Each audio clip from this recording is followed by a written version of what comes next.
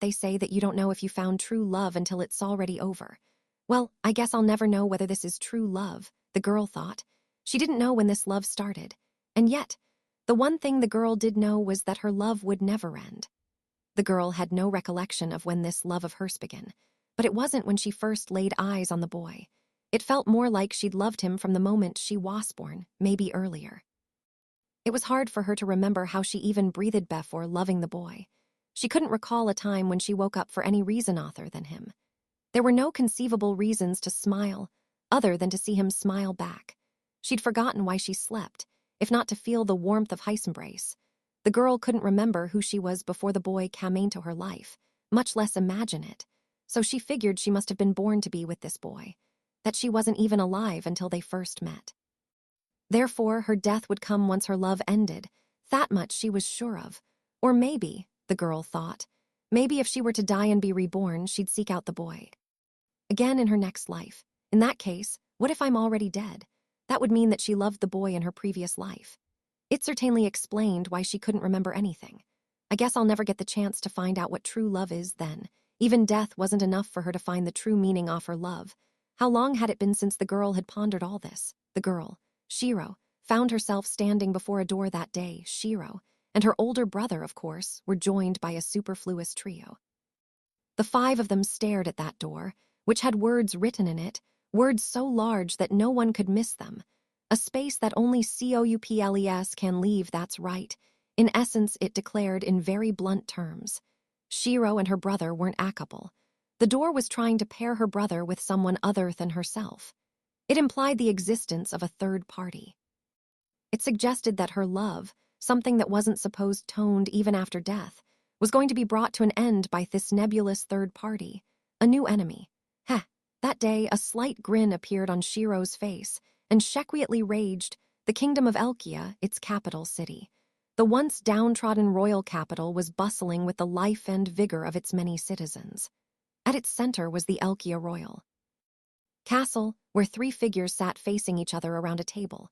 One of the figures was a dark-haired, dark-eyed young man dressed in an IPPL shirt, Sara. The second figure was atop his lap, a small girl with long white hair and ruby-colored eyes, Shiro. The pair were the two rulers of Elkia, known and loved by their people by many a name, such as the degenerate monarchs, the absentee monarchs, and the deadbeat monarchs, among others. The two rulers were in the midst of working. That's right. These two were working. More accurately, they were playing a simple card game. In this world of discord, where everything is decided by games, the ruler of a country must also hold games. While it may have appeared that they were simply playing around, any onlooker would recognize the dude was engaged in the noblest of endeavors. Sitting across from the two diligent rulers was their opponent, a young noblewoman. With the new land Elkia had acquired, the kingdom was quickly snapping up new resources and rare goods. Dealing with petitions for the rights to such goods from money-grubbing individuals, the dukes and earls, was usually the chief minister's responsibility. When the request involves challenging the king directly, however, the king must answer the call of his people. That's my win. Sorry, but you're gonna need another million years before you can even hope to beat me. Sora casually flipped his 5 cards over. It was more than evident that he had cheated, although there was no way off knowing for certain. He almost seemed annoyed. And why wouldn't he?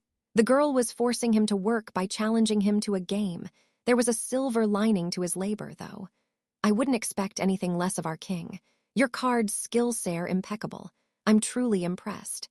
The young noblewoman stood up after having lost her match. She elegantly pinched the hem of her dress and curtsied. Now, in line with the covenants, I'll serve you as a lady-in-waiting from this day forward. She won. Her noble rank would have risen, allowing her family to oversee the new territories.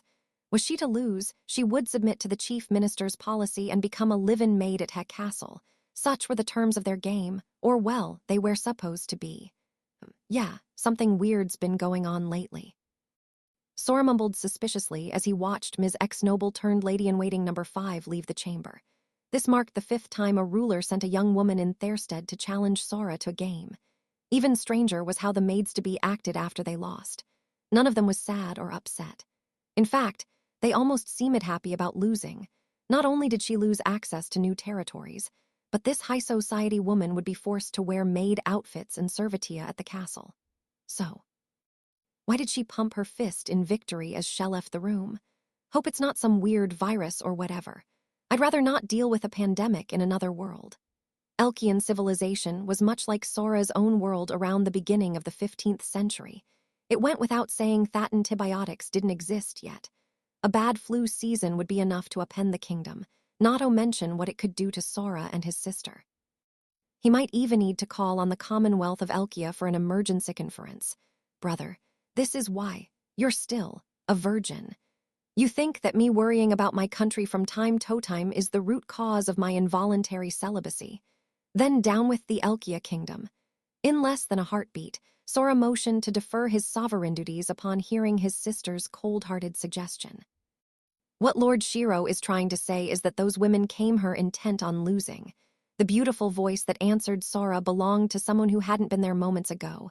A girl with cross-shaped pupils appeared out of thin air, Gibril the Flugel. They wanted to lose, he asked.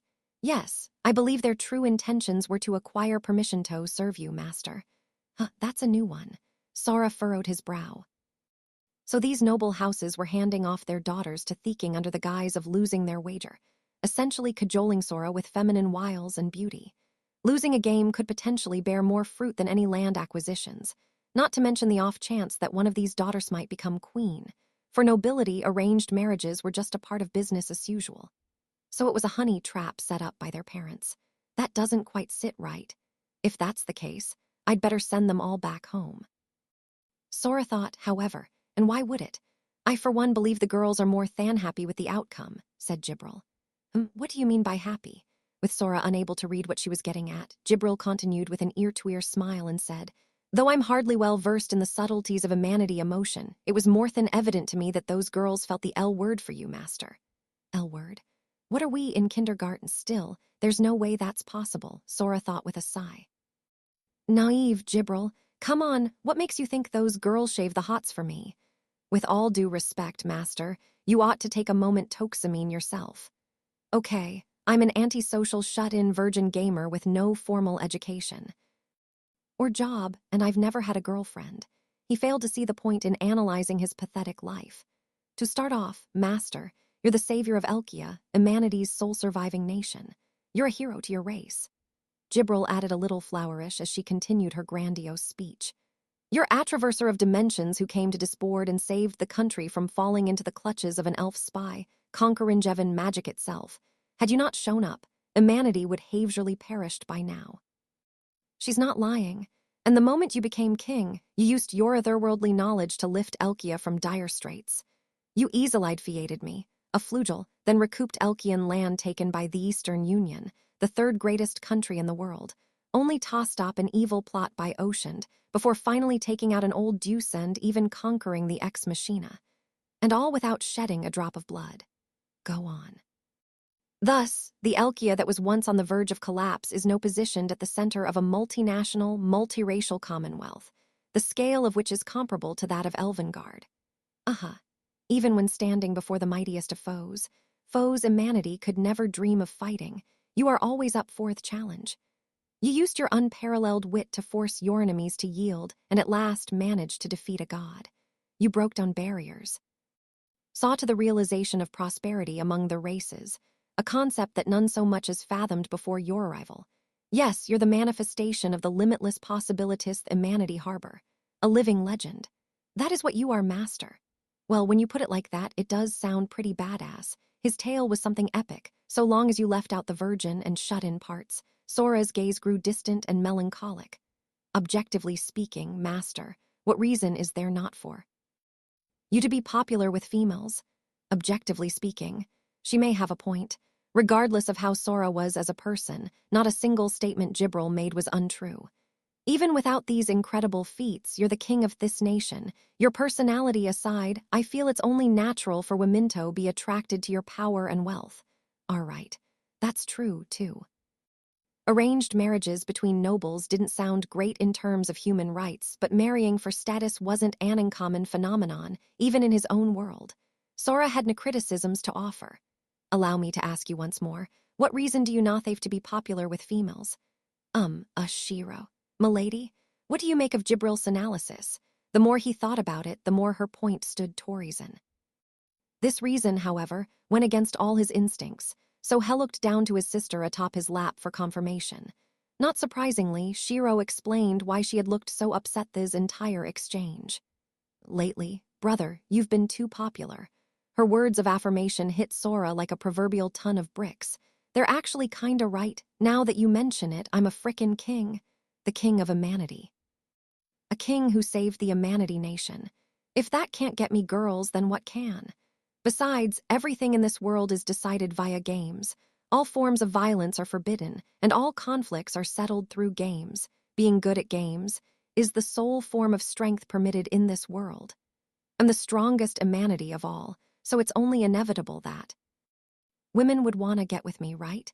My apologies, master, but you're being far too modest." Without realizing it, he had said all this out loud. Jibril took the liberty of correcting him. "You are indeed the world's strongest humanity, but the qualifier of strongest isn't limited to the humanity." "What? You've already defeated the Flugel, as well as the elf, werebeast, siren, Dampier, old Deus, and even the ex machina. You've proved to be more formidable than them all." So what are you getting at?" "I think I have an idea, but..." "You mean to say that not only humanity girls, but angel girls and elf girls and animal girls, mermaids and vampiresses, and goddesses and cyborg girls and mecha girls have already genuflected before my might?"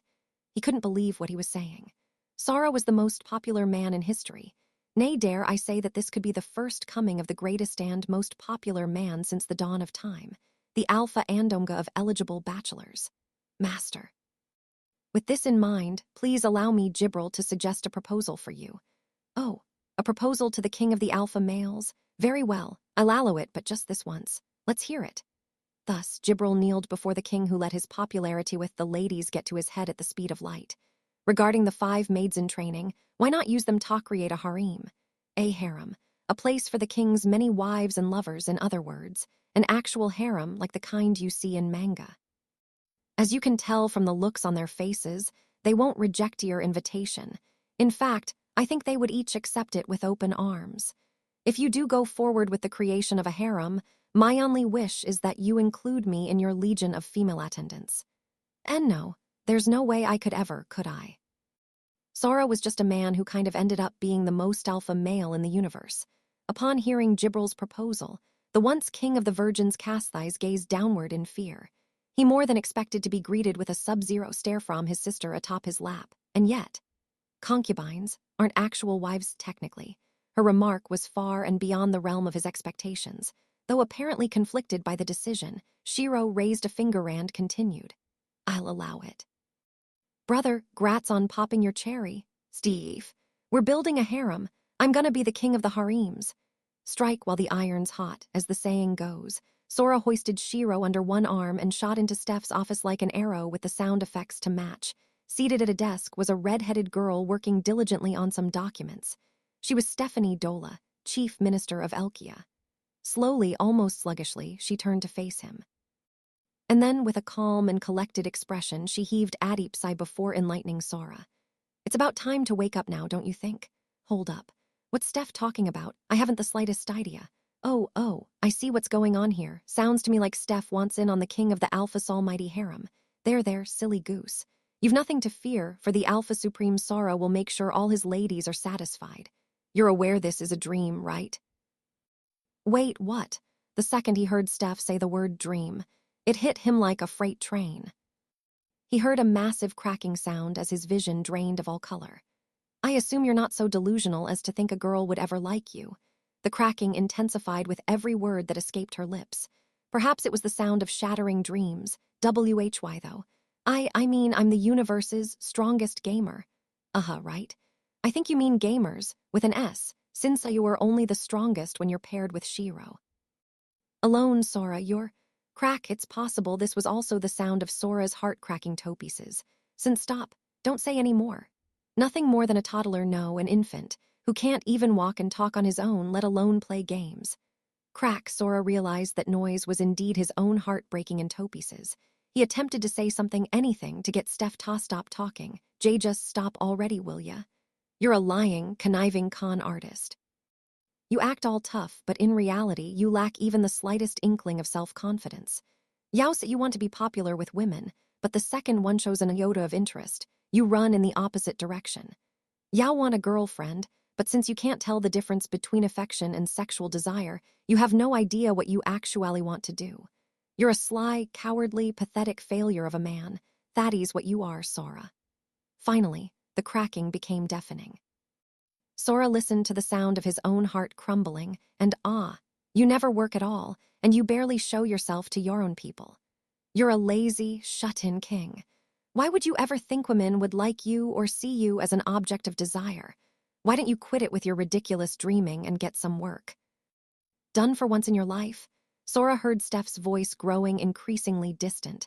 As his consciousness faded, Sora grinned ever so slightly. Yeah, I'm perfectly aware. I always knew it was all a dream from the very start. It was a no-brainer, really. I knew it from the get-go, seeing as Shiro and I entered the scene hard at work. But so what? Can a guy dream? Like, can I at least dream and city off my dream? And thus, as he slowly came to, Sora felt something he'd experienced tens of thousands of times prior. I mean, come on, at least let me get to the kinky part before you wake me up. Sora, Shiro, you're in there, right? Are you asleep? From under his sheets, Sora could hear Steph hollering for him while she pounded on his door. She's gonna kick me out of bed and try getting me to work like she always does, just like in my dreams. Answering the all-too-familiar voice of reality, Sora replied hoarsely, barely eking out his response. It's not like I'll get a girlfriend today anyway. I don't want to get out of bed. That is definitely the weirdest excuse you've given to escape work yet. If you're in there, hurry up and come out already. Steph shouted through the door and began kicking it, only Tobe ignored by Sora, who cocooned himself deeper within his blankets. After awakening from his dream, Sora cried. He buried his face in his pillow and sobbed to the point of exhaustion. He wept not because he couldn't achieve a harem even within the confines of his dreams, but because he awoke to a harsh reality that he never wished to know. Yes, Sora was a virgin. Yes, he was speeding down the highway to loserdom in his shut-in, jobless vehicle. But just as Gibril stated in his dream, despite him being a total loser, he was half of the strongest pair of gamers in this world. That much was fact, and it was also a fact that he was an honest-to-goodness king. And even with his kingly might and authority, he remained unpopular with women. So what did Sora have to do to get a girlfriend? The answer was clear as day. It was impossible. He was helpless and thus. Sora managed to speak, his voice hoarse from all his screaming. The only reason a man has to live is to get the girl. What is our purpose? An age-old question, but a question that is all too obvious among the male sex. In terms of biology, that purpose is to mate with a superior specimen. In brutally honest terms, the only reason men do anything is to look cool. In other words, men want to have women look at them and go, ooh, he's hot. With actual hearts in their eyes. The reason men risk their lives for fame and fortune, and even live in the first place, is because they want attention from the ladies. So what if that wasn't necessarily the case? That no matter how much you risked your hide, no matter how much fame or fortune you acquired, you'd never see hearts appear in a lady's eyes, you'd end your life without ever being loved or even noticed by a girl. I know I'll never be popular with women, and yet I wake up. Why, though? Why do I go on living, despite knowing every single thing I ever do will amount to nothing? I'm so tired. It was all so exhausting. Sora was tired of his bachelor reality. He was tired of not even being able to dream of getting girls. Hey, Shiro, your brother is probably gonna die right here in this bed. You don't mind that, do ya? ZZZ. Sora hugged his little sister, sleeping audibly next to him. Heck knew these would be the last tears he ever shed. He closed his eyes when, what are you even talking about? Just get up already, okay? We have an emergency on our hands. We're stuck. My apologies, Master. It appears I can neither shift nor use me magic at the moment. Addendum. Current location unknown. All known exits have been demolished. Unable to confirm existence of food and water. Conclusion. I predict Master and his companions' lives are in danger. Things are pretty bad. Upon hearing the second and third reports after Steph's, Sora finally sat up with Shiro. What? Where are we? Eventually managing to pull themselves out of bed, the two of them left their room. This wasn't the Elkia royal castle, nor was this room their humble bedchamber. In the room they had never seen before stood Steph. as well as a flugel girl with a halo atop her head and an ex machina with violet hair. Gibril and Emerines. According to them, they were unable to shift, use magic, or destroy the building. Faced with this unsettling news, Steph anxiously continued. So it looks like Sora doesn't know what's going on. Either Wheel woke up in this strange room.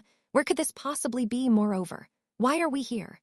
Sora, Shiro, Steph, Gibril, and Emerines. The five of them awoke in an unfamiliar room and had no idea how or why they were there, unable to use magic. The group found themselves in the seemingly inescapable space without any food or water. Just as Steph screamed to Sora earlier, this was, in fact, an emergency. Sora took a moment to calm down and look at his surroundings. It was indeed a room he'd never seen before, and it was something of a fancy room at that. The room was without a single window, so there was no way for them to see the conditions outside. The only objects inside were a sofa and table, along with 5 chairs. There were also 4 small doors and 1 lone, giant door. The small doors led to the chamber where Sora and Shiro had come to, as well as the chambers where their 3 companions had awakened.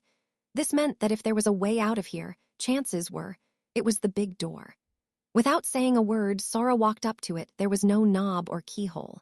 He pushed against the door, but it didn't budge. This was, however, a given. And that was because Sora stood there and stared at the note posted on the door, and the others soon joined him. That's right. All 5 knew without a shadow of a doubt that thighs was their biggest problem. They stared at the door in unison. To be more precise, they stared at the note posted on the door, written in the Amanity language. It said, "A space that only Couples can leave Sue." Sora, why are you crying all of a sudden? Came Steph's muffled voice. Tears of gratitude ran down Sora's cheeks. Gratitude for the reality he had lamented only moments earlier. It was a long 18 years. He'd been in this world for a considerable amount of time, too, but finally, it was here. The chance he'd been waiting for had finally presented itself. Yes, a space that only couples could leave. Couple, noun. 2 persons paired together, 2 persons married, engaged, or otherwise romantically paired. Sora and Shiro clearly fit the first definition, but that kind of couple didn't apply here, given how they weren't able to leave Etha's room together, which could only mean the couple in this note referred Toth, romantically paired variety, and what's more, there were 4 women and a single male. This meant that they were stuck in a space they couldn't leave without first getting into a relationship. Sora was only just crushed by the harsh reality that he'd never had a girlfriend. How could he not weep at this news? This was the event that would end his girlfriendless streak, the lengths of which equaled every waking minute of his entire life. Oh, you think it'll just end one step before he gets to the good part like always? Heh. That's not what Sora's after. He was trapped in a room with 4 other people. There was no way he could do the deed in there. It'd actually be realistrain. If someone was stuck in a room, they had to bump a glisto get out of, much less with spectators present. Maybe they first needed to go on a date or something. Anyhow, that's not was after to begin with. It didn't matter if bumping uglies was nothing more than an excuse to get out of this room. The minute Sora escaped, he would upgrade from an 18-year-old virgin who's never had a girlfriend before to an 18-year-old virgin who had a girlfriend once, even if only for a second. What's the difference, you ask? I'll have you know there is a very big difference between Thetwo. Why wasn't this man, a king and half of the strongest gaming duo ever, popular with women? He believed this was due to the zero product property.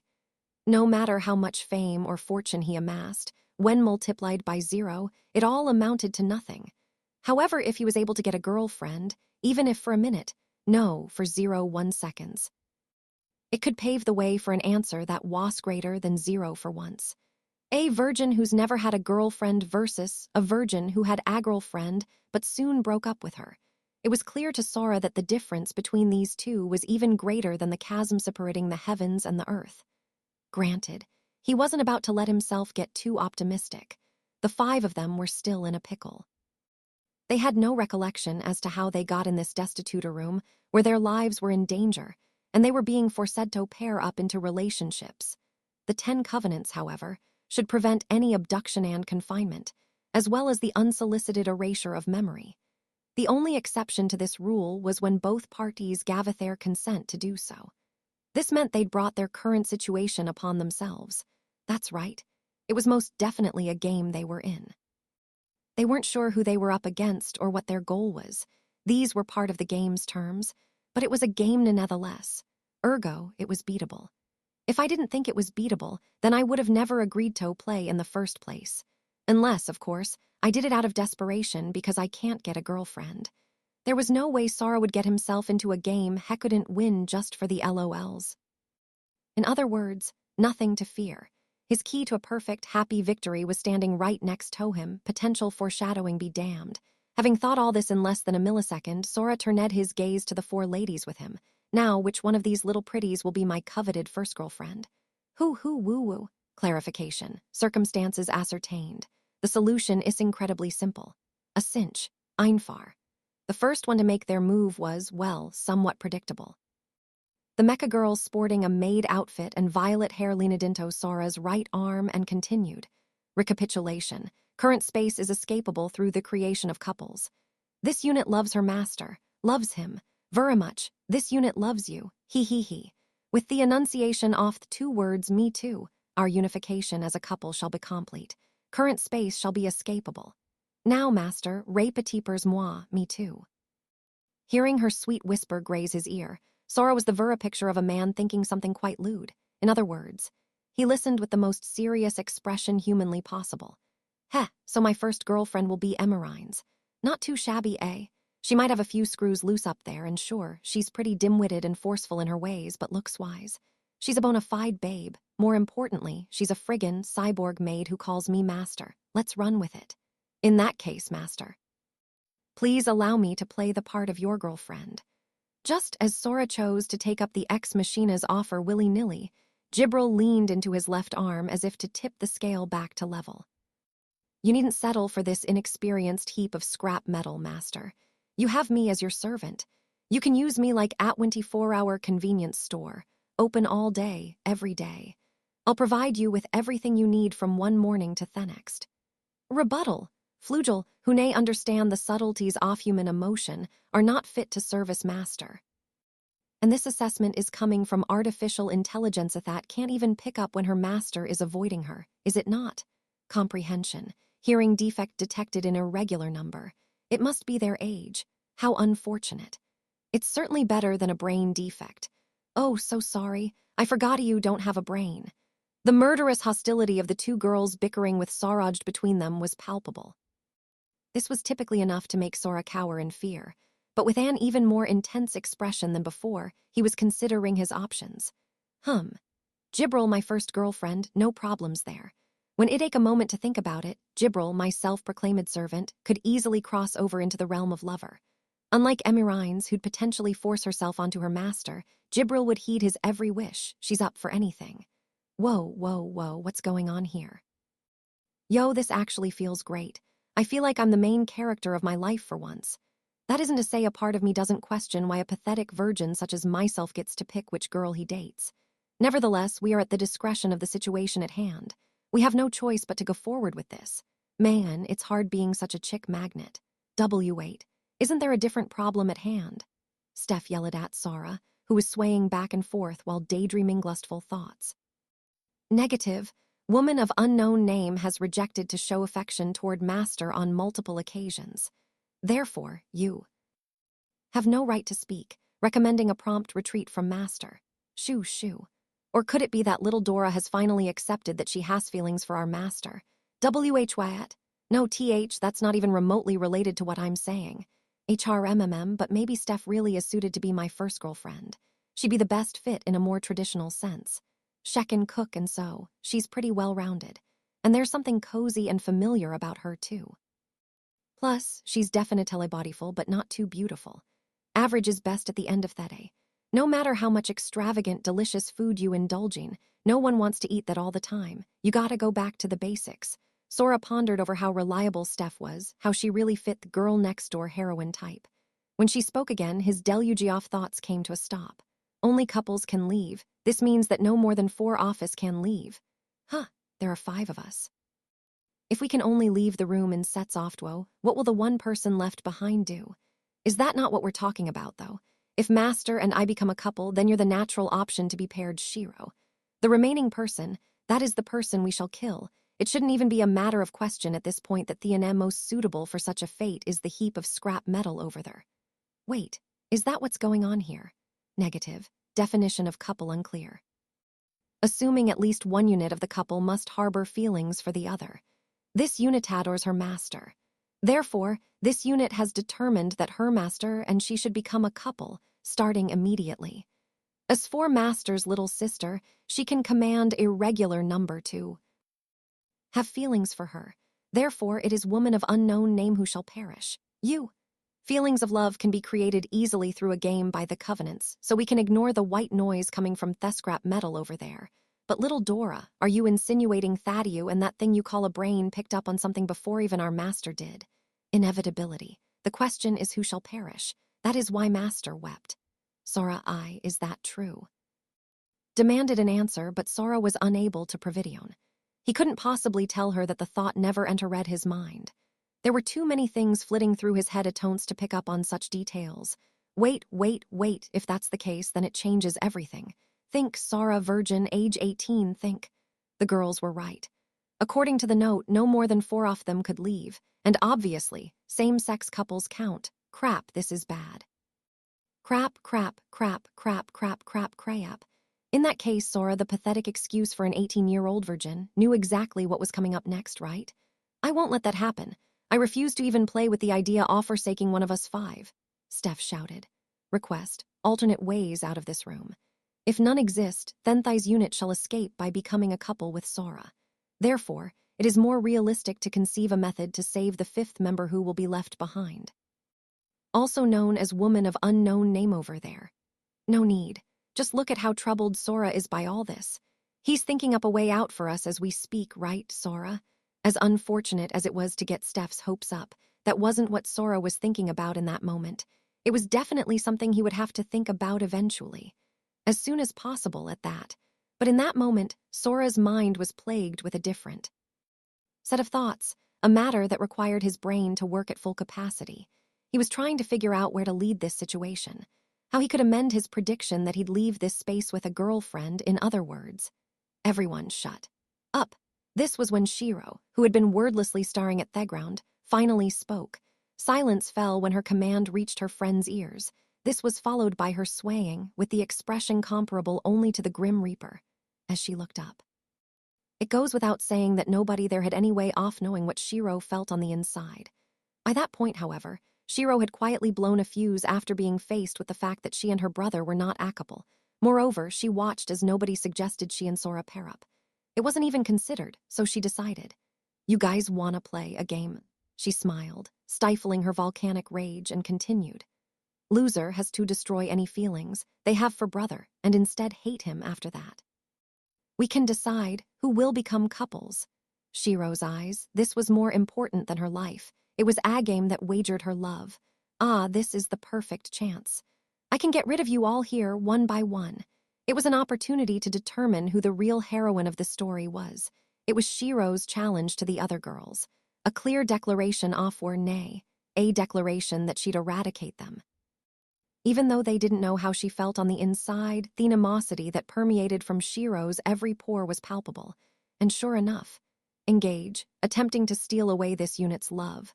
Thesis of an ex machina, take care of threats, elimination of all obstacles, eradication of foes by all means necessary. That is what ex machina are. Fight to the death. This unit will not lose. The concept of love is still above this inept servant of yours. If you would, Lord Shiro, allow me to fight back, then I'll play against you with every ounce of power in my body. If you're willing to humor me with your grace, I'll give it my all. The air around Gibril and Emerines shimmered with their burning desire to fight. I don't even have feelings to forfeit in the first place. Steph cried in desperation, but, command, give the orders for a game. This unit's analysis, woman of unknown name, is the largest potential threat. This unit shall take this opportunity to remove any and all obstructions from her love. Not a single one of you will escape. Now playing term asterisk Nador theme, MP3. If you have nothing to lose, little Dora, then what's the problem? Steph, let's put an end to this BSK. The chief minister was surrounded by 3 women who had no intention of letting any of the others leave this room with their emotions intact. Sara, see, could you please stop these girls? They closed in on Steph. Emirines with a scowl, Jibril with a smile, and Shiro with a cold grin. Steph called out for help as the situation grew direr and direr. However, slam. She was answered with a loud slam that instantaneously silenced the room. The hell are you guys doing? Look at you, you need to get more serious about this. Slamming his fist against the door with enough force to smash his own hand, all eyes were on Sara, who continued yelling at the four ladies. You know I'd never agree to a game that could only be Solvedtha's way. Right? That's right. There was no way he'd ever allow it. The fact that they were in this room meant that he gave his consent at some point, but regardless, there was no way he would ever let a situation like this happen, the reason being that there was just one conceivable outcome for how this game would end. And that was the birth of two girl-on-girl couples with Sara left in the dust. Let us out of here. I don't know how you did it, but you frickin' set us up. Sara, that means there's no way I'd ever agree to a game like this. 2 pairs out of 5 people. Why would I ever let something as terrible as thighs slide? There's gotta be other rules involved, so tell us theme already. He passionately petitioned the game's host, who should have been around there somewhere, as his soul called out for Thetruth. It was like that one bad experience he had back in elementary school. All right, class, get into pairs of 2. The hatred in Sora's voice snapped the ladies out of their fervor and back to reality. Master is right. The thought of a sacrifice is always outside of the realm of Master's planning. Penitence. Win thoroughly, without a single victim. That is who our Master is. This unit is truly ashamed. Is it just me, or does it seem like Sora wasn't aware of the situation until now? I knew what was going on 0.001 seconds into this. Brother, you dumbass. D-damn idiot. Only one of the girls was able to predict the inner conflict Sora had just undergone. Shiro shot her older brother an icy stare. Sora hit the door so hard, though, that he was now on the floor crying out in pain. However, the door that wasn't supposed to open for anyone but couples had suddenly opened up, leaving the rest of the group flabbergasted. They couldn't open this door no matter how hard they hit it, and yet it all made sense now. It was a sliding door. Sora went up to the door and gave it a good tug to one side, which sent it flying open. The momentum pulled Sora through and had him fall over onto the ground. You mean to tell me it was that simple? Not one of you treed sliding it? Sora looked up and lashed out angrily, but the words quick-liped out. Sora, are you all right? Oh. Master, are you hurt? The girls followed Sora out the door, only to gasp at what they saw.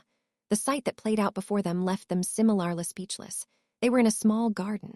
It was a field of colorful flowers. Petals fell through the air around them. The edges of the garden were lined by walls made from rose bushes, and beyond those walls was a forest full of leafless trees. Cute flower buds from springtime, healthy summer leaves, autumnal flowers in full bloom, and hardy bulbs from winter.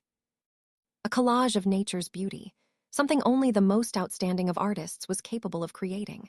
This garden was almost unnaturally canvas-like. The gate to this garden, which was woven from flowers, was adorned with a gorgeous plaque that bore the same words from earlier. A space that only COUPLES can LEAVEA space. The note said, there was nothing that suggested the room where Sora and the others started was necessarily that space. However, what left the group speechless wasn't their simple mistake nor the scenery. They were shocked at what floated through the middle of the garden, perched on top of a remarkably large flower. It was a young girl, and on her back were a pair of wings that seemed to be woven from rainbows. Although, actually she wasn't necessarily young, more like short. No taller than a toddler. Regardless, with lime-colored eyes and lemon-colored pigtails decorated with a flower, the small figure gazed vacantly into space. Long, slender arms and legs, a subtle bust, and a thin physique. She appeared to be a young girl on the cusp of maturity with the slightest hint of seductive charm about her, so yeah. It was more like she was just small. She was mystical, like a beautiful doll brought to life. This magical little girl was far too small to be a human. She was more like a fairy. But that would put us inside a spatial face boundary, a spraddle. Emergency. Confirmed presence of a dangerous third-party race. Requesting immediate formation of a battle plan by Master. Yikes. Jibril and Emirines squared up from behind Sora and got ready to attack. The Flugel and the Ex Machina, the 2 most powerful races, with borderline cheat code levels of strength, and 2 of their members had instinctively prepared for battle. In retrospect, Sora should have taken this a bit more seriously. As incredibly unfortunate as it was, this pathetic 18-year-old virgin was in no shape Tobe thinking that clearly. A fairy, you say? This was a potential solution, for the outcome Sora would never yield to. The appearance of a sixth person meant this game could be cleared.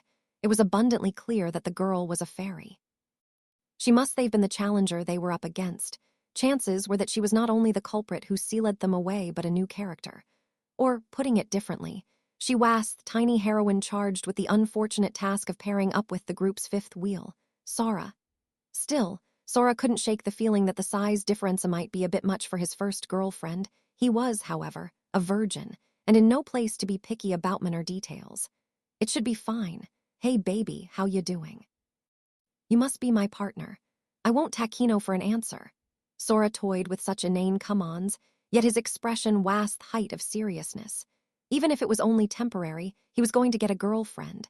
Seeing as this was their first time meeting, there was no way the fairy had any inkling of what kind of person Sora was.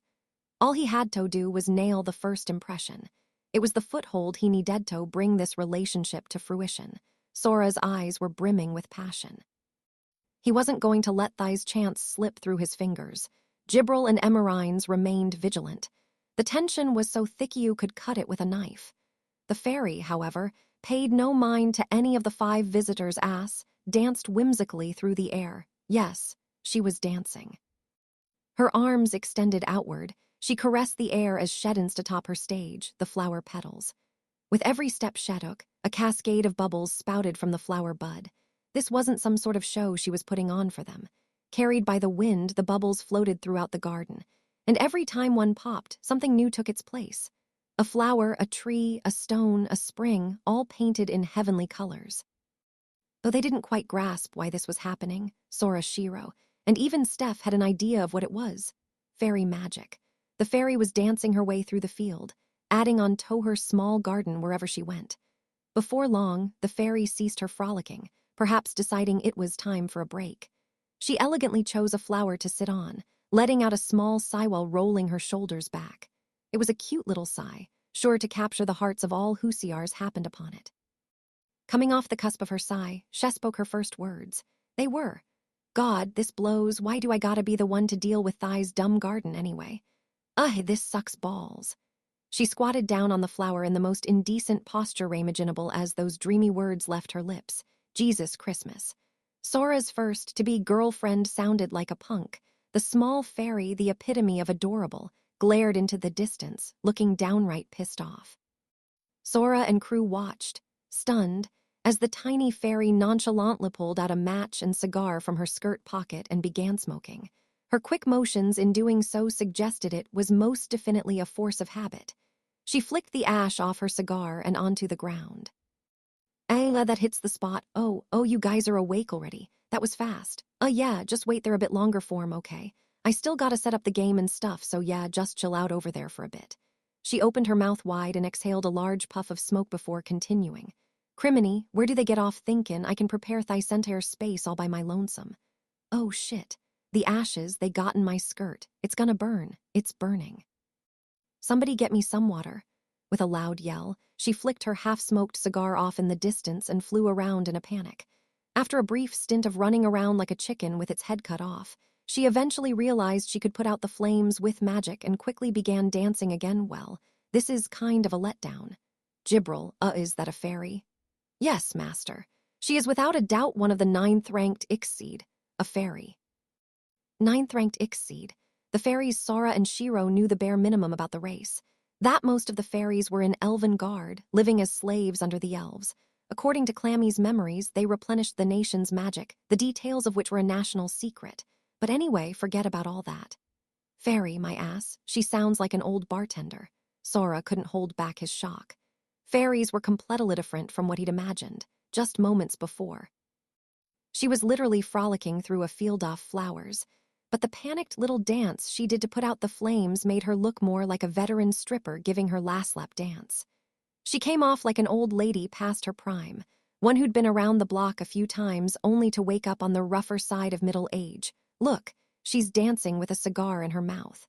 Not to mention all the exasperated sighing. and she keeps taking a drink out of something. Is that alcohol? You've gotta be kidding me. My first girlfriend's gonna be a chain-smoking MILF who reeks of booze.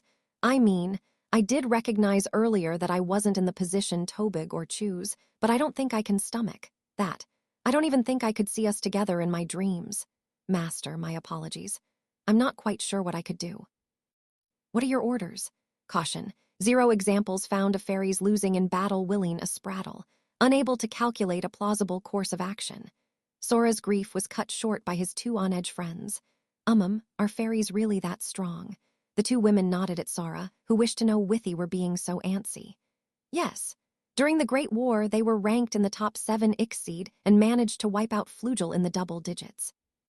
Record, the all-Tort cluster, 437 units strong, once launched an attack within a spraddle. Not a single unit returned. They were decimated. Whoa. Is this a joke or what? No, wait. The Great War is over. Things won't get that bad. Well, they shouldn't. But just looking at the expressions on Gibril's and Emireinth's faces was enough to make Sora, Shiro, and Steph gulp. That fairy, she said she was getting a game ready for them. Was it okay to let her continue? Should they try to do something before she finished? But still, what would they do? There was nothing Sora could.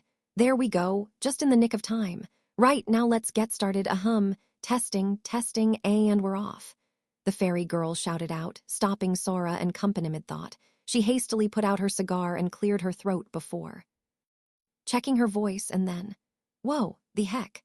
In the next instant, Sora and the others found themselves strapped inside bubbles. The 5 of them were thoroughly ignored, and without further ado, everything started.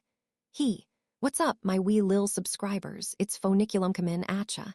The fairy had done a complete 180. She was acting more like how one would expect her to going off just her looks. Suddenly, background music started playing. The fairy, whose name was evidently Phoniculum, began speaking to an audience. But that audience was Sora and the girls. She was speaking to a flat square of light. I have the most fantastic video planned out for our channel, Tade, just like I promised. Hey, what do you think you're doing downvoting me like that, you lil shits? I'll come knock the crap out of ya. We literally just started the stream, for God's sake. Aw, I'm just joking. I wouldn't want you guys to unsubscribe. There's only one lil shit in this world, and that's me. Moi. 5 seconds into the video and the mask had already slipped. Sora watched, unfamiliar with fairies or their magic. Be that as it may, what the hell is this? The moment he questioned the scene, the fairy gave him his answer. Really and truly. We have a super cool, super fun video in store for you guys. And here's what we're calling it. That's right, the square of light. Her screen showed an image. It could only be described as a live stream. One run by a bottom-tier streamer, none other than Channel Phoniculum presents an original special event, streaming live in real time, an authentic love documentary. It's the space that only couples can leave or they're stuck here forever. Shoo-woo. Obnoxiously loud firecrackers went off, accompanied by a cap trumpet sound effect. Now, let's get started by explaining this episode for our viewers. Wait a second. Should you explain it to us first? Sora barked out a complaint from his bubble, but it seemed his swords wouldn't reach Phoniculum. Regardless, she continued to ignore the group as she explained the goal of her show. This is a spraddle, a space I created, and it's where I'll be trapping this group of 5 men and women. They'll be living heritage there for an unlimited and indefinite amount of time to fight in a battle of Louvre. It was apparent that Sora and the others were correct in their assessment. This left them each with the same question in their minds. There are 2 ways for them to escape. Exactly. They wanted to know the way out. Hearing that there was a second possible way out had the group's attention. The first is for a pair of guests to declare themselves a couple. Then all they have to do is hold hands and pass through the gate. That was the method they all expected. Evidently, the gate in the back of the garden was an exit. The other method requires a key that can be purchased. This key allows for our guests to leave even if they're alone. A key. The 5 furrowed their collective brow at this new information. Nevertheless, the fairy continued to ignore them. Yeah. I can already hear you guys saying that's all you got. And what do you expect? It's Phoniculum. Well, keep to kin because you'll be eating your words later. Just be sure not to lose your jaw when it drops to the floor. And now for the moment you've all been waiting for. They'll shock you, they'll leave you in awe. Please allow me to introduce our 5 guests. The next moment, Sora and the girls found themselves unwittingly striking poses as the fairy introduced them. That's all 5 members. They're the hottest singles in town over in Disboard, and we're gonna watch them duke it out for love. What do you think of that lineup? Don't worry, I'll give you a moment to reattach your mandibles. Perhaps her viewers' jaws were literally dropping. It felt like Sora and crew were a part of a low-budget dating sim, like they were part of the title sequence for one. They each had their own theme songs and dumb catchphrases. Phoniculum, however, showed no sign of even acknowledging the five. She continued, her spunky attitude unabated. You don't need me to tell you that this space lacks both food and water. Provisions for our 5 guests will be paid for by tips from our viewers. With the exception of the Flugel and the Ex Machina, the other 3 won't last longer than 3 days without water. You wouldn't want your favorite member to Dino, would you? Who could live with that? So you better send in your money if you want him to survive. She was simultaneously begging and threatening her viewers for money like some desperate SN** P-chat influencer. Now then, that brings us to the end of our launch for today, and finally, the stream will start at 8 p.m. every night. Share it with your friends, but don't send them clips. Link them to our page. I'll see ya tomorrow. Bye-bye ya. She finished the stream without giving Sora and the others a chance to speak. The so-called launch video came to an end. The bubbles the group was trapped in popped, but they were left even more speechless with what followed. The 5 of them watched in silence as, heh heh heh, look at all these new viewers. I knew having guests on would be the quickest way to get the cash rolling in, haha. All those losers in the comments can suck it. LMFAO. Barely a moment later, Phoniculum already had her next cigar in hand and was doubled over, cackling. Speechless as he was, Sora nonetheless had an inkling that her stream might still be live, prompting him to quietly alert her. Are you sure the mic and camera are off? Kaya-an. Thanks again, everybody, as always. Phoniculum chucked her cigar to the side with supersonic speed as she addressed her viewers. Then, after properly checking to make sure the camera was indeed off this time. Holy shit. They're totally dragging me in the comments still. I guess some drama ought to bring more attention to the stream. She pretended to brush it off, despite the visible sheen of cold sweat on her face. Sora rubbed his temples and asked, how about we go over the rules again then, so what are we doing? Did you not watch the video I just made? Phoniculum wondered whether she'd forgotten to explain something, then went on. Use your, what were they called again? Smartphones, tablets. Whatever they are, you can use those devices to check how many tips you've received. Sora and Shiro followed her directions and took out their smart devices. And there it was, a new icon they'd never seen before. They tapped the icon and saw a number, 15000. Looks like you already have a patron. You can use that money to buy goods. Either you become a couple with one off your fellow guests, or you save up enough money to buy a key. That pretty much sums it up. Sounds easy, right? Sora took a deep breath and replied. Right. There's just one more important detail I'd like to confirm. It was a simple game indeed, but there was still an overarching problem. Depending on the answer to his question, the game would be either heaven or hell. And his question was, there are 5 of us, so I want to ask you, is it possible for one of us to pair up with you? The heck kinda question is that? Hell no, you stupid or something. Sora was quite serious, but Phoniculum scoffed at him. I'm the host, duh. It's your job to make me a popular streamer. I need you to make my viewers happy by falling in love on the show so we can reap all the tips. I'm seriously hoping Yaukids'll knock this out of the park, you know. This'll kick up my channel to the top in no time. Anyway, there's a lot I gotta do, so I'll bay off. Toodles. The fairy rattled off a brief spiel before disappearing with a little poof. Group stood there in awe for a good 5 minutes. And then Sora looked at the ever-precarious situation before turning his gaze up to the heavens with a smile. So this game will end with 2 couples and a single person buying their way out with a key. That removed the need to leave someone behind, something Sora would have never agreed to anyway, but there was still an issue. Okay, let's get back to what we were talking about. We'll be playing for Master's Love. I challenge you all, come at me. It's an incredible honor to challenge Lord Shiro to an actual match. Now, let's get started. So it all comes back to this. I'm pretty sure there are ways to approach the situation at hand. The girls went back to seeing each other as enemies. The game that would result in Sora's friends hating him forever was about to start. He watched as the tension ratcheted up before, that's right. No, I'm just gonna end up alone again like always. Somebody get me out of here. It was just as he expected. 2 girl-on-girl couples would form, and Sora would leave alone. Knowing this was how the game would end, a sobbing Sora cried out in grief. Chapter 1, Vertical Thinkinga is a side note. Let it be known that Sora hates death games. To be more precise, Sora loathes the premise of death games, an age-old genre of stories centered around asseries of survival games. In these stories, the participants are thrust into situations where they must put their lives on the line to win. Oftentimes, they are kidnapped and wake up in the game.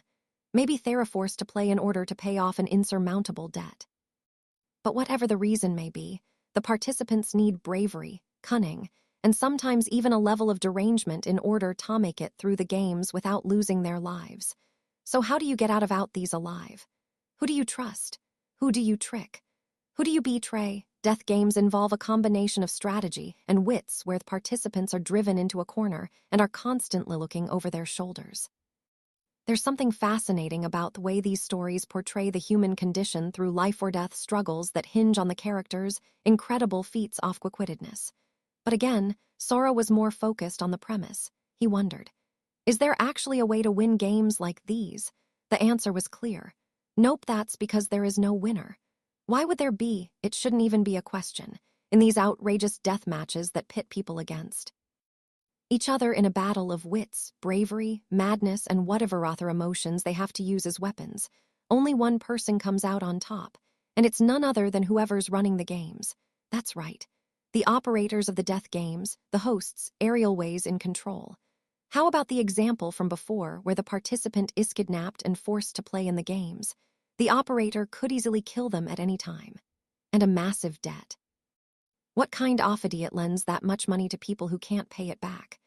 The only reason the operator lends money to someone like that in the first place is to coerce them into playing their little death game. The participants are the type of people who don't even know how to file for bankruptcy. They're doomed to fail from the very start. And besides, after doing something so blatantly unlawful, there's no way the hosts just let people go once it's all over. There was almost always a dead end awaiting whoever made it through the life-and-death challenges thrown at them. The point is, a death game is nothing short of a death sentence. Let's say some guy has his head in a guillotine, and the executioner tells him, "Hey, let's play a game. If you can make Melaf, I'll let you live." That's definitely not a game for the guy whose neck is on the literal chopping block. It's nothing other than a way for the executioner to pass the time. A whim. There's no guarantee they'll let the guy live. Even if he's hilarious, it's already over. Sora believed games ended before they began. There was nothing he hated more than death games. Whoever controls the flow of the game is the victor. They'll come out on top in the end. Death games start with the game master on top, robbing the player of their ability to affect the flow. How do you survive being put into a guillotine? The answer is to never get yourself in that position. That's it. The only way to win death games is to avoid them at all costs. The moment you find yourself in one, you've already lost. Okay, Gibril, tell me everything you know about fairies. Shiro had followed Sora back to their room, where she glanced at one corner and started dejectedly speaking to her smartphone. She received an answer from outside the room. It was Gibril, who'd been given the siblings' tablet after they'd synced the two devices. Ixid Rank 9 Fairy is a race that has been allied with Elf since the Great War. You're telling me there's such a thing as friendly relations between races in this world? Shiro was in awe at the startling news. Just then, a voice could be heard from the other side of her door. Huh, but I thought most of the fairies were currently enslaved in Elven Guard. Correct.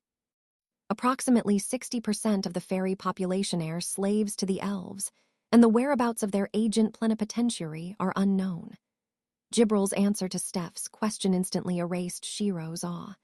Fairy is the race of flowers and elf is protector of the forest, meaning they are ecologically compatible. Relations between the two races were so friendly that they even developed magic together during the later years of the Great War, although that changed when the war ended, and most of the fairies were enslaved. They never established an agent plenipotentiary, the particulars of which remain unknown. Looks like any sort of friendship is just an illusion in this world. After all, Shiro stared morosely into the distance as Gibril continued her explanation. In any case, Fairy follows rank 7, Elf, and rank 8, Dwarf, in terms of magical aptitude, but what sets them apart is their magic works. They use their souls to construct a Spacialpha's boundary such as this one, known as a spraddle. It was again the idea of a soul. The word never made sense to the siblings. Come to think of it, doesn't Plum consume souls for magic? Now we have to deal with a spatial phase boundary, or whatever. Perhaps Jibril picked up on Shiro's confusion, for she liberated. A spatial phase boundary is like a subspace of reality. The fairies are able to use this to build a linkernate connection, just like the internet in your world. They provide their network for the elves to use. I see what's going on here. Phoniculum really was streaming 5 of them over the internet. She was essentially a Y*YouTuber. Fairies are untouchable inside these spraddle spatial phase boundaries. Though their powers are limited to this space, they can use their souls to create anything at will while within it. Air, water, likely even living beings as well. That's some bullshit. Not that Shiro would put it past the Ix-seed. She questioned whether the fairies were too over the top. Tohich Jibril agreed. Indeed, but I should mention that their souls are not without limits. If that Phoniculum girl created a spraddle of this scale on her own, then she shouldn't have much left of her soul. Right, if fairy souls were an unlimited reservoir of power, then they'd basically be able to make their own little universes. Of course there were limits. Also, fairies can exchange portions of their souls over the linkernate as a form of currency. That could be spent to create anything within a spraddle, so it's like an all-utility currency. Allow me to offer a simpler explanation, masters. Think of a spraddle as a virtual space built over the internet, and the souls of fairies as the data used to modify that space. You might even consider their souls a form of virtual currency. Shiro appreciated Jibril's easy-to-understand explanation and went back to looking through her phone. I believe the tips Phoniculum mentioned referred to the transfer of a portion of souls as currency. Tips. Shiro went back to the app where she could see how many tips had accrued so far. What started as 15. 0 at the end of their first stream, Wasno at 14,900. The points could be used to buy all sorts of basic necessities. For instance, when Shiro pictured water and tapped the perch's Ebon, a prompt to spend 100 points appeared. When she tapped the prompt, a bubble appeared, which then popped, and a 2-liter bottle of water materialized out of nowhere. So 1 point equaled approximately 1 yen, but what did it all mean? Let me get this straight. The viewers are giving us their souls like they would give spare change to the needy. And to a program as pathetic as this one, their literal souls, are they out off their minds? Rebuttal. Mutual exchange possible. Souls can be obtained as compensation for labor. Assuming fairies have some sort-of way to increase the volume of souls, they are fluid, potentially equivalent to a manatee cash. Steph was right to question the fairies' logic, but Emmy Reinselso raised a good point. Humanity expend their lives working in exchange for money. Fairies convert exchanged souls back into their own lifespan, whereas humanity cannot do the same with money. Their time is irreplaceable. Say, does anybody else think this cyborg girl just dropped a giant bomb onto monetary-based economies? WL, different races would have different economic structures, right? Best not to think too much about it. So I have 3 questions. Receiving a general summary, Shiro organized the information at her disposal to make some queries. Question 1. Is Elven Guard behind this? Answer. 98.3% chance yes. However, estimation made based on this space created by the singular unit known as Phoniculum. Were it made by multiple fair units, the scale should be much larger. Conclusion uncertain. Most of the fairies were slaves in Elven Guard. Even if you toyed with the idea that Elven Guard wasn't behind this, according to Emerines, those odds were less than 2%, a calculation Shiro agreed with. Question 2. Is this a fairy game? Each of the races had a trump card, either a game they could win against other races or one where they had a clear racial advantage. So did the fairy trump card involve trapping people and forcing them into couples? Jibril was the one to answer Shiro this time. I don't believe so, while the fairies do have access to a sanctuary, a massive expanse of flowers. That territory belongs to Elven Guard. There are also no known records of fairy challenging other races to games. Fairy had allied with elf during the war, but somehow the vast majority of them were now the latter's slaves. Were the fairies ever to challenge another race to a game, it would likely be under the orders of the elves. Such an event would never be public knowledge. That much was obvious.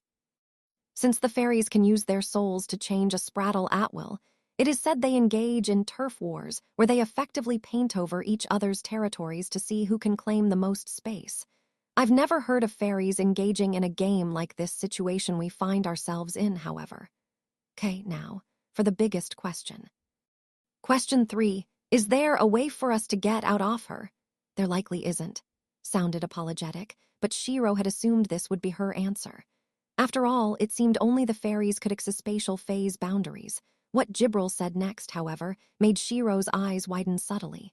To be more specific, only fairies have the ability to access spirit corridors from within a spraddle.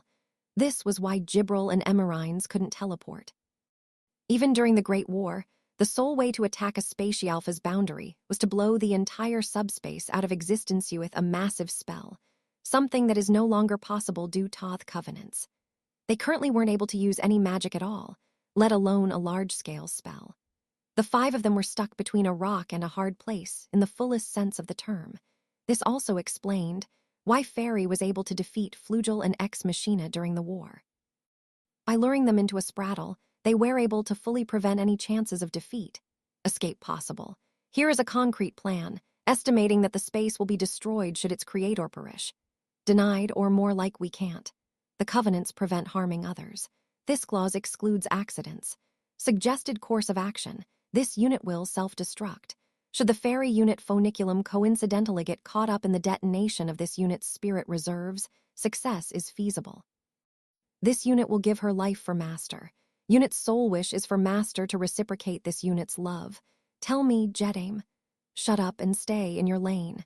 I can also do that. I'll do anything to please my masters. Just tell me to explode and I'll ask how fiery.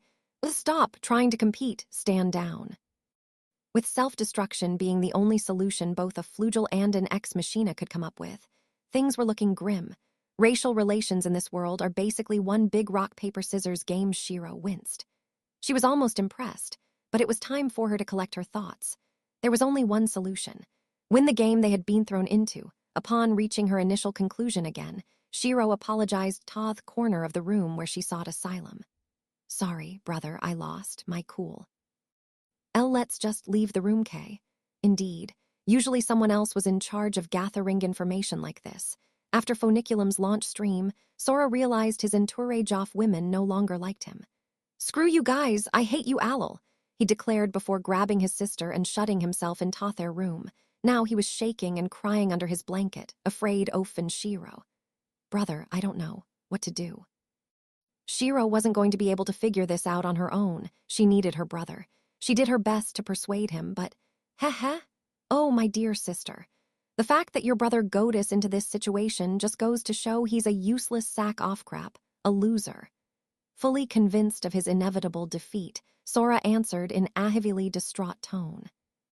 You see, with the 10 covenants in place, it was virtually impossible for Sora to put himself in a scenario where he could be forced to participate in a flat-out death game like the ones from High's own world. Not to mention the nature of the game he was currently forced into. This could only mean one thing: they had already lost some other game. What other explanation was there for them to end up in a game like this? And thus, the forever a loser no longer had a purpose in life. Sora lamented his fate, yet Shiro refused to give up on him. But maybe you agreed to this game on purpose. Just like when we played against Hollow. Oh, right. So there were a few exceptions to the death game premise I'd thought out earlier. There were occasionally characters who chose to join the death game. They joined with a clear intent, to save someone else who was forced to join. Or perhaps to shove it in the face of the host, the one holding the game. Such characters hadn't yet been robbed of the flow of the game by the game master. Instead of being forced to participate, they volunteered to get Tonto the guillotine because they had a strategy to win. Just like Sora and Shiro's battle with the old Deus Hollow, they had a trick up their sleeve to pull one over on her. They'd opted to lose their memories because they'd believed they could win the death game. Unfortunately, however, that wasn't the case here. And why was that? There's no friggin' way I'd ever agree to be in a situation like thise. It's literally impossible, heh. Shiro approached her lamenting brother when, NGG gra, how long are you gonna coop yourselves in there? It's almost time for our next stream, don't you know? The fairy girl must have run out of patience. Funiculum caused Sora and Shiro's locked door to vanish. Before she started reaming them out, she flew into the room and pulled off the blanket Sora was taking shelter under. I'll have you know I had this awesome highlight reel all planned out to show what you guys did on the first day, but no, you just sat in your rooms the entire time. You guys aren't adventuring. Try what? Why would we try anything in this mess? Sora grabbed his blanket back and met her yelling with his own. Well, I need you to fall in love with each other and stuff. Like you could have commiserated over getting locked up out of the blue like this, and that could have planted the seeds of romance or something. You know what I mean, right? Hell no. If I could do that, I'd probably have a girlfriend already. You don't got one because you don't even try. Yeah, I don't want to hear it. You're gonna make me cry, damn it. Try what exactly? If you don't couple up with somebody, you won't be able to live or even get enough tips to eat. Didn't you hear the rules earlier? Or do you actually want to die of starvation? I probably know the rules better than anyone else. That's why I'm depressed. Ah, yes. The rules, so. They needed to pair up into couples Tolave, or they could purchase a key with their smartphones and leave in their own sure enough. The price of the key showed up as a 5 followed by 9 zeros. 5 billion points. This was the asinine cost of the key. Only 4 of them could escape by pairing up into couples.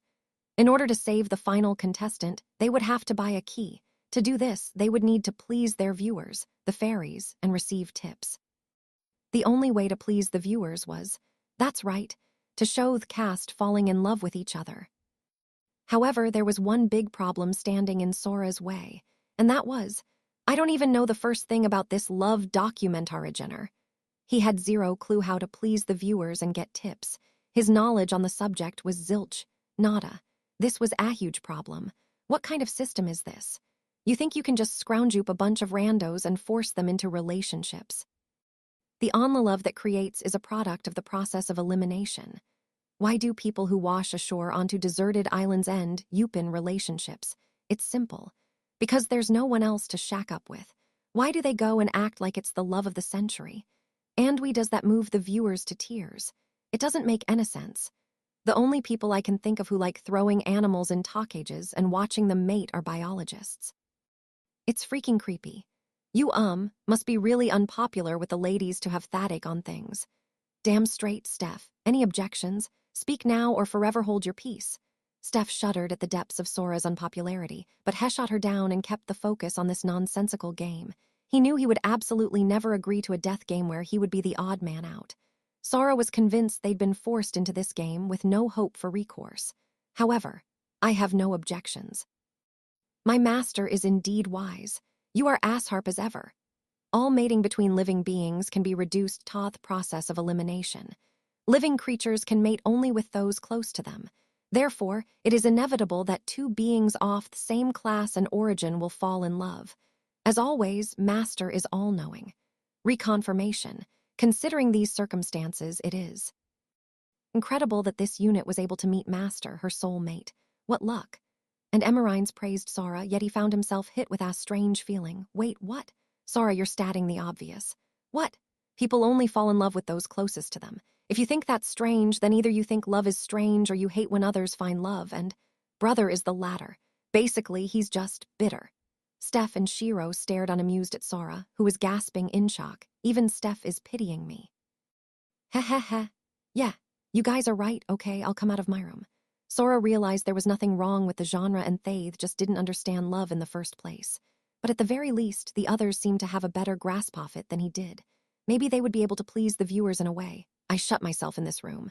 Then Shiro will be stuck too, right? I'll come out now, you four. Feel free to find love with each other. I'll just curl up in a corner like some houseplant. Indeed. All said and done, Sora knew the outcome would be the same, that he'd end up alone. In hopes to at least not starve to death, he figured he should allow the others to participate. With great sorrow, Sora accepted his fate and motioned to leave the room when, Arg, this is getting us nowhere. Change of plans, people. Funiculum had had enough. She tore at her hair while she screamed at the group. I had an idea for when things moved too slowly, never. Thought I'd have to use it on the first day, though. Looks like we're gonna kick off today's stream by having you guys play a game. A game? The group shot the fairy a collective look of hesitation. Get your panties in a bunch. Think of this as an easy lil meanie game. A cigar in her mouth, Funiculum gave a fat grin continued. If you guys win, I'll swear on the Covenant's tones were a single yes or no question, no matter what it is, truthfully. Them's the terms of the game. Any question? You mean even something like, is there a different way out of here? Steph asked. Yep. I'll answer any question you got as long as it can beansword with a yes or a no. That's right, regardless of whether there were hidden rules, she would answer any yes or no question honestly. Faced with this new proposal, the group looked each other in the eyes and nodded, and then, I'm gonna sit this one out, you four can do it. What? WHY would you opt to sit out? Steph demanded. Because I don't have any questions about this game, came Sora's lifeless, apathetic answer. What Phoniculum said next would completely change his mind. By the way, I should mention that this game involves hooking Sora up with one of y'all, temporarily. Well, ladies, you heard the fairy. Mopping around isn't going to get us out of this mess. With enough spring in his step to stir up a hurricane, and quick enough for Gibral not to notice, Sora had burst out of his room. Hey, guys. It's time for stream number 2, and I'm here to bring it to you. Okay, see, that whole thing earlier was just a fluke. I know, it's everybody's favorite lil shit. Brought to you live from the bottom of the streamer barrel. Flame me all ya want, it's Phoniculum common atcha with your program. It seemed like the viewers had yet to forget about her mishap from the previous day. Phoniculum started off the second stream somewhat apologetically. Sora and the others, however, were unable to speak at all. They couldn't see anything, either. They simply sat at the living room table and listened. Anywho, I've got a great program for you guys today. A little something that'll get the mojo brewing between these 5 whether they like it or not. Now for our first event, I present Toyu, the secret confession game. Woo-hoo. Bang, bang, sparkle, sparkle.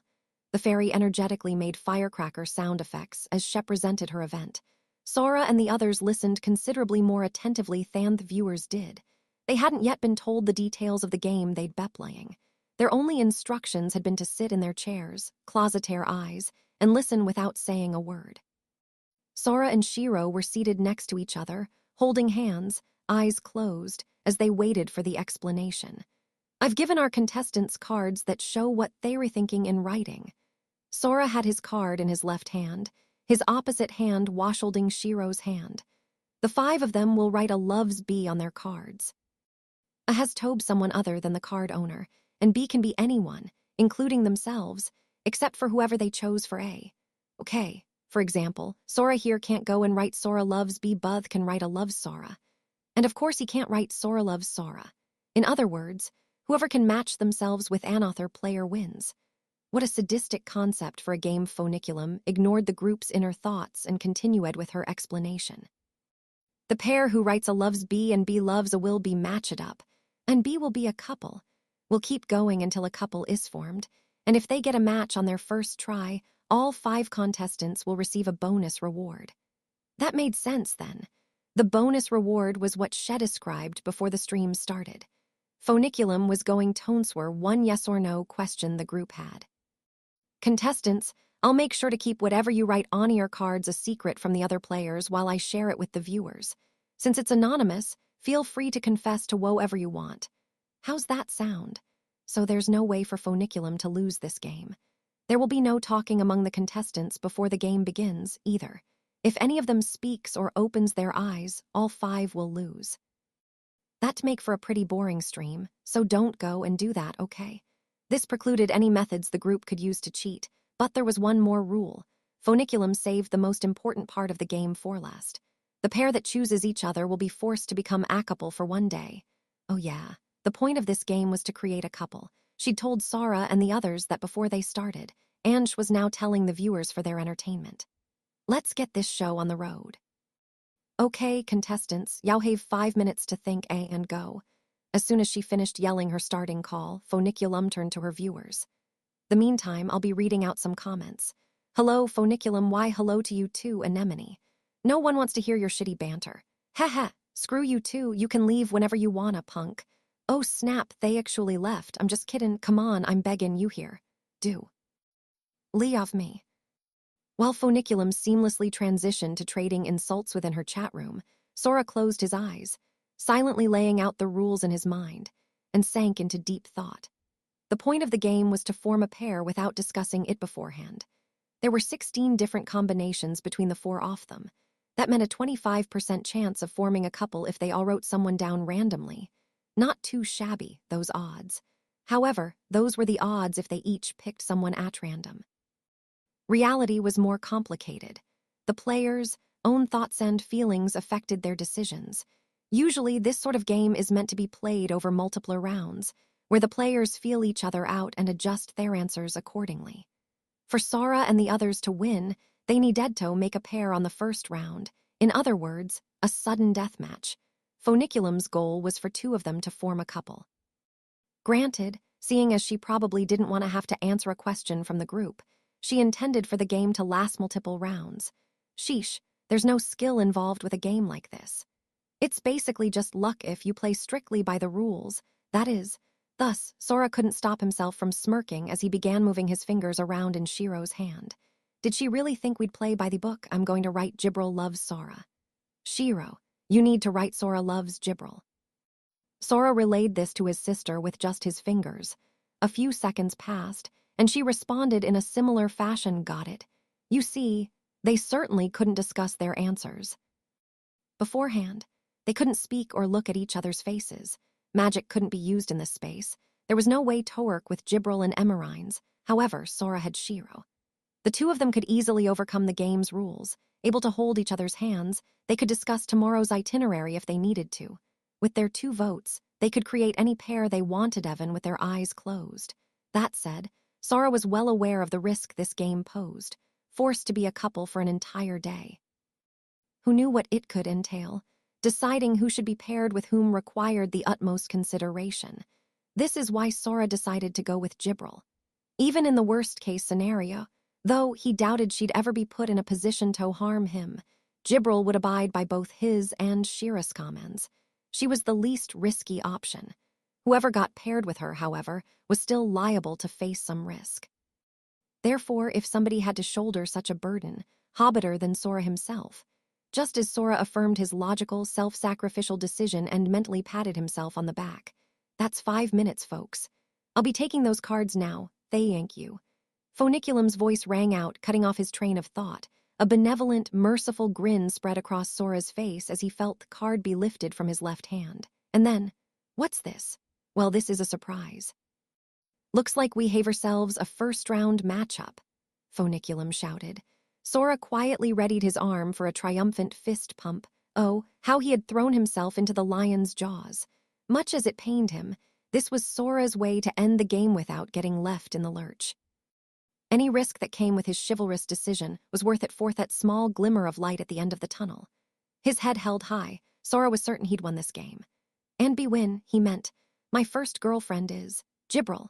Welcome to the world, Sora, virgin, age 18 who's had a girlfriend, even if for just one day. From today forward, that eternal 0 would evolve into a 0-1. Sora waited with great anticipation as Foniculum continued her announcement. However, Stephanie and Jibril have feelings for each other. A bit unexpected, but okay. What? All at once, Sora, Jibril, and Steph cried out with shock. Hold the goddamn phone. How the hell did that even happen? With the creation of a pair, the game had finished. Sora no longer had any reason to keep his eyes closed or remain silent. He furiously protested the results. His and Shiro's cards had been ignored. Foniculum was definitely cheating. The person who joined Sora in protest was not Shiro, Hiska conspirator, but, why, you doubly worthless heap of scrap metal, you tricked me. Apparently you wish to die an early death. Scoff, she who was tricked is at fault. This is how the world works. Needless to say, irregular number is an idiot. Verification complete, stupid. Jibril's surroundings practically shimmered from the murder-rouse glare she shot at Emerines. Emerines tricked Jibril. Wait, thinking back to when Foniculum presented their salts. The only ones who sounded shocked were Sora, Jibril, and Steph, as if they didn't know where these results came from. Sora looked to Shiro and Emerines and asked them, "Hey, what's going on here?" "Ah, sorry, I'm sorry."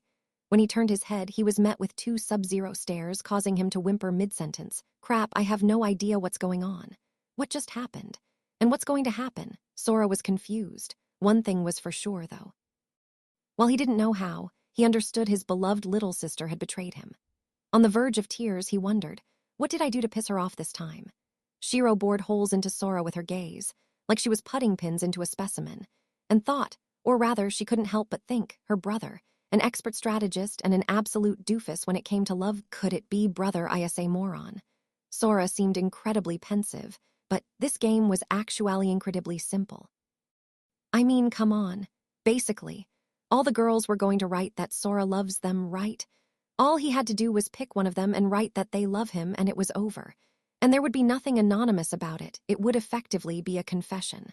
Like a full-blown confession. This is what Funiculum was getting at. Why didn't Brother realize this?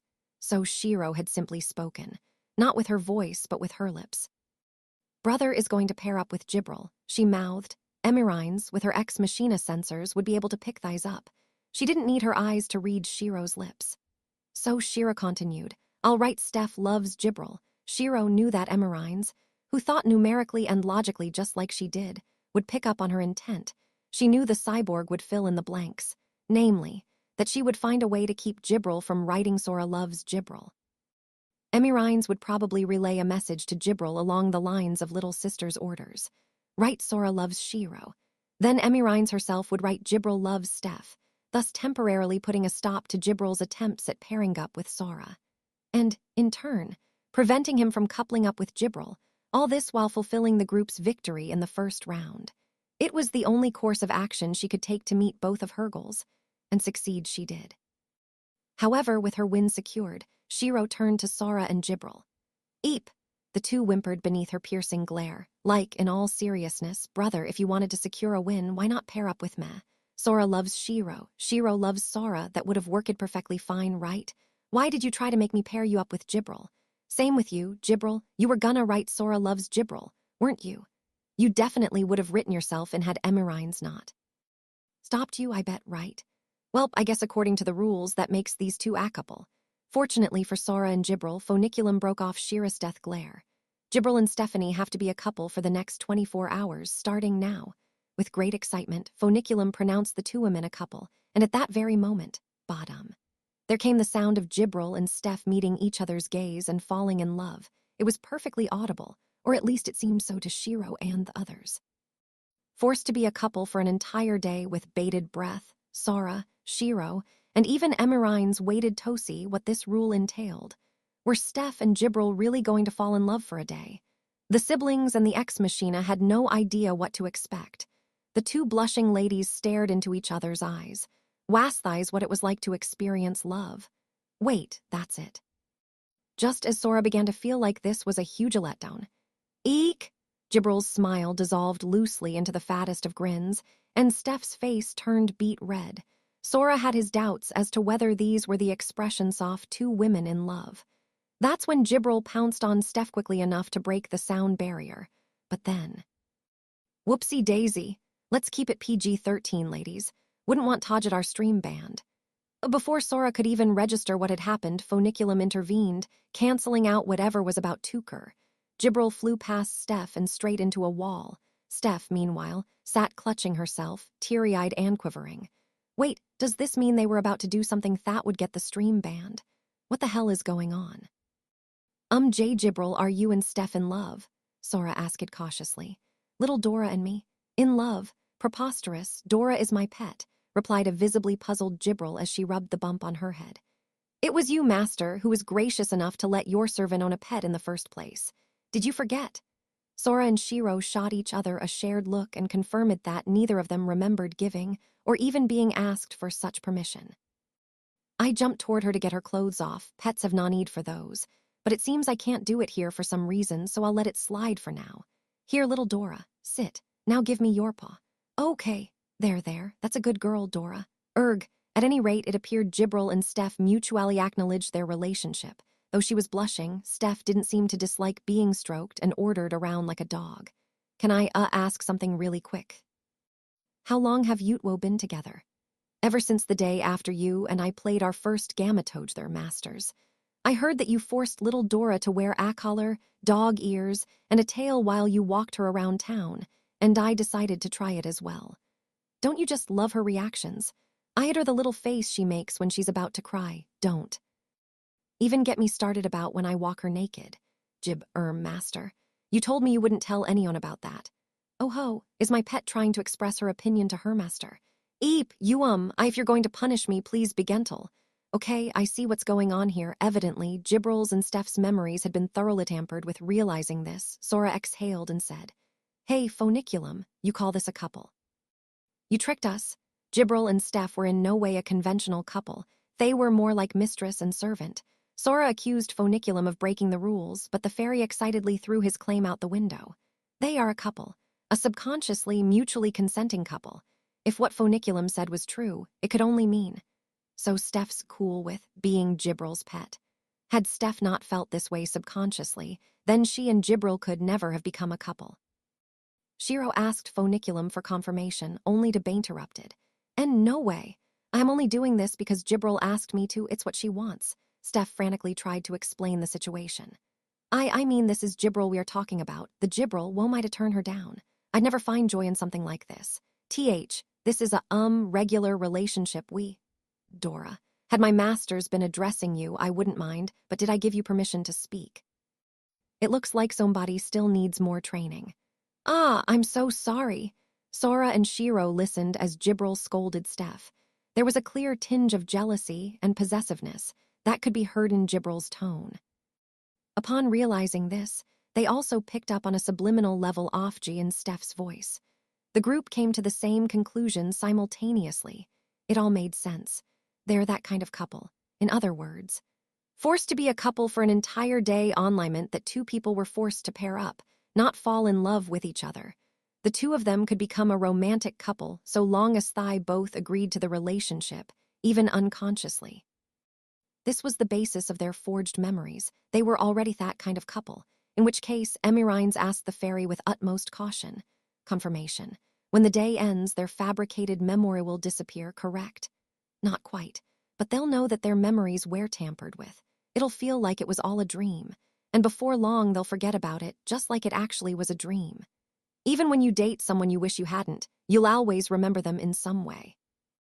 Phoniculum's answer sent a collective shiver down Shiro's and Emirines' spines.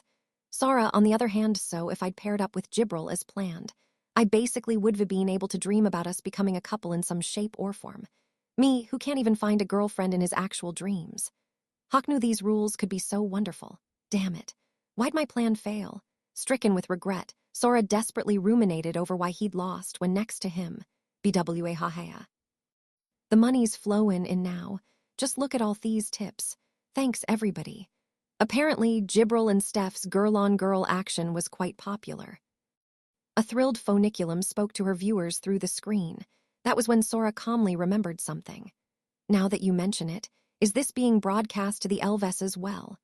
Love between an Amanity and a Flugel. Sora wondered if this turn of events was being broadcast to the world. Well, to at least the elves he was conflicted. Let's say he had paired up with Gibril. The last thing he wanted to happen was for Clammy and Feel to be watching them. Oh, the elves can't watch this stream. It's set to private, Phoniculum answered. Fairies have a unique set of spirit corridor junction nerves. They extend through spatial phase boundars like roots, allowing fairies to link up with each other. The linkernet is like a big web of these roots. I'm streaming this directly through those roots. So only fairies who have subscribed to my channel can watch my stream. Right, not exactly sure I follow her, but now I know what she meant by private stream. Her account was locked, or a direct P2P connection between fairies. If that was the case then. So the fairies giving you tips are directly connected to you individually. Like they've subscribed to your channel as paying customers in order to watch this stream. Not only that, but like Gibril mentioned before, they were paying with their souls. And indeed, Sora's smartphone showed these fairies were sending tips in chunks of 10,000 and 20,000 points. If the points were worth as much as yen, then that was a lot off money to be throwing around. Are these fairies nuts? Sora questioned. Fairies will do anything to watch drama unfold between others. That's why some went out of their way to become slaves. And we've got ourselves a Flugel right here. Woisn't gonna pay to see that. Wait, did you just suggest you chose to become slaves? Sora had heard that fairy and elf were allied during the Great War, but it was unknown why, at some point, the fairies became their slaves. Sora couldn't believe what he'd just heard. Oh, Elven Guard keeps the fairies a secret, so I bet you guys don't know much about us. I'll have to teach you then. Ignoring Sora's overt suspicion, Phoniculum continued. Fairies crave nothing more than to hear about other people's love lives. Sora squinted as his suspicions were confirmed. That's right. Those elves live so long, and yet their romantic exploits error-riddled with sex and drama. It's why their art and nighttime shenanigans are so juicy. Fairy and elf have been allies since ancient times, and some fairies have no qualms being elf slaves. if those elves provide all the nasty little details. We're the race Offlove, created by Alram, the god of love. Y'all better not mess with ooze. Let me get this straight, Sora thought. So fairies chose to be enslaved by elves, or Arafu, as I like to call them, solely for their filthy love lives and art. That wasn't the end of it. I'll have you know that the only reason we even created the Linkernet was so we could enjoy watching them go at it. So they're using their internet knowing that they're being watched. From the elves' perspective, fairies are like handy dandelions with built-in web access. They ain't gonna pay attention to every lil flower they see. Right. So the Ixseed were even more dismissive of lower race than Sora had imagined. But anyway, unable to wrap his head around this new information, Sora couldn't help but moan. That's a pretty dumb reason to willingly become their slaves. There's nothing dumb about it. Their drama's like nutrition for us. A literal lifeline, a huffy Phoniculum insisted. Fairy, the flower race, just needs dirt, water, and sunlight to function, and they can create all three of these in a spraddle talk about peak eco-friendliness. But in order to use magic, they need to replenish their souls. And here's the fun part: to beef up our souls, we feed off other people's romantic escapades. Phoniculum continued her spiel, affirming Emerine's earlier suspicions. Namely, we need all the juicy drama we can get. And everything that comes with it. All the bitterness, the melancholy, the glory, everything. The dirtier, the better. 'Cause everybody knows flowers love dirt. Am I right? Huh, people usually laugh at that part. It's okay to laugh, you know. Tears filled her eyes. She seemed shocked that her joke fell flat. Alas, Sora was in no place to hear it. He clutched at his aching head in grief. Even when you consider that, did you guys really need to become the elves' slaves? It's not about needing to be their slaves. It was just more convenient. Elves and fairies kinda complement each other. Sora had heard as much from Gibril. 2. Elf was certainly a better match than dwarf, who practically uprooted any plant or flower in sight.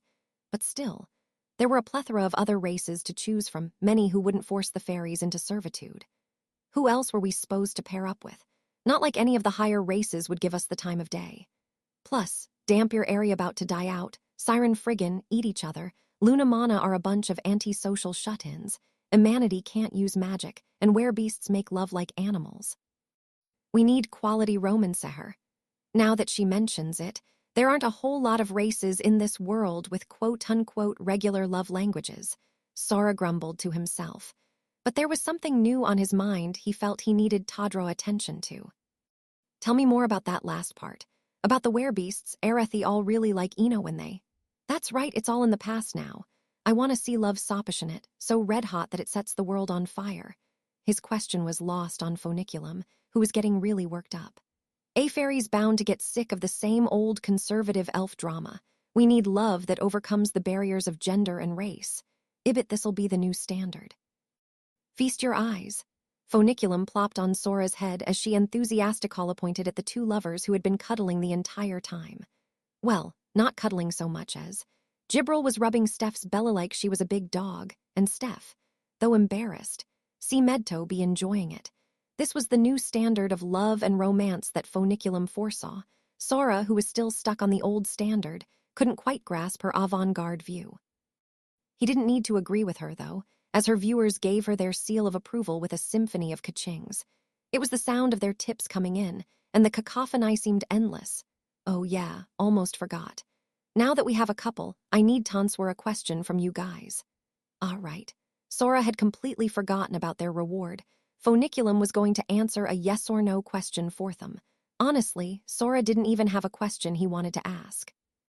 I've got about an hour left on the stream, so just wait until that's over, 'kay? No, I think we're gonna need more than an hour. How about you give us a day in our rooms? Plus, Steph probably had questions of her own, best to wait until she and Gibril were back to their usual selves.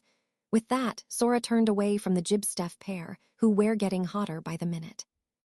He returned to his room to escape Shiro's scornful gaze. Day 3 nighttime. Whoa, what the heck was I doing? More like, who were you? Actually, do you really wanna know? It was the day after the most recent stream. Approximately 22 hours had elapsed since Gibril and Steph's forced coupling. After Steph suddenly reverted to her regular self, Sora and Shiro timidly peeked out of their room and asked her a question. The siblings figured they had no business in seeing the girl-on-girl, Gibril on Steph, shenanigans unfolding. so they'd gone back to their room before the stream was over and played some games. There was no way for them to know exactly what Jibril and Steph had done, and yet, absolutely not, I never want to know what happened. Report. Full-length audiovisual footage captured of woman off unknown name and irregular number. Wanna see, master? Don't you dare show him. Why you say something too, Jibril? That wasn't you in there, right? We were forced into acting that way. It's most certainly not something I'd ever want to do of my own volition. You know that, right? Yes, we were both under the same spell. I must say it was quite the tantalizing experience in its own way. Judging by those reactions, not to mention the potential progression of the stream, the siblings had an idea of what had transpired. Truthfully, it was hard for them to picture what exactly the pair had done, since Funiculum kept things strictly PG-13. Whatever the case was, Sora and Shiro chose to respect Steph's wishes and not prod any further. However, with another plop on Sora's head, Funiculum appeared with a nasty grin and her usual off-screen demeanor. Jeh, y'all got nothing to worry about. I have a 2-hour highlight reel from that entire day. I pulled an all-nighter to get the editing done. This'll be perfect for tonight. You guys'll get see it with the rest of our viewers. You're going to stream us? This must be some sort of joke. It better be. Sora had a fairy on his head and a screaming Steph at his side. He thought for a moment. Honestly, I do want to see the footage, but I also don't. Stefan Jibril action. This was something Sora would typically like to appreciate with eyes wide open. He'd even like a copy off the video for himself to enjoy later. At the same time, he would effectively be watching the people around him pair into couples while he was left all alone. Sora was slightly in denial, but more than anything else, he felt sad. So, Funiculum, why aren't you participating again? If you joined in, I wouldn't end up being the fifth wheel. I would have been brazen enough to watch the Jibsteph action myself. Sora made no effort to hide his accusatory tone. Here's the deal, fairies don't do romance, a puzzled Funiculum answered. Us fairies were basically flowers. We're produced with pollen, so we got no need for love. The phone. You mean to tell me, like, that fairies have asset of both stamen and pistils? Yeah, what you wanna see? Stop right there. By stamen and pistil, do you mean, like, metaphorically? Or literally? Shiro squinted with suspicion as she asked the fairy, but her question seemed to go unheard. Funiculum had something much more important on her mind, and she communicated it to them with her usual passion. I'll lay it out for ya, us fairies like watching. We like being Thefly on the wall, the flower in the pot that watches while others shave big, fat, passionate love affairs. Us jumping in on Thection, completely out of the question. It'd soil all the juicy drama, if I might add, master. Fairies fuel their souls with the love of others. If they were able to fuel their souls with their own love, that would make them perpetually self-sufficient, and that would quite nonsensical. You're the last person we need calling BS on other races. We're the same in that regard. They didn't need love for procreation. It wasn't a reason to never experience love. If anything, there might just be certain racial limits. Either way, Sora let out a sigh as he accepted their assertions and submitted to this philosophical notion. Since we're all here, I think now's as good a time as ever for your question. Funiculum wanted to answer their question before the next stream, which was going to start soon. Sora had the same answer as before, though. Well, I don't really have a question for you. I do. Let's ask her if there's a way to get out of here, or for more details about the situation we're in. Then you go ahead and ask Steph. Do you think I'll be able to get any pertinent information out of her with just a yes or a no? Steph stood proud in her assertion that she was incapable. Sora lamented to himself. I don't have any actual questions, though, but if he had to ask something, it wasn't so much a question as a confirmation. Okay, let me ask you something then, Steph. Me? Do you wear those clothes to sleep? Huh? Well, no, I wear pajamas. Oh, if you're talking about the pajamas I bought after coming here, don't go thinking you wasted money on them. I bought cheap ones, and Steph made excuses for herself, but that was what Sora was interested in. That's what I thought. You'd never sleep with all those accessories, they'd poke you in your sleep.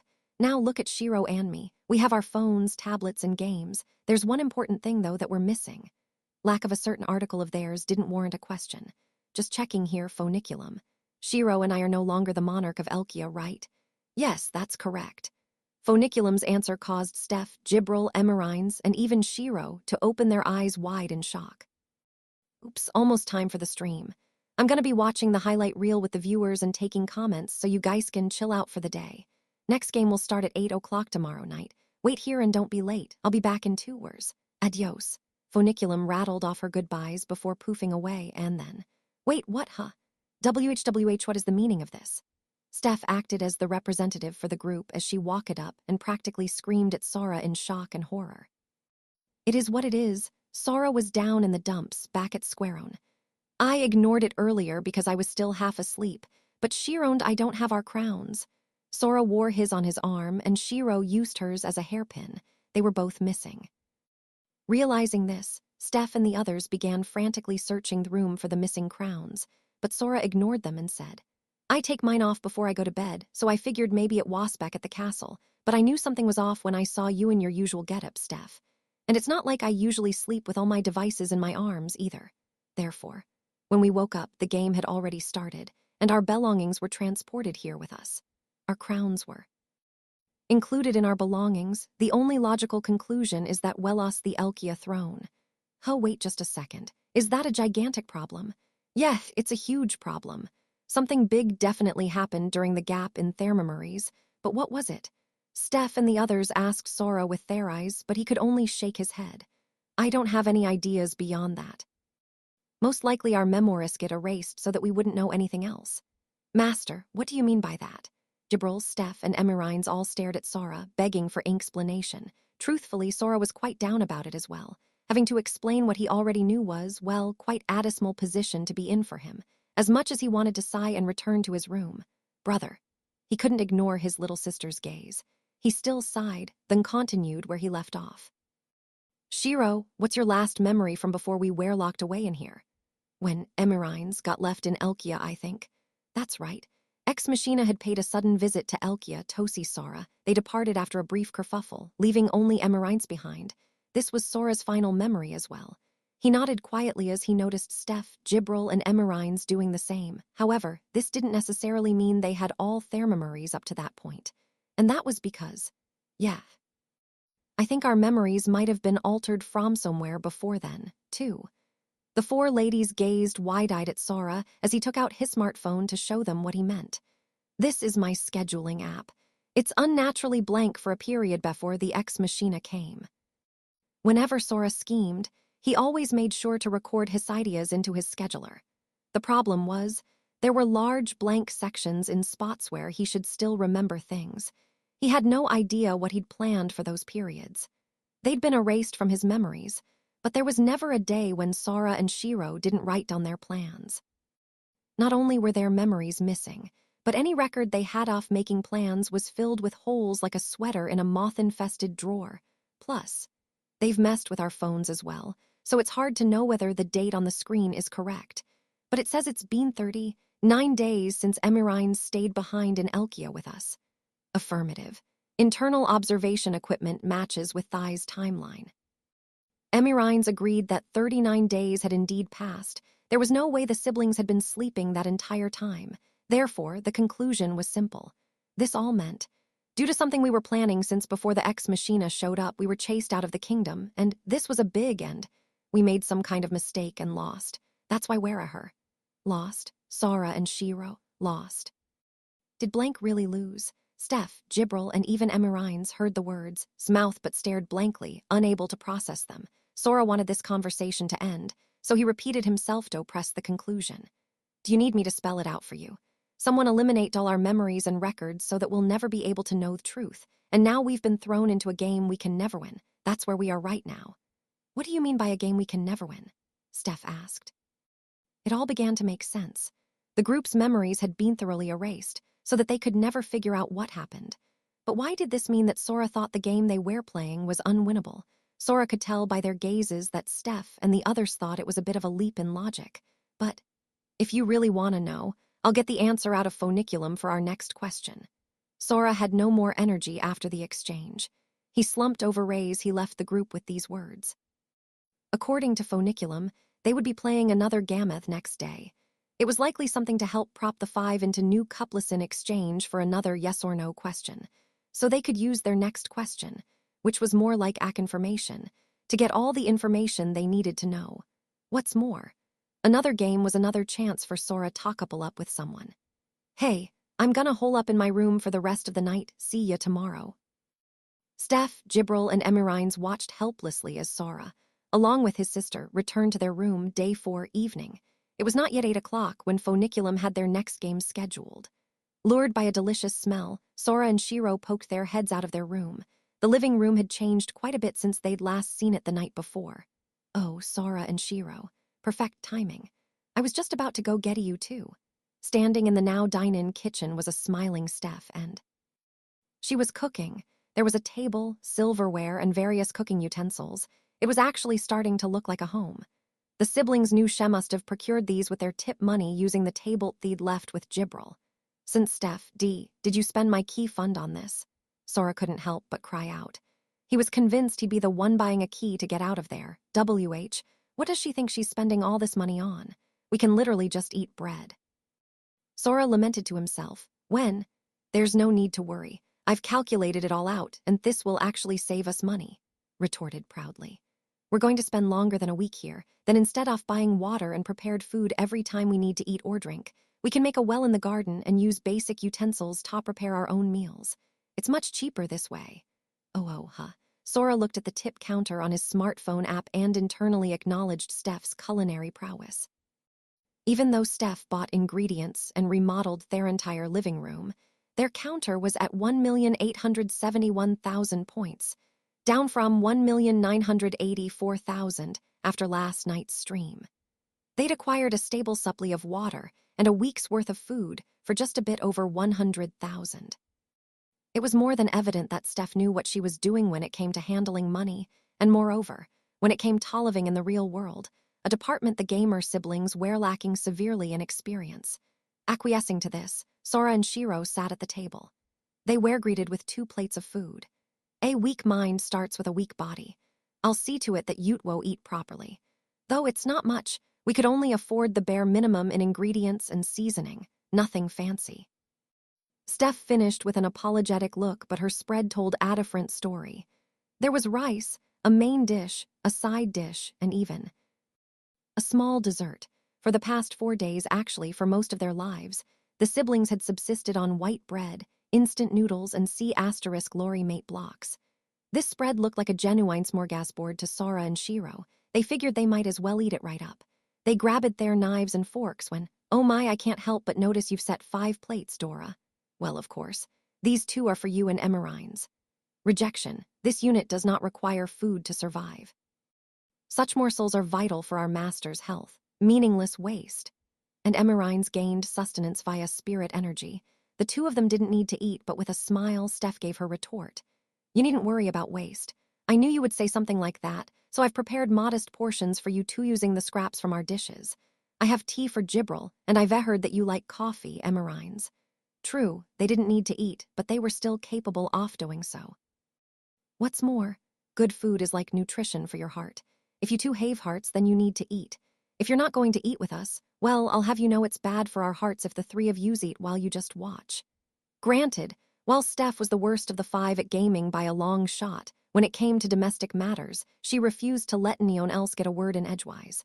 What is she, our mother? Thought Jibril and Emirines as they begrudgingly sat down to eat. Stare. Is there something on my face, little Dora? Oh no, while I am admittedly forcing you to eat this, seeing as I was limited with what ingredients I could buy, I was just curious what you thought about the taste. Sigh. Well, it's edible, I suppose.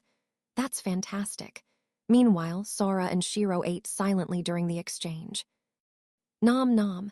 I've always wondered this, but weren't you technically royalty, little Dora? I still am royalty, and there's nothing technical about it. You shouldn't have ever needed to prepare your own food, so are you so good at cooking? Huh? When I was a child, I made some treats for Migrandfather, which he complimented me on. Nom nom. I started making him different things, and before I knew it, cooking became a hobby of mine. The ladies-in-waiting were my teachers. Although they used to tell me a princess doesn't belong in a kitchen all the time. Hee hee. Is that so? My, this tea is wonderful. Nom nom, gulp, wow, that was good. Sora finished his meal, politely put down his silverware, and, now then, waited for the most opportune moment to sob. Wah, shiro. This damn couple iskillng me here. What couple? Where? Steph hollered. Nay, extrovert, I see through your thin veil of feigned ignorance.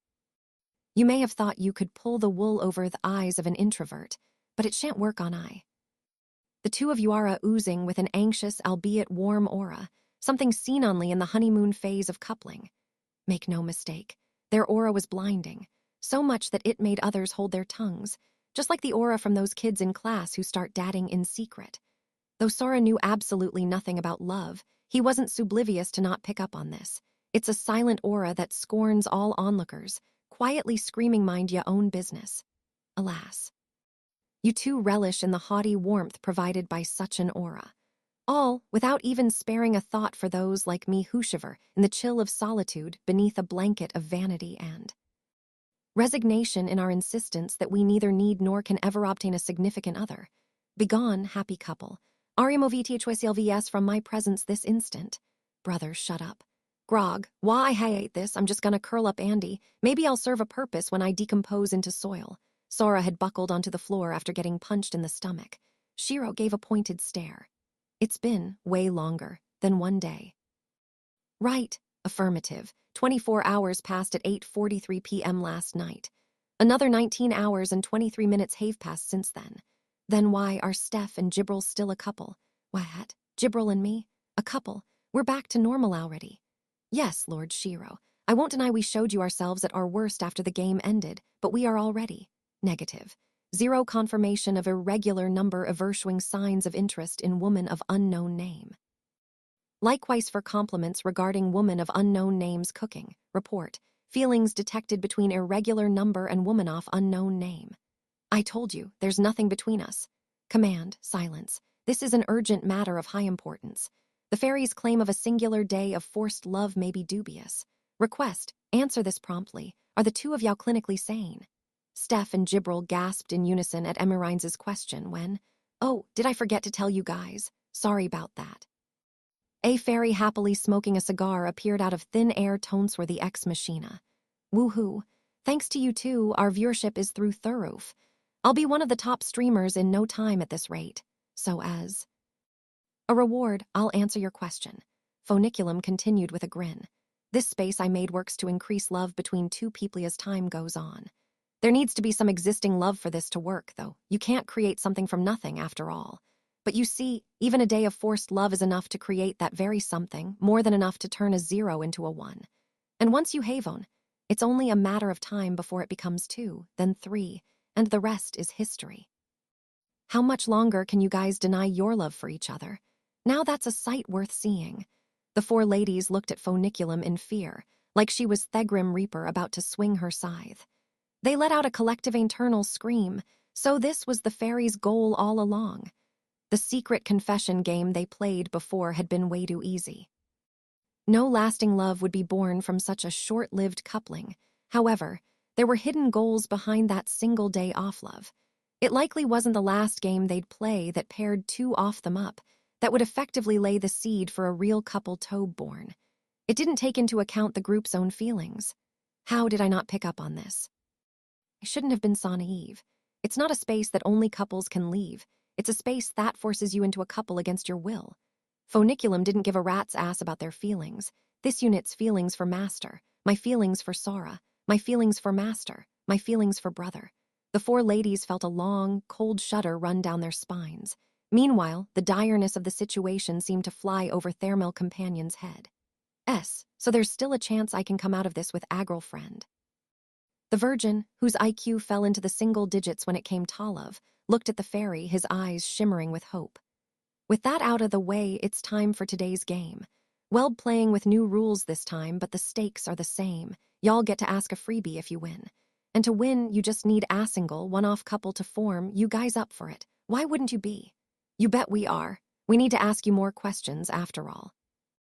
Right, guys. Sora, hyperventilating with excitement, agreed to the terms, but the ladies were still trying to collect their thoughts. This set a new pretense for the game as opposed to the one they played 2 days before. They didn't mind being coupled up, if it was going to last only a day. But if that single day of being a couple would stand to blossom into a long-term relationship, now that was a different story altogether. None of the girls wanted to pair with each other, only with Sora. It went without saying that if one of them went after Sora, then the other three would do everything in their power to Stouffer. Not only that, they also needed to pair up the other two latest while they went for Sora. This was truly a mind game of the highest caliber. Jibril, I have an order for obstruction, assertion of irregular numbers individual rights. Stripping her of those is bad. That's cheating, little sister. To think the day would come when I owe this scrap heap me thanks. My apologies, Lord Shiro. Oh, I see what's going on here. You're all going to team Yoop against me, said Steph. Bring it on. I refuse to be the eternaloser.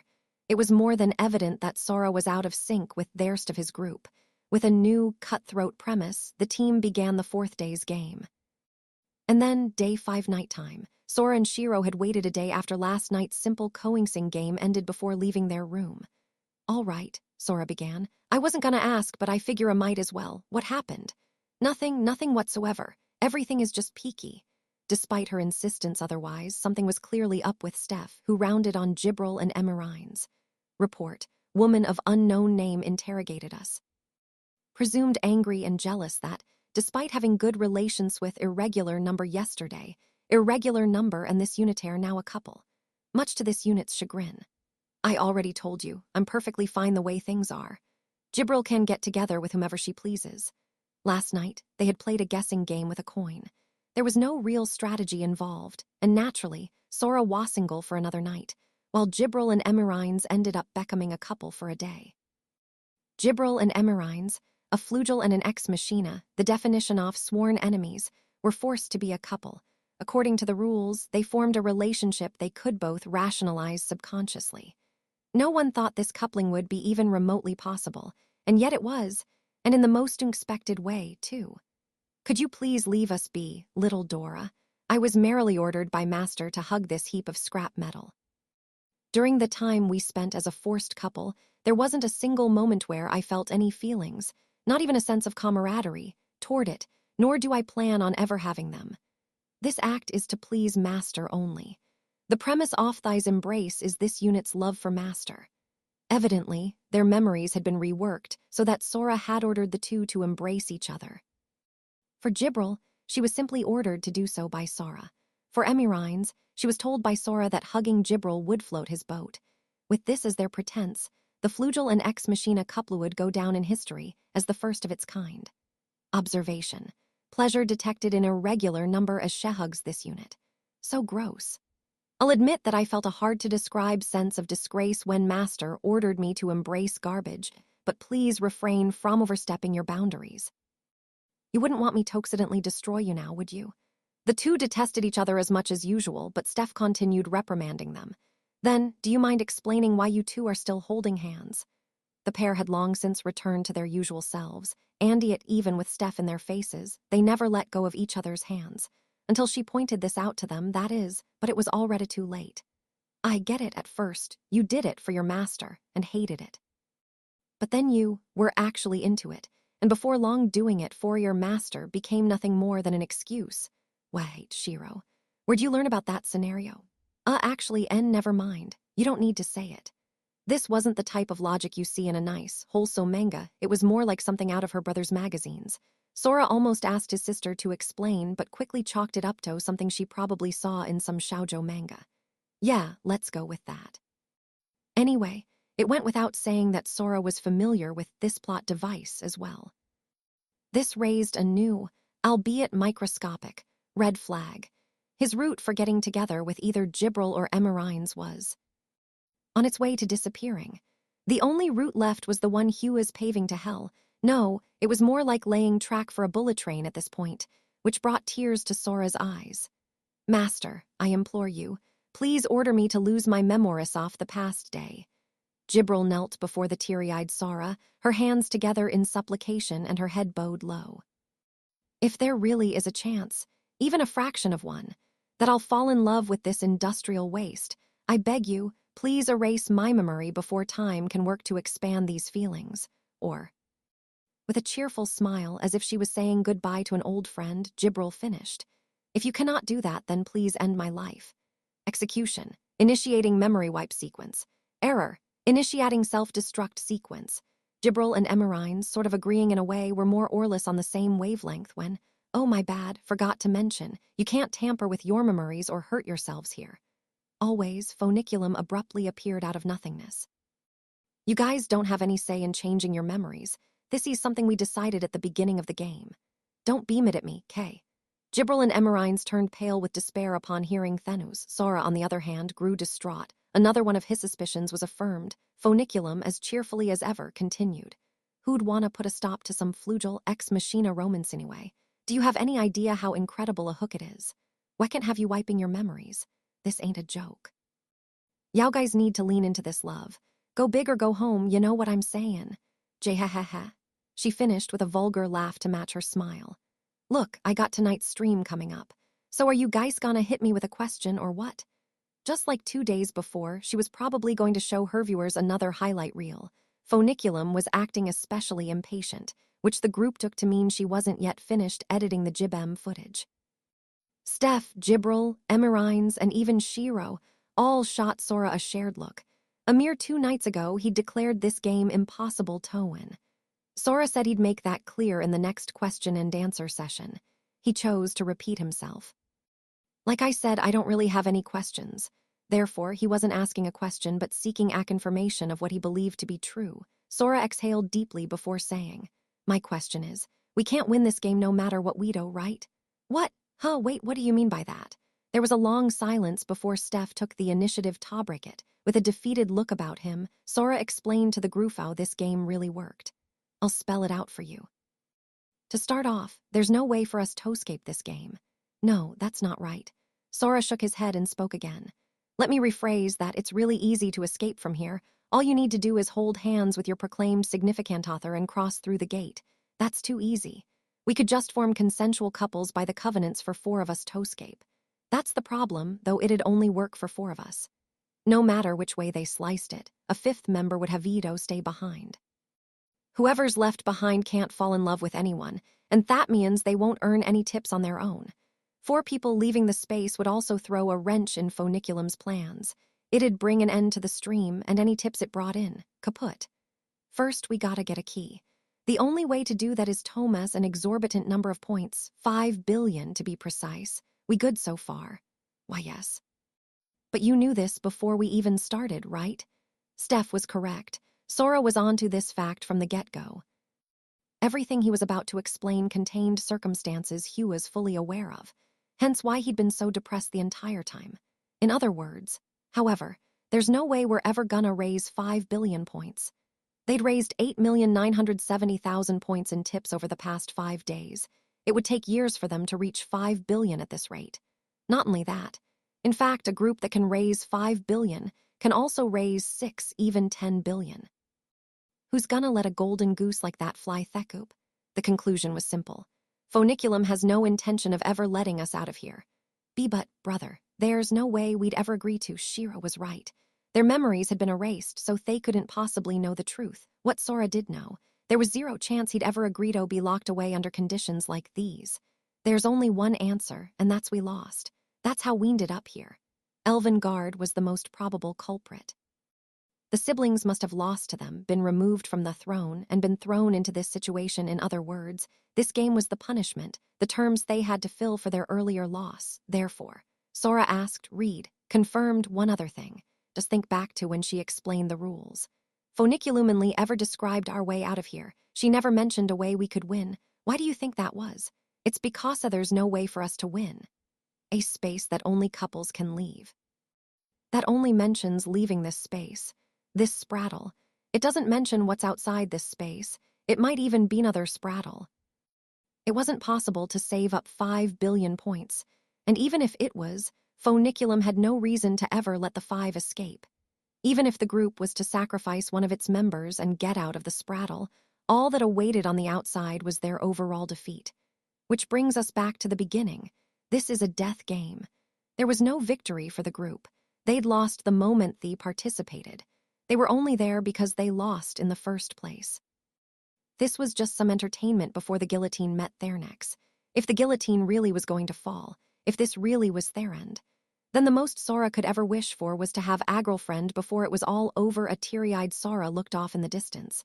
But this Waswin Funiculum hit him with an unexpected answer. Nope. Come again. I'll say it as many times as you need me to. I swear on the covenants, the answer to your question is no. She stopped her video editing and met Sora's eyes. They were as dark as the night. Funiculum looked straight into his eyes as she answered him. Her eyes were lime-colored. Sora stared back at her wide-eyed when he noticed. Welp, it's almost time for the next stream. I'm Ma Zoom on out of here. Your next game is scheduled for 8 p.m. tomorrow. Don't be late. 'Kay, see ya. Funiculum disappeared with a poof and a smile, the way she always did, leaving the party behind. There was a brief period of bewilderment before the 4 female members eventually turned their attention to Sora. Hawa's in the fetal position and biting his nails. Brother. Oh wait, Shiro, I need time to think. Hold on. Whoa, what just happened? Did Shessie know? So there's a way for us to win this? Well, that changes everything. Sorry. After that whole speech I gave, it looks like I was wrong about everything. I need to clear my mind and think this through a bit, Sora mumbled to the girls, who silently watched Ash brought Shiro back to their room. No way, no frickin' way. Is that really what's going on here? Day 7 nighttime. The group participated in another game the day after Sora learned he'd misread the entire situation. Another day had passed since that game, bringing the group to their 7th night in the Sprattle. Sora and Shiro left their quarters, only to witness some intense carnage in the living room. That's what I'm trying to tell you. I was forced to do what I did last night. It was against my will. Oh, is that so? You don't have to explain yourself to me. You were on my case 2 days ago, but it looks like you're quite friendly with that lump of garbage now. My only wish is for you to bring it out with you to be collected for disposal. Vindication. Free will is not observed during the forced couple period. Irregular number and this unit have already proven this concept. No legitimacy between Lady Doll and this unit, assuming irregular number is jealous of this unit. How unsightly. Wait a moment. By Lady Doll, are you referring to me? Goodness, she's right. What happened to woman of unknown name? Is this some sort of pet name? Deliberation, negative. Fact, this unit knows Stephanie Doll's name. Therefore, all prior reference as woman of unknown name has been an error. Error has been merely corrected. No fection involved. Literally 1 letter away. I'm Stephanie Doll. Conclusion. This unit is still her master's maid. The aforementioned female is his close associate and the chief minister of the Commonwealth of Elkia. Therefore, she is of her social status than this unit. Thus, it is only suitable for this unit to refer to Stephanie Doll as Lady Doll. This unit is in the right. She loves her master. Why does everyone insist on calling me by the wrong names? The group had played another simple psychological game the night before. Steph and Emerines had emerged as the couple from that stream. The moment Sora had the chance to ask another question, he left the game with Shiro at his side to retire to their quarters for the day. He had no idea what happened after he left, especially between the new couple. He was in no place to even think about it. Setting aside the love triangle that their games had forcibly manufactured, Sora had spent the last 24 hours racking his brain as hard as he possibly could. We've gotten more viewers, and tips ain't looking too bad, but it seems like the Flugilon X Machina pair had more impact. The problem is Stephanie. You're too easily won over, and that's killing the whole vibe. God, we gotta do something to get thys shindig going, otherwise we're up shit. Creak.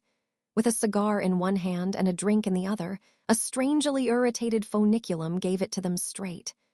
Funiculum, it's time for our question. The others must have sensed something in Sora's voice, in his expression, in his eyes. Funiculum and the girls, along with the Steph-centric pandemonium, stopped and turned their attention to Sora. He'd thought it over for 2 nights. The only conclusions he was able to come up with were that their memories were erased, and that rules had been set to make sure they couldn't recover them. He just couldn't figure out why their memories would be erased to this extent, or why they'd agree to restrictions like these. Therefore, this situation could only have stemmed from a different loss, a mistake they'd made. Sora knew for a fact that, at the very least, they'd never ceded as much power over the flow of the game to an opponent. Despite that, there remained a path to victory. If there really was an answer to all this that couldn't be reached with preconceived notions, then, FYI, this isn't a question. I'm just confirming what I know, so you don't need to answer me. Sora decided to rely on his usual methodology. Namely, Funiculum, you're on our side, aren't you? I don't have any proof, but my gut says she's not our enemy. Funiculum followed his wishes and remained silent, answering him with only an expressionless gaze. Her lime-colored eyes, however, they were just as Sora had seen them 2 days prior. They were absent of ill intent. They lacked even a tinge of animosity or malice. The only emotions her gaze showed were anticipation, trust, and anxiety. Able to confirm what he felt instinctually from their shared gaze, Sora decided to ask his question. Here's our question. You're participating in this game with us. And your conditions to win are the same as ours, right? Phoniculum was no executioner. She was definitely the host of the stream, but still, if anything, she could be the final example of winnable death games. When the game master and the players are in cahoots, this was Sora's instinctual conclusion, and the answer was, yes, that's right. Phoniculum replied with the boldest of grins, to which Sora gave a wry chuckle. Well, sorry it took us so long to figure it out. We're finally on the same page. Would you mind filling us in? Steph stepped forward to request an explanation for the group. Sora began scratching his head in self-reflection. He couldn't believe how much he'd lost sight of himself. This conclusion should have been easy to reach had he been more level-headed. That's right.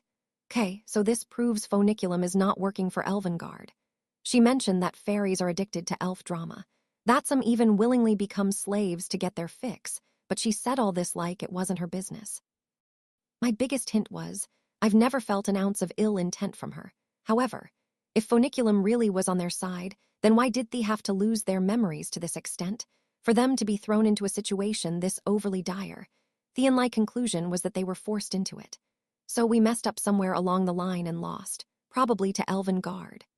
It was to Elvengard or not, Sora couldn't be sure, but they'd lost to someone in order to find themselves in the situation at hand. That much he wouldn't budge on. However, despite the direness of their circumstances, if there really was a path to victory, if Phoniculum really was on their side, then this means in order to make a comeback, we swallowed these incredibly difficult terms and agreed to play this game with Phoniculum. This posed the question, what if our host has the same terms-off victory as we do? There was only one logical answer. If Phoniculum really was on their side, then the only way out of this game was what she'd explained to them at the very beginning, namely, make as much bank as possible otherwise, in order to escape with all 5 of them intact, they needed to purchase a key. We really do need to raise 5 billion in tips. It's our only shot at victory. I think I might be missing something here, so we still don't know any of the important details, like what our mistake was or who we lost to. Steph sounded doubtful, but she wasn't alone. Gibril, Emerines, and Shiro appeared to reciprocate her sentiment. The 4 of them stared at Sora, bewildered. He responded by shaking his head. The details Steph brought up weren't actually that important. Quite frankly, Sora couldn't care less about them. He simply, right, Phoniculum. Mind if I ask another question for Steph and the girls? You only get one question. I can't guarantee you'll get a straight answer out of me this time. Phoniculum was no longer bound by the covenants to answer him honestly. She went out of her way to make sure he knew that, causing Sora to smirk as he responded. Nah, I'm pretty sure we can trust you, seeing as we're on the same team. This fairy talked way too much, for starters. Whether it was about how the stream worked or fairies, she answered every question the group had for her. She's probably beholden to a rule that keeps her from telling us information unless we ask for it. Those were similar to the restrictions placed on them for this game, after all. Either way, I already know the answer to what I'm about to ask you. I'm just double-checking for Steph. With utmost confidence, Sora continued. Here's our next question. Elkia is on the verge of collapse, and depending on whether we can win this game, it'll barely survive the skin of its teeth. Am I right? Everyone with the exception of Phoniculum and Sora himself gasped. Sora didn't care who they'd lost to or why. The 5 of them had been taken out of Elkia and forced to play under these rigorous circumstances. This was more than enough for him to know that Elkia was in danger. Sora had asked his question confidently, but with a bold grin, Phoniculum replied. The answer's no to that one. I missed something else. Sora asked himself, but a lot more than just Elkia is at stake here. We're talking all of humanity and a bunch of other races that are on the chopping block. Yikes! Sora listened to Phoniculum's answer in a cold sweat. He looked into her eyes, which showed the same anticipation, trust, and anxiety as before. I really need y'all to pull through for me here. I got a lot at stake as well. It's a once-in-a-lifetime gamble. Phoniculum warned the group with a serious expression before poofing away. Sora, exactly what kind of mistake did we really make? Evidently, their mistake had far worse consequences than Heck could have ever imagined. Sora ignored Steph, who was wincing as she questioned him. He paced back and forth, deep in thought. What the heck kind of mistake did we make? With no memories or way to contact the outside world, there was no point in even thinking about it. Not only that, but considering what they'd have to do to turn the tables on this impossible game meant one thing: they didn't have much time. Thus, Sora focused every brain cell he had on figuring out a way to acquire 5 billion points in tips as quickly as humanly possible after the stream on the 7th day. Phoniculum sat in her private chamber she'd carved out of a corner in space, cackling to herself like a madwoman. Hi he he ho hea.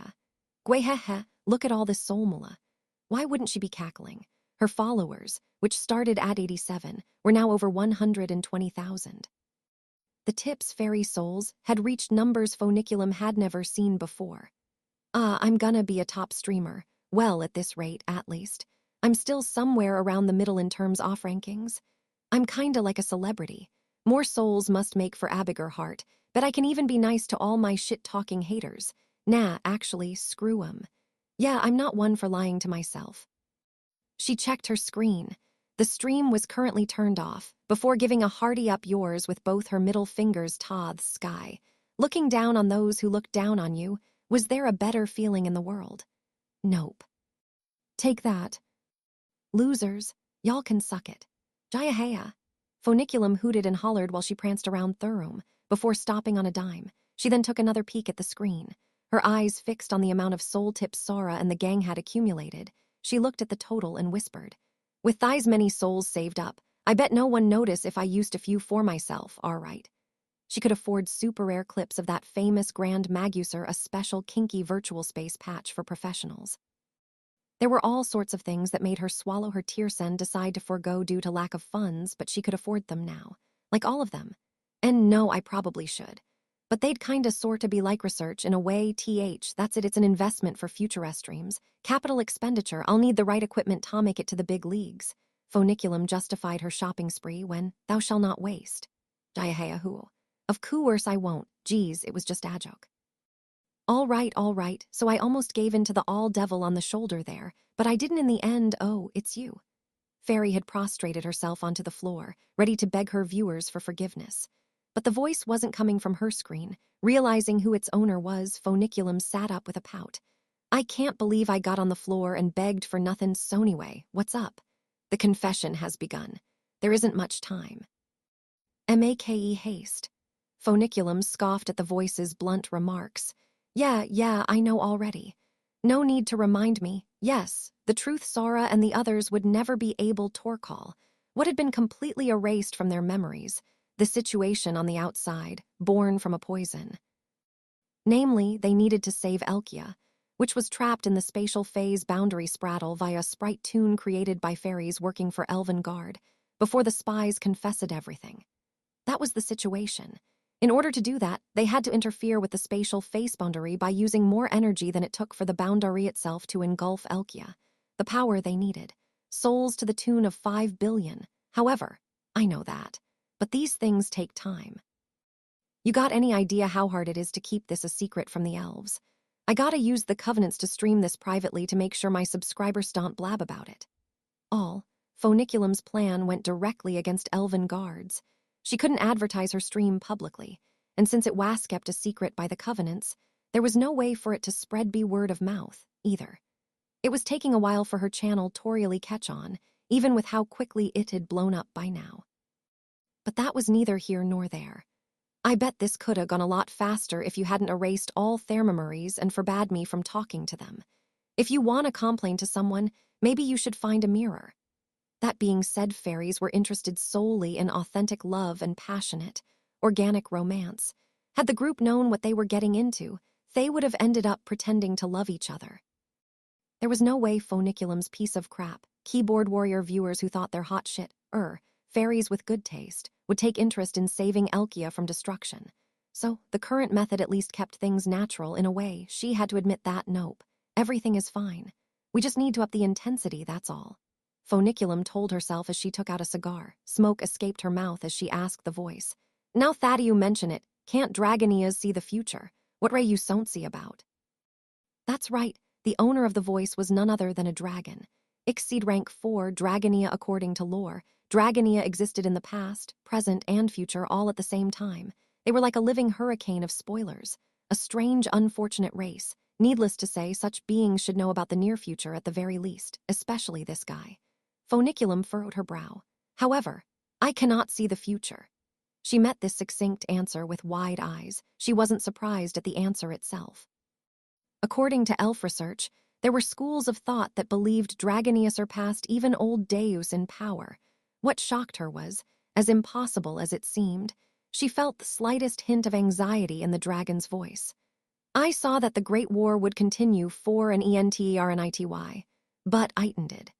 The impossible future became a thing of the past. This meant that the future was neither eternal nor definite, and what's more, I shall repeat myself, this is the first instance I have INTRFEREDWITH time. The future was uncertain, and the dragon was playing a role directing it. Therefore, his interference of time could bring about any number of results. I confess to thee, I am nothing but a fool. The future is unknowable. Though the dragon didn't speak much, his words were fully understood. You don't say. Foniculum exhaled smoke out of a twisted smile and replied, That means I know something you don't. Guess you Dragonius ain't all you're cracked up to be, eh? It now made sense to Foniculum how Sora and the others could defeat an old Deus. It was this easy for her to outknow an even higher being. After all, the future's already set in stone. There's always just two possibilities. Yep, and they are. It's heads or tails, you either win or lose. That's it. Foniculum continued with a victorious grin. And I've put all my chips into winning if I lose. Well, there ain't much of a future for me then. That's why I gotta win. So really, I guess there's only one future. She spat out her cigar, glared right at the dragon's voice, and scolded him. I'm gonna win, that'll be the next past you see, got it? Let this be known. Any victory shall amount to nothing more THANA draw. Yeah, tell someone who cares. But I shall admit that it is the future I hope for. And then, as if it had all been a dream, the voice vanished. In the very last moments of its presence, Foniculum almost felt like the voice was chuckling, but it was probably just her imagination. She gave a long exhale before loosening up her shoulders. She could feel her entire body getting stiff, and now, of all times. Geez, she grumbled to herself. Dumbass lizard doesn't even have to show his stupid face to wear me out, but he had a point. We're not gonna make it in time at this rate. Though the tips started off much stronger than she originally expected, it was still far too little than what they needed. What Foniculum did with the points didn't matter. It was going to take you a few years to get to 5 billion. I need to do something, she thought. Welp, now what? Is something burning? Jaya, my cigar was still lit. The flowers are on fire. Somebody get me some water. And as she ruminated, she started screaming at the top of her lungs. C plus $37. 5 plus 25 equals $217/7 plus 1. 1 * day 8 nighttime. Steph climbed up a long stone staircase that seemed to stretch into the starry sky. She was wearing the Eastern Union's ungainly festival attire, ayukata and wooden sandals, the latter of which clacked noisily as clumsily ascended the stairs. Eventually, she made it to the top, although not without ripping several times on the way. The sight before her was enough to take her breath away. It had been a garden bursting with flowers only hours before. Foniculum had likely painted over the space.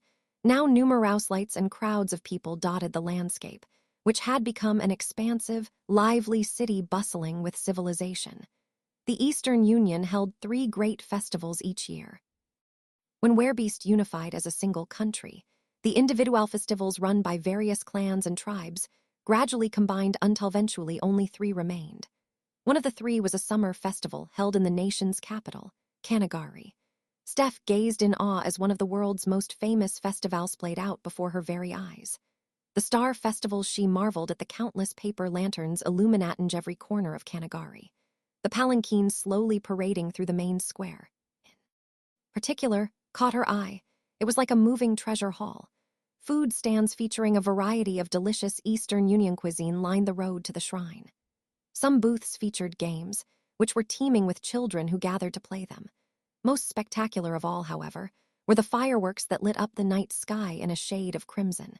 Incandescent shards of light created by the Eastern Union's artisan-grade gunpowder technology blossomed like flowers in the heavens.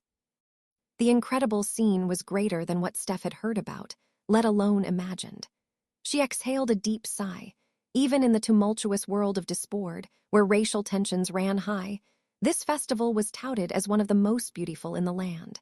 Steph had always longed to visit it ever since she was small.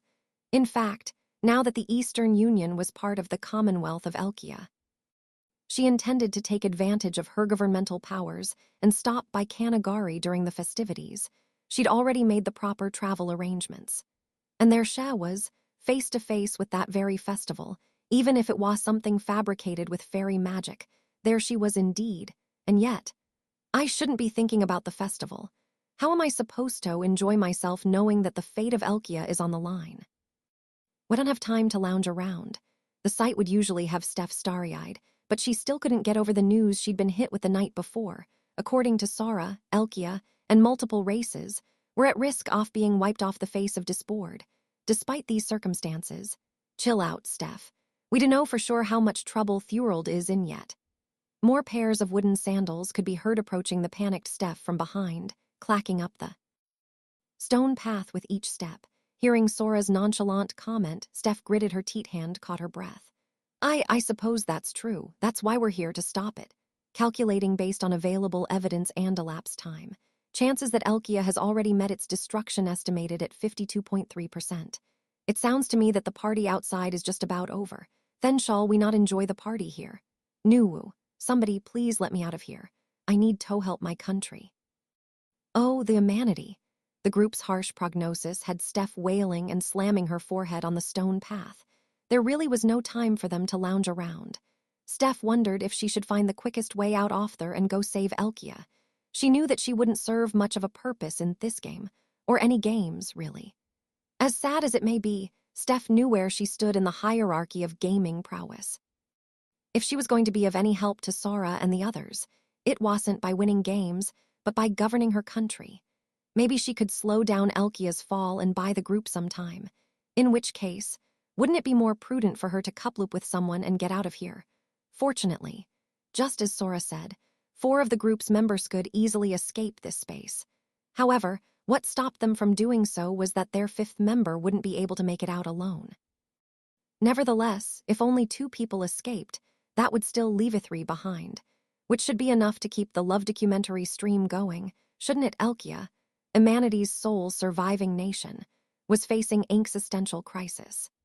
This was not the time for a young lady to be concerned with romance or her own personal shortcomings. She needed to fall in love with somebody, even if she had to ashent her way into doing it. Committing internally to this desperate determination, Steph turned and faced the group. Wow, talk about pulling out all the stops. This is awesome. Brother, don't let go of my H-hand, okay? When she saw Sora and Shiro, no, Sora, to be precise, Chef rose in place and gasped. He was also wearing an Eastern Union yukata and holding hands with his younger sister. Being out of his typical sloppy attire made him look more dignified than usual. His slender body was by no means burly, but Steph got a glimpse of his hard chest peeking through his robe. It made her realize. Oh, Sora really is a grown man. Bottom. Steph felt her chest tighten as a quiet voice whispered to her from within the confines of her mind. Maybe it's time to be more honest with yourself. You need to become a couple with Sora to get out of here. You have to couple up with him to save your country. That is your duty, Stephanie Dola. It's the perfect excuse to get with him. You know this, don't you? It doesn't matter if your romance was manufactured. This little spark is the real thing. Now's not the time to be catching feelings. You have to get out of here, Stephanie Dola. These are personal feelings and false ones at that. She was either trying to bring herself out of her trance or perhaps dig up an escape route. Steph's forehead continued to chip away at the stone path. Proposal. Lady Doll's sand confirmed as critically low. Recommending proper rest as quickly as possible. Suggested course of action, pair up with irregular number and remove her. From the game, strongly recommended. A brilliant idea. Gutati. Master, allow me to make a suggestion as well. We should eliminate as many obstacles as we can ahead of time, namely by removing little Dora and that scrap metal from this space. The 2 ladies tried to throw each other under the bus when Steph realized something. That's it, she thought. I don't need to pair up with Sora. Gibril or Emerines will work just fine. Regardless of what the 2 were after, Steph knew she could couple up with one of them and escape. The moment she set eyes on them, however, she found herself captivated anew. A beautiful angel and a lovely doll, each dressed in a colorful yukata. The thin fabric emphasized their allure in a way that could only be described as otherworldly. And Steph knew, the feeling of their skin hidden beneath that same thin sheet of fabric. Despite their mere day-long romance, a forced romance at hat, the passion she'd felt had been seared into her memories. Who should I get together with? If I pick one person, then I need to stifle my feelings for the others. I can't. What are you thinking?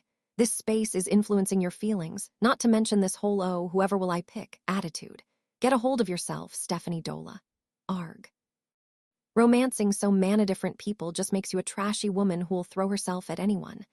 Bang, bang, bang, bang, bang. Shiro watched pityingly as Steph slammed her head into the stone walkway. Brother, we should probably let Steph get some rest, she whispered. Sorry, but no can do. Steph is one of the most important members we'll need for this love game. She's also the most normal of us all right now, depending on how you look at it. She'll be fine, besides, it's all for comic relief. Steph was just her usual old self when she slammed her head on the ground, Sora asserted. That showed the heightened level of trust he placed in her. Oddly enough, the rest of the group agreed with him. As the festivities continued, Jibril shot the sky a look. And when will we receive an explanation as to why you remodeled the garden after the Star Festival? She asked, then added in a huff, not to mention these outfits. She didn't need to wait for an answer. This was the setting for today's game. The fact that Phoniculum went to these lengths meant that this one wouldn't be as easy as the previous three. Emirines joined Jibril in cautiously squinting at the sky when, BWA haha hahachi. Check it out. They used to call me a bottom-of-the-barrel streamer, but look at 'em now. Therial waiting for the show to start like a bunch of simpletons. Nah more shit-talking my channel, 'cause soon enough I'm gonna be superstar streamer. You ignorant plebes are gonna be prostrating yourselves as you worship me through your screen. Get on your knees, bitches. MWA hahaha. Jaya hahaha. Phoniculum finally made her appearance. Rolling around, laughing in front of a screen, she appeared exuberant over the rate her daily viewership was increasing. Sora glanced at the screen, where he noticed what appeared to be a comment section, and called out to her. I don't speak fairy, so I'm not sure what they're saying, but Wazat. You got something so important to say that it's worth interrupting my Yami time. It's just the comments, they're coming in so fast, you sure they can't hear you right now. Hey, gooies. It's everyone's favorite super shitta streamer, Phoniculum here. Gosh, Sora, you can't go calling her precious viewers simpletons, that's a big no-no. Save theward ignorant for the queen of ignorance, moi. Oh no, viewers, your boots look so dirty, I better lick them clean. Lick, lick, lick, lick, gah. The stream's totally buried in hate. It's going up in flames. She pivoted to pandering to her viewers practically at his speed of light. Whoa, what the? Where's all this backlash coming from? We haven't even started yet. Somebody get a fire extinguisher. I know, we're starting this puppy 5 minutes early. That'll calm 'em down.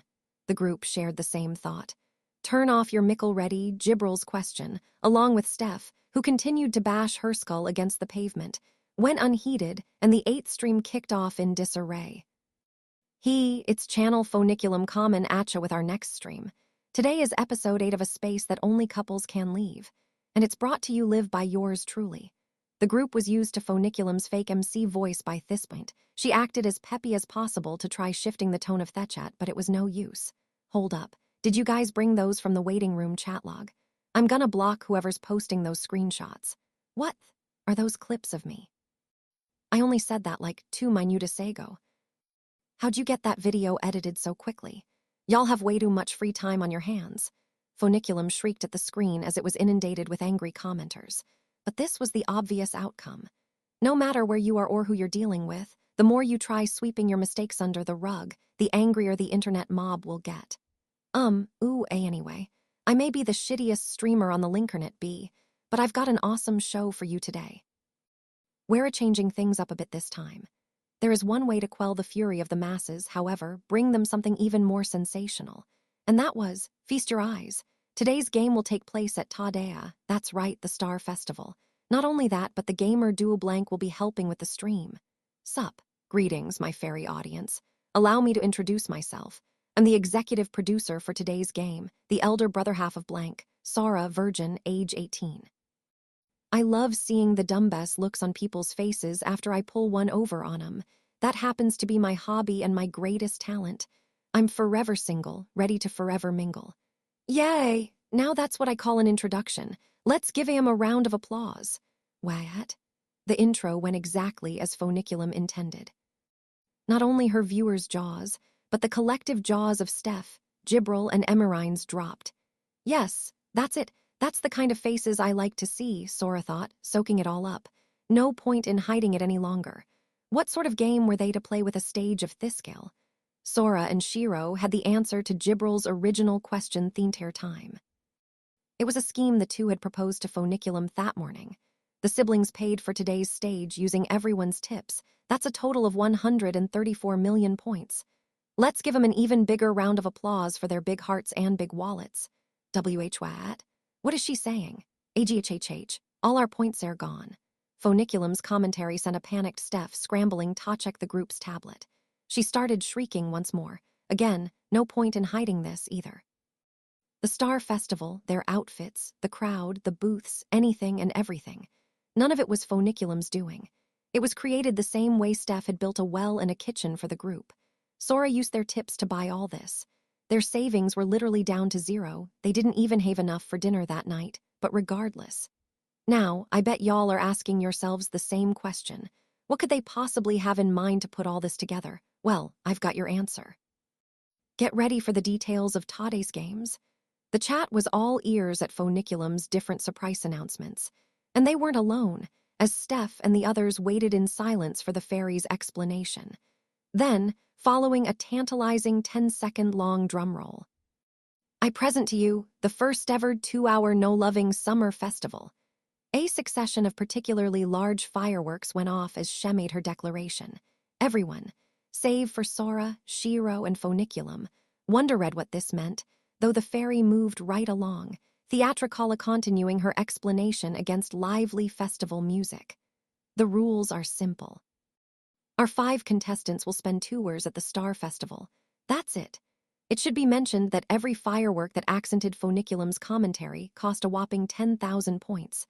Sora, meanwhile, was dying to see the face Steph was going to make once she went over the receipts. The contestants aren't allowed to fall in love with Anione during this 2-hour period. As Phoniculum spoke, Sora and the others found watch-like devices materializing on each of their right arms. All 5 of them will be wearing spark sensors on their wrists. A single spark of love is all it takes for the needle to go past the line, and then they're out. They'll immediately be subjected to a penalty. She went on to describe the penalty game the contestants would face. What kind of penalty, you ask? They'll be forfeiting control off their bodies to me for 90 seconds.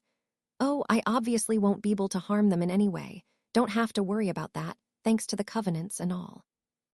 Basically, if they felt even the faintest romantic spark, Phoniculum would take control of their bodies, and, if any of our contestants manages to go 2 hours without feeling a spark for another player, they win. There can be more than one winner and they'll all get rewards.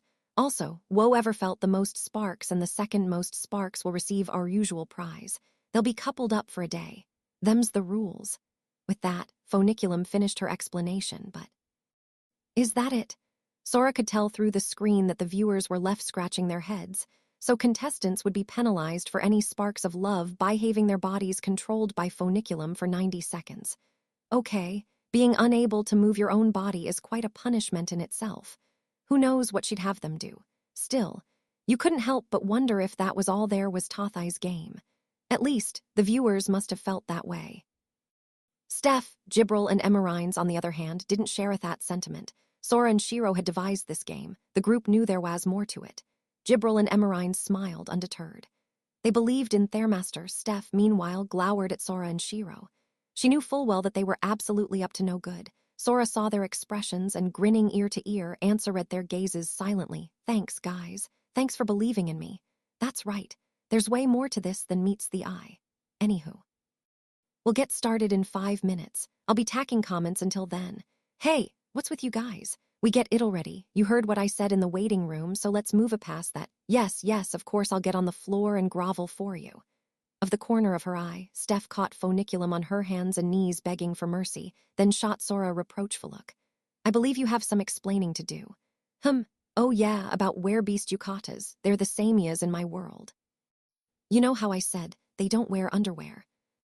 With them, that's a lie. They've always worn underwear with yukatas. Still do, even today. What? W8, I'm going to go get changed. No, that's not what I'm talking about. Steph squeezed her thighs. Toj Thorand blushed, then shook her head furiously. I'm asking why you are teaming up with Phoniculum to host the stream. What's there to ask? Phoniculum's on our side, so we need to work together. And by that, he meant, we gotta reach 5 billion points. All I did was provide her with the system to do just that. Yes, Phoniculum was playing this game with them, not against them. To win the game, they both needed 5 billion points. That basically changed everything. At first, Sora thought the objective of their game was to have the contestants fall in love with each other, that the whole point was romance, something completely foreign to him. He had no idea how he would ever agree to such terms. Therefore, as embarrassing as it was, Sora deduced that this game was some sort of punishment for losing a different game, and then he sank into despair. However, if love wasn't their objective, but rather a means to an end, that turned everything on its head. In other words, if the objective was to accrue a massive amount of souls in the form of tips, then they needed a method to earn tips from their viewers, the fairies. And that method was love. It was the only explanation as to why Sora would even agree to a game like this in the first place. The reason being, I know jack shit about love and romance. This is me Wera talking about here, the supreme king of all virgins, however.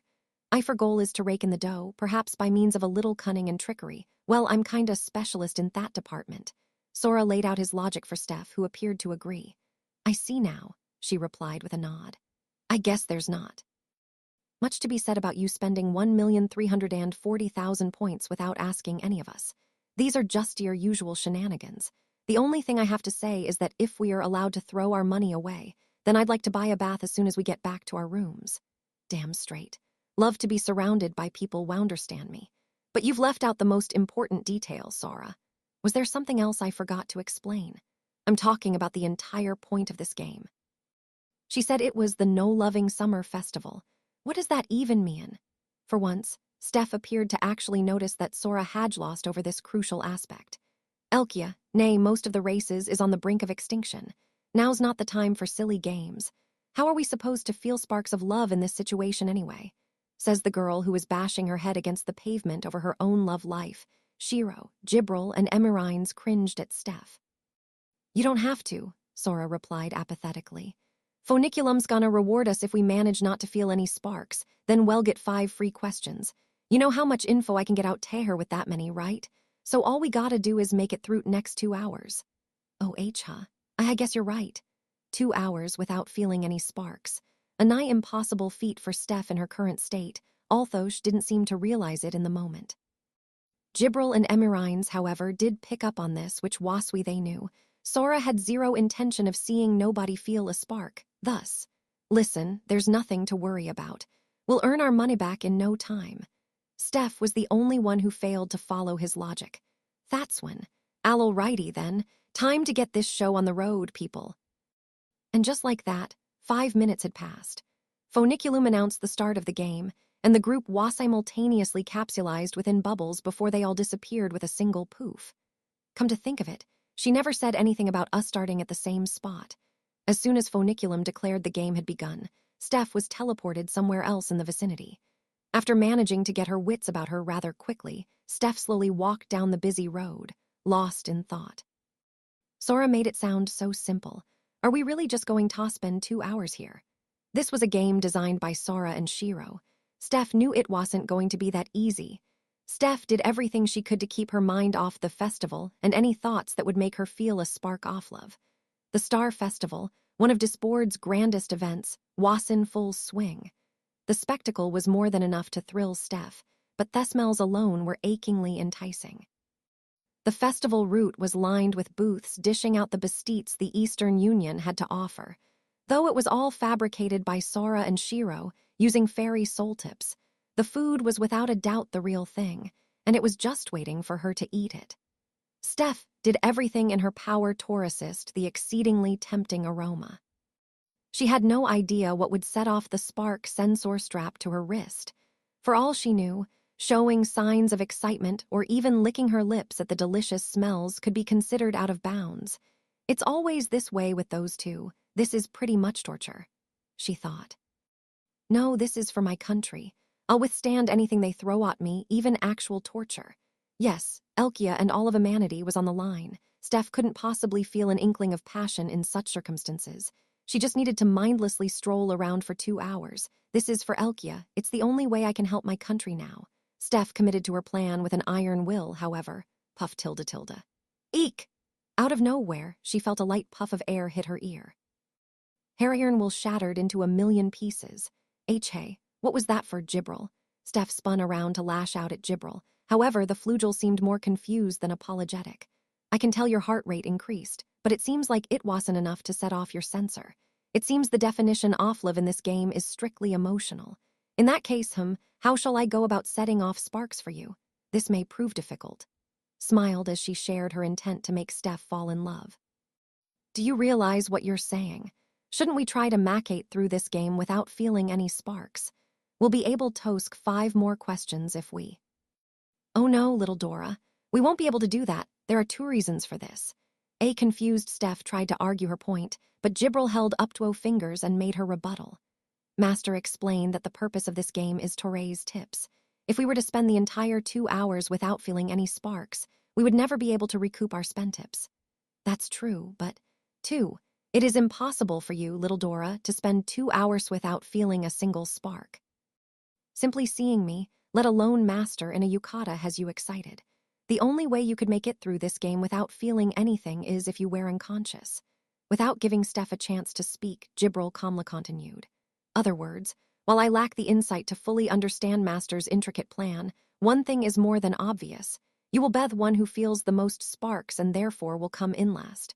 Why you think it's obvious? Well, perhaps not so much obvious as it is. Most definite, inevitable. I can't quite come up with an adequate word to phrase it. Let's go with a predetermined fact as immutable ashistory itself. J. Jibril of all people doesn't have a word to describe it. Steph nearly fainted from disbelief.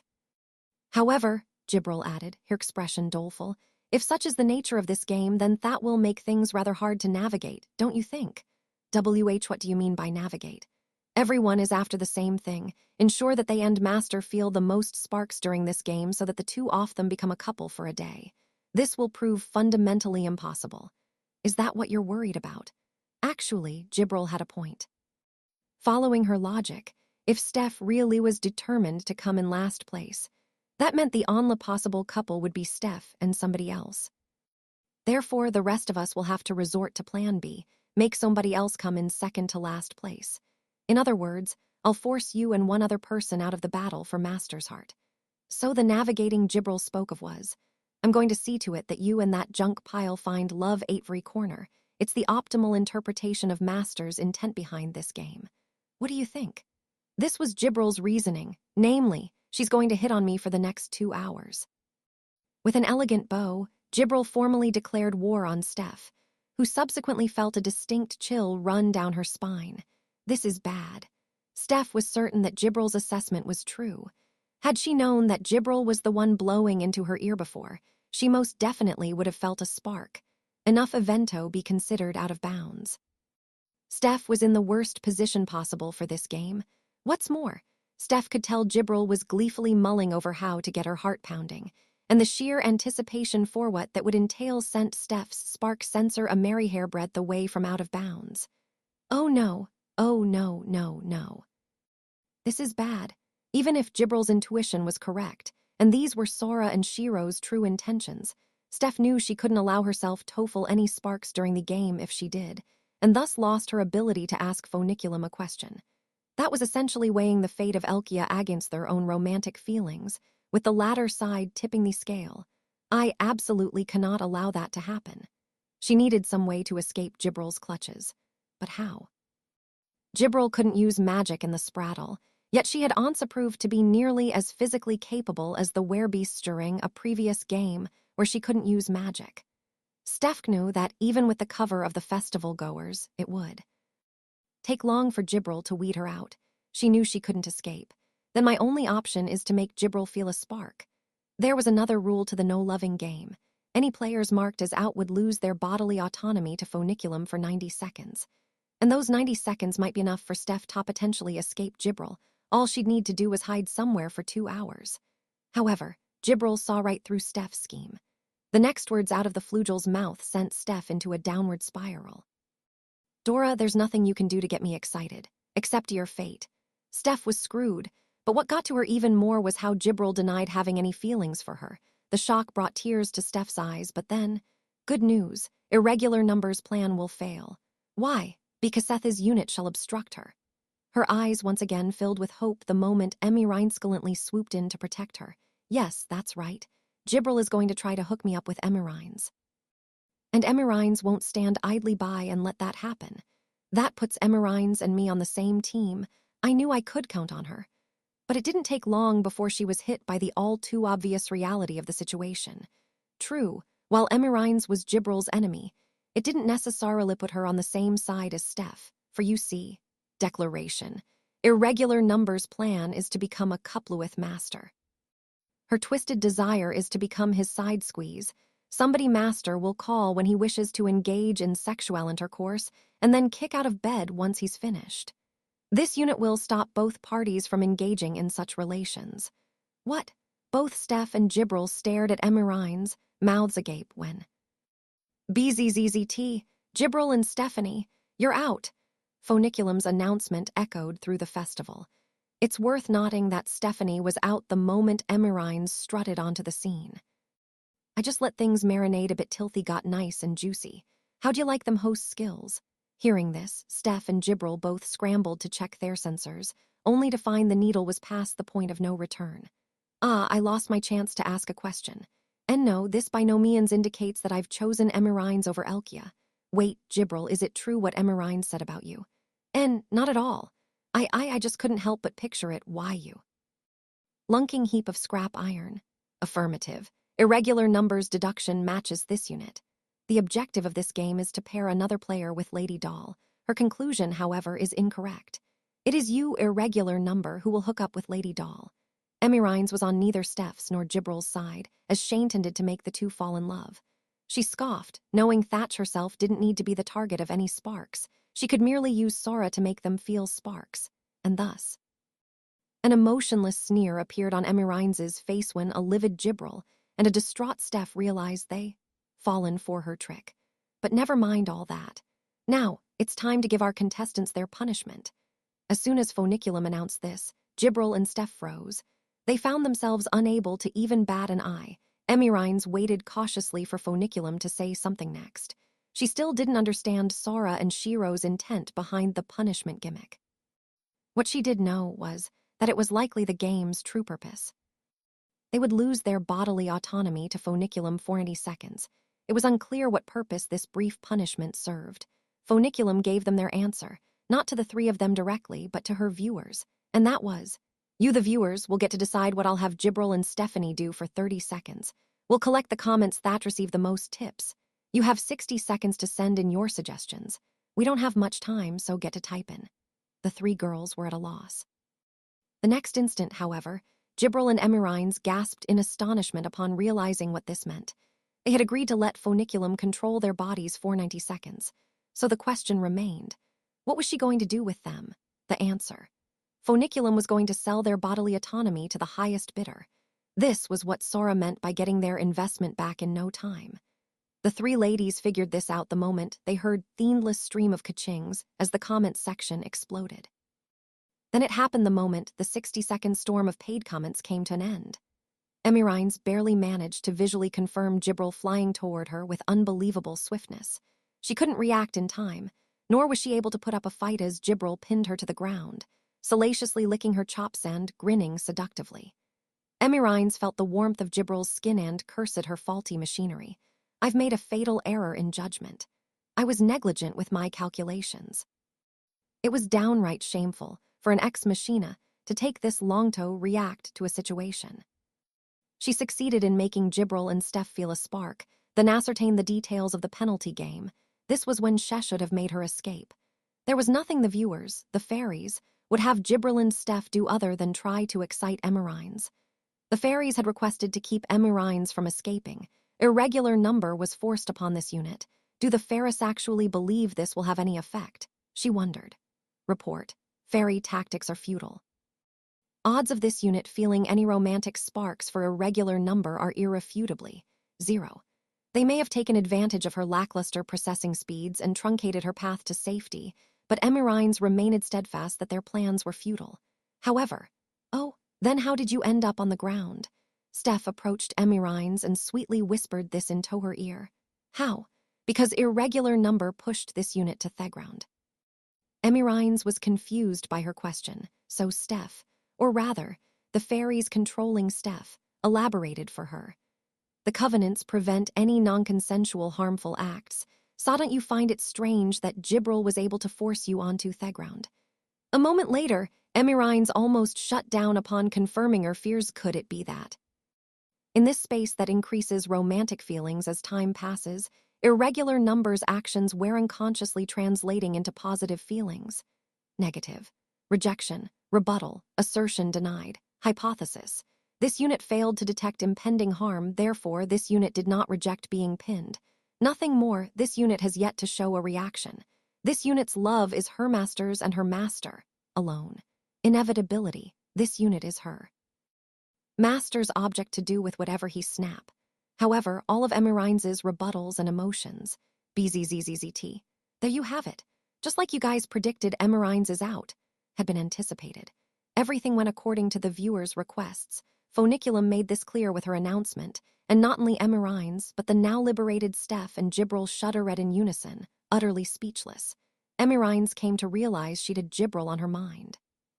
Moreover, all her romantic sparks for Sora caused her to nearly self-destruct. It took less than a minute for the fairies to come up with such an incredible strategy, and once again, now it's Emirines' turn. You have 60 seconds to send in your requests. Foniculum was asking them for another clever scheme. Hey, Jibril, let go of me. Dora, please, calm yourself. It was more than evident that the viewers would pin Emirines on the other two next and definitely set off sparks. Realizing this, Steph decided to use the viewers' 60-second submission period to escape as quickly as she could. But she was stopped by Jibril, who was as calm as could be. You and I, along with that pile of junk, have already been out once. We've all lost our chance to ask Foniculum a question already. It's too late for us to escape. Doing so would be meaningless. Well, she was right. Granted, Steph wasn't exactly thrilled to hear that from the person who robbed her of any chance to ask Foniculum a question. This is exactly what my masters had in mind for this game. They want us to excite each other as much as we can in order to earn tips. In which case, I intend to do exactly that. Running away is not an option. Jibril was resolute in her decision. She went on to add, furthermore, me, running away out of fear, awfully in love with that garbage heap over there. Utterly asinine, it will never happen, Jibril said. She wasn't even going to toy with the idea. Thus, Jibril spent the next 60 seconds facing off with Afros and Emirines until the viewers' requests came in. Tensions were high. The earth seemed to shake as if heavenly smites and apocryphons might be fired off at any moment. Jibril was ready for whatever Emirines was going to hither with. She refused to feel a single spark, instead preparing to set off sparks of her own as she spread her wings and braced herself. You can do whatever you want, Jibril. Why do I have to stay and watch? No, I mustn't let you go. Steph once again attempted to flee, but Jibril gripped her hand firmly. Forcing that scrap metal and me into a couple is the worst possible outcome, a heinous atrocity worse than fleeing. I need you to come in last, little Dora. You really believed she couldn't make you feel anything, then you wouldn't need me here as insurance. Let go of me. I don't want my emotions to be toyed with any further. Steph hollered, but then a new thought struck her. Doesn't that mean Jibril would prefer to be a couple with me over Emirines? BZZZZT. I'm not sure why exactly, but that's a second out for Steph. I knew this would happen. Somebody get me out OFHEERE. Thus, the Ex Machina and the Flugel, sworn enemies who answerant the heavens and the earth to decimate each other, fought over the heart of a single Imanity girl. Anyone who knew their history believed this was all beaut inconceivable. But it was indeed happening, as the numerous spectators and relentless flow of tips attested to. A trembling Foniculum merely watched stone-faced as the scene unfolded before her.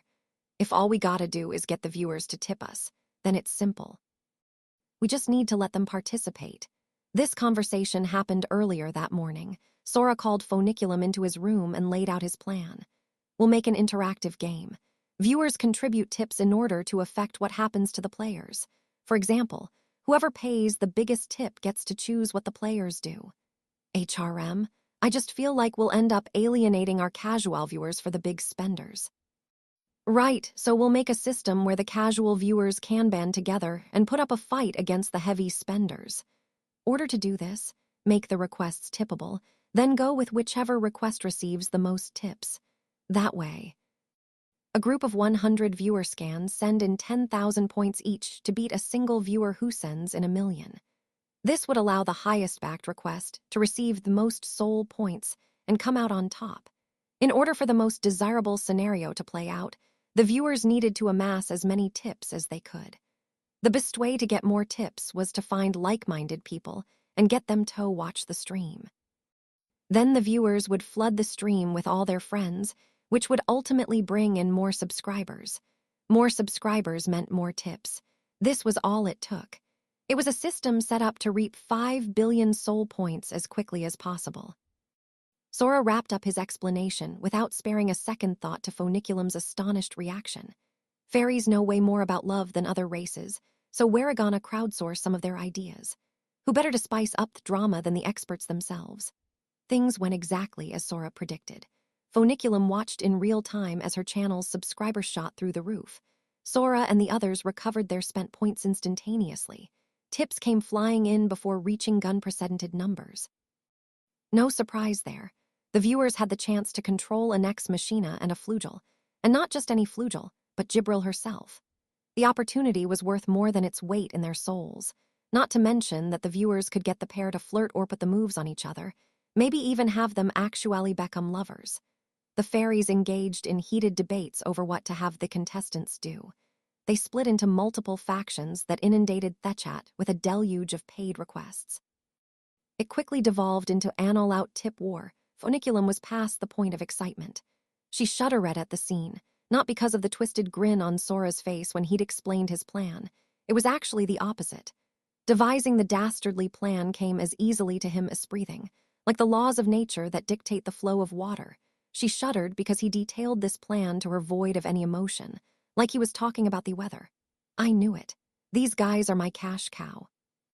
I'm so glad I took this risk. Having said that, why does Sora insist that he's clueless when it comes to love? Phoniculum wondered. Everything that unfolded before her was, according to Sora, merely the beginning. Just a small event to build up some hype, he'd said. We haven't even gotten to the main event yet. Phoniculum turned her attention to a monitor that showed Sora and Shiro and flashed a devilish grin. So, what is a summer festival in the first place? Are they held to ask God for world peace and a good harvest?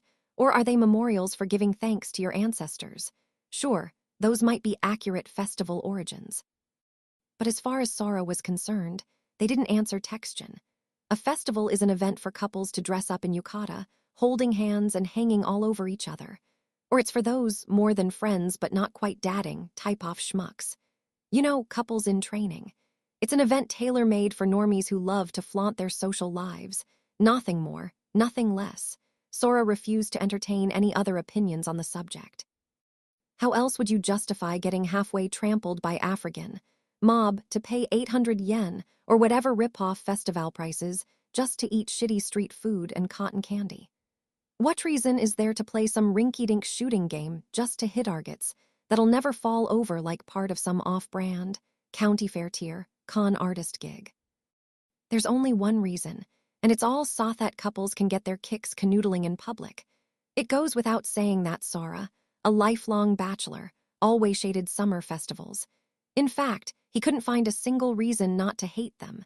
A summer festival was a microcosm of socioeconomic inequality, akin to the rich getting richer and the poor getting poorer. He felt it needed to be labeled as the terrible evil it was. There was one day, however, when Shiro asked him to take her to a festival. It happened 2 years prior. Sora was still 16, and Shiro was 9 at the time. He'd never forget it. They'd already committed to skipping school and shutting themselves in their home. Nevertheless, Shiro said she wanted to go out, to a summer festival of all things, where there were crowds. Though she refused to say why she wanted to go, Sora could tell that she really wanted to see a festival. Holding his sister's hand, Sora mustered up the courage to go to the local festival for the first time in who knew how long. And then they got split up. Jostled around by the surging crowd, Sora let go of his sister's tiny hand for only a second, then lost sight of her. He ran through the festival grounds, trembling as tears ran down his cheeks, in search of Shiro among the throngs of people. Even though Sora wanted to curl up into a ball on the spot, Heck knew Shiro was probably crying, so he kept up his frantic search. He eventually found her after the festival had ended, huddled alone in a corner. She'd hidden away in the shadows with her knees curled up to her chest, quivering and stifling sobs. Sora scrambled over to her to embrace her, but she just continued crying in his arms. "There's no more fireworks," was all she said. Sora tried everything he could to cheer her up. "We can see fireworks whenever we want, wherever we want." But Shiro just kept on crying, and crying and crying. And thus, 2 years ago, Sora's dislike of festivals had evolved into hatred. He never imagined he'd ever visit another summer festival. The siblings stared down at the Star Festival from atop a small hill, where they could get a panoramic view of the entire event. Sora wanted to make sure he and Shiro wouldn't get separated. This time, so he had Phoniculum teleport them to a far-off vantage point. They watched the summer festival game while seated atop a fallen tree, each holding a caramelized apple they'd bought with overflow tips. Yes, they were bystanders. BZZZZT. That's Stephanie's 14th out. And that's out number 8 for Gibril. With every BZZZT phoniculum set off, the siblings' smartphone was hit with a new influx of tips. Sora grinned. He could tell their romance event was going viral. That's right. Sora and Shiro weren't actually on the festival grounds. At the risk of sounding like a broken record, Sora knew absolutely nothing about love, let alone games involving love. If he wasn't going to serve a purpose on the stream, he might as well work behind the scenes. Besides, he'd never start any game without Shiro by his side. Not to mention that crowd. What would happen if he got separated from her in there? He didn't even want to think about it. Thus, when he laid out his plan for Phoniculum, he made sure to have her drop the two of them off atop a hill. All they needed to do was wait for the game to end before they'd get a massive payday, along with the chance to ask 2 questions. Granted, the whole question and answer outcome was nothing more than a way for him to wrangle Steph into participating. Nevertheless, the 2 siblings were sitting on that log, watching the festival from afar when Sora was hit with a random thought. He turned to Shiro, who wasn't in her usual position atop his lap but seated next to him, and asked her a question. "Hey, Shiro, I was just thinking, why'd you suggest a summer festival?" While Sora was the one who came up with the idea for this game, it was his sister who chose the setting. You see, the only knowledge Sora had regarding love andromance came from manga and visual novels. He'd considered a wide variety of settings, a pool, a camp, a theme park, but they all lacked a certain oomph needed to get the viewers really hyped up. Shiro proposed a summer festival. From Sora's perspective, an event like that would only serve to make her cry. "I would have guessed she'd find this traumatic," Sora thought. Shiro replied softly, looking down at the ground. "I wanted to see fireworks with you, brother." Boom. A firework could be seen going off in the distance, just as they had throughout the night. For only an instant, Shiro's face was illuminated by therophemeral glow, causing Sora to remember. She said the same thing 2 years ago, and she'd been crying that time. It's not like fireworks weren't everywhere back home. They could even see them from the balcony of their bedroom prison. "Brother, why did you hate festivals again?" "I feel like I've told you before, but it's because festivals are only for couples." "That's right." Round of fireworks lit up the sky. "Do you think these fireworks are pretty?" Shiro asked, though she had her eyes closed the entire time and wasn't actually watching the fireworks herself. "Yeah, sort of, I guess. But I still don't get how they're any different from fireworks you see anywhere else." Even Sora had feelings. He thought fireworks were pretty, just like anyone else did. He simply couldn't see the difference between watching them from his balcony or through a computer screen. Without knowing why Shiro was looking down, Sora started laying it on especially thick to try getting her to watch them with him.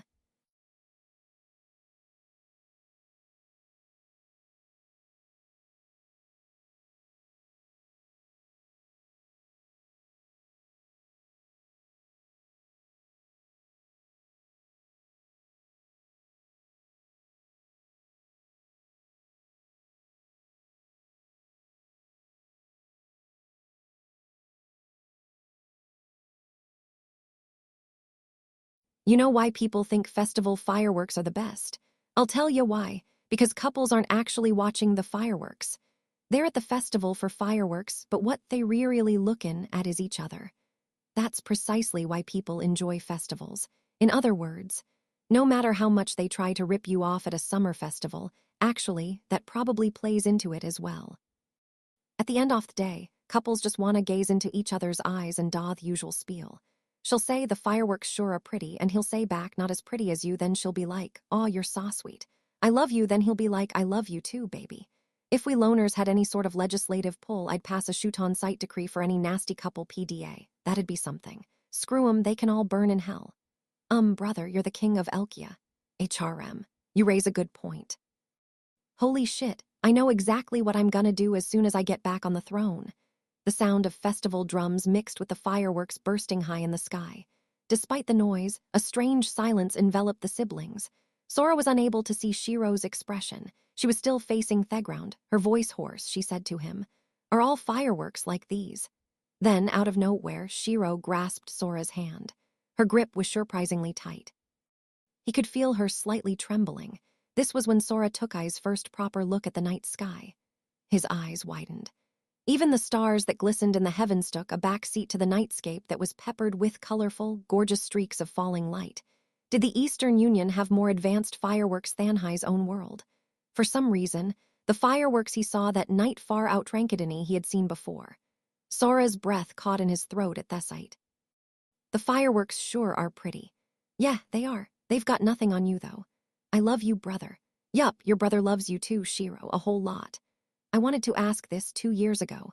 Now I see Sora felt ashamed at how shallow he was, he realized. Summer festivals could be enjoyed by more than just couples. He could tell there was unparalleled value in the fireworks when he watched them together with his sister. Thoroughly convinced of this, Sora dropped his gaze, but what saw was, yeah, this is what. I wanted to ask you. Face, close enough for Sora to feel her breath. Her eyes glistened with the flashes of fireworks. Sora could feel the warmth of her cheeks through the darkness.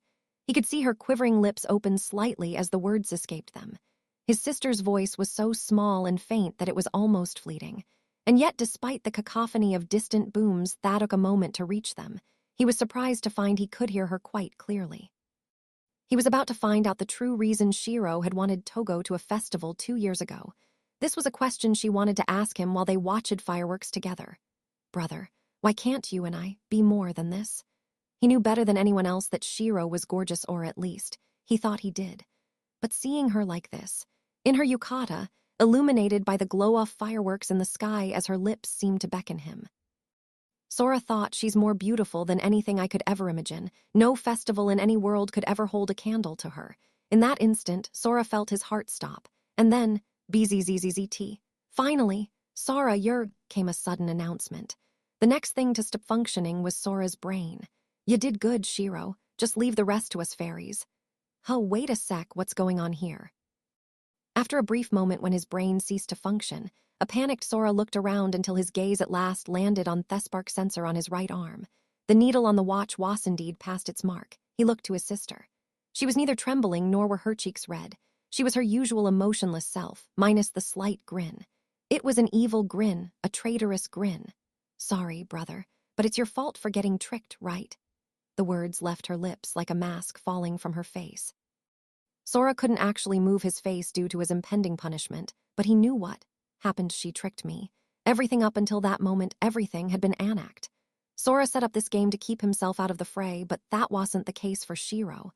Funiculum was likely in on it. Together they'd planned this stage, Shiro's earlier behavior, and this question, everything. Did they make me feel a spark just so I'd get penalized? But why would they do that? The viewers have only 30 seconds to control me. What Arethy gonna do with just 30 seconds? Sora had no idea what point there was in subjugating him to the fairies. Unable to come up with a single plausible answer, he sank in thought and confusion. Onlookers would have no way of knowing what Sora was thinking from his frozen expression. But Shiro knew exactly what was on his mind. She knew within an instant that he'd realized she and Funiculum had teamed up to trick him.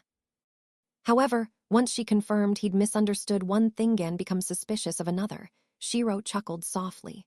First, the misunderstanding. That everything Shiro had said was an act, it was no act. She was literally trembling from nerves. That was real. She had been terrified to the point that she could have burst in Todars and run away at any moment. That's right. This game Sora planned out, this summer festival, Shiro even colluded with Phoniculum to get her brother and her Toadster alone. She set the stage and the mood, all to make Sora feel a spark. However, that was all she did. What if he didn't feel a spark even after everything Shiro had on? If after spending a week together in a space that amplifies feelings of love, he still didn't feel anything, this gamble could prove that Sora lacked even an iota of love and affection for his sister. Shiro didn't think she'd be able to recover if that happened, hence why this was the biggest gamble she'd ever made. But considering what she stood to find out, it was worth the risk. Her brother would never resolve the suspicions plaguing him in that moment, namely, why had this happened to him? It would be more than evident to everyone but him. Okay, everyone, it's the moment you've all been waiting for, today's main event. Yes, this was the real goal of the summer festival. So this is the main part of your plan, brother. How clever. Tricking others into fighting among themselves. Your skills as an agitator, a con artist, and a gamer are second to none. But just as you've made abundantly clear, all things related to love fly right over your head. When it comes to this game, a space that only couples can leave, you're a complete amateur indeed. Her brother was the heart and soul of this game, Shiro, not to mention Steph and Emerines, knew this. The same went for Jibril. It was blatantly obvious that the girls had their eyes set on Sora, and Sora alone from the get-go. The only person who failed to pick up on this was Sora himself, so much that he even tried to keep himself out of the festivities. In a situation like this, where the viewers are able to affect the turn of events, the fairies had just one collective goal. That's right. You know what to do, bitches. Send in your request to get Sora's love life in motion. We're the race of love, with our powers combined, we'll show these fools what that word truly means. Come on, drop them tips. Wahaha. Drag the main character off the sidelines and throw him back into the game.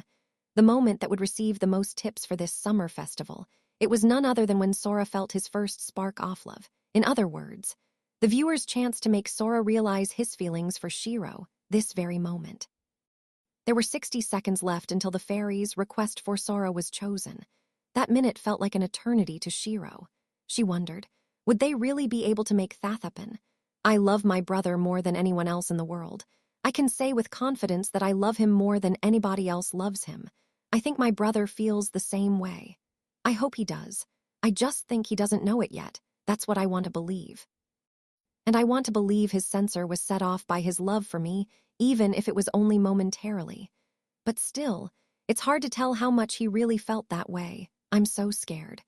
I'm ready to just run away from here, but Shiro kept herself rooted to the spot, no matter what. Phoniculum told me to leave the rest to her. She's going to pull thighs off. Fairies know more about love than any of the other races in this world, and one of them told me this was going to work. Her brother trusted Phoniculum. He trusted her enough to put their fates in her hands, so Shiro was going to trust her, too. I've done my part, Shiro thought. Show me what you're going to do next. Show me something incredible, something that in a mere 30 seconds would make her brother realize his love for her. Acknowledge Shiro as the object of his affections. If there's really a way to make it happen, then show me. Show me the abstruse, unknowable masterstroke that will win his love, a move so complicated it makes chess look like child's play. Give me an unmatched, unparalleled answer that I'd never see coming. Give it to me. Shiro, there's something I need to confess to you. His 60 seconds had passed, and Sora, under the control of the viewers, turned straight to Shiro and announced, I like lowly girls. Yeah, I know, and he proclaimed a well-established fact about himself but nonetheless continued with grandiosity. Yes, I get off on cute lowly girls, and you're the reason I do.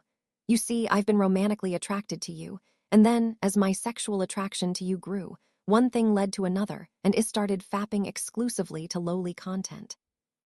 You asked earlier if we could ever be more than this, right? He took Shiro's hand and looked straight into her eyes with utmost sincerity and yelled, There's absolutely no reason we couldn't. Now, Shiro, it's time for us to truly become one. It's time to unite physically. What the hell? That's a big friggin' red card for every single one of you nasty little shits. You gotta be out of your damn mind to pull some crap like this. Phoniculum was livid. She couldn't believe her viewers went with such a dirty joke. As for Shiro, overcome with emotion, she could do nothing but shudder. This is what the fairies, the race of love, had him do. Talk about a god-tier move. You see, in terms of 2D characters, her brother was a complete and utter lolicon. The average age of his favorite lowly characters was 12,344,488% of whom were also little sister characters. And the notion that this preference of his was Shiro's doing, it was completely unprovable. True, he'd been physically forced to say those things just now. That wasn't how he actually felt. But now that he'd said it, he'd forever be plagued by the question of whether he'd ever seen his sister in a sexual light. This was because, albeit for a second, he'd undeniably felt a spark of love for her. The fairies. What a formidable race. This was the perfect check. Shiro was only a few moves away from a checkmate, and there was nothing her brother could do to escape it. Ultimate props, viewers. All Shiro had to do was act less like his sister and more like a girlfriend. That would inevitably cause her brother to see her in a new light. Shiro's mind was going a mile a minute. However, she'd soon come to the painful realization of her own terrible oversight. From the perspective of the fairies, the world's experts on love and romance, Shiro was no different from Sora on the subject. A complete amateur, to think she could ever utilize the fairies, beings categorically superior when it came to the game of love, to suit her own means was hubris to the fullest extent. And thus, despite this rational conclusion, all Shiro managed to say was, Biwa. Her cheeks as red as her caramelized apple, she could produce merely a single sound.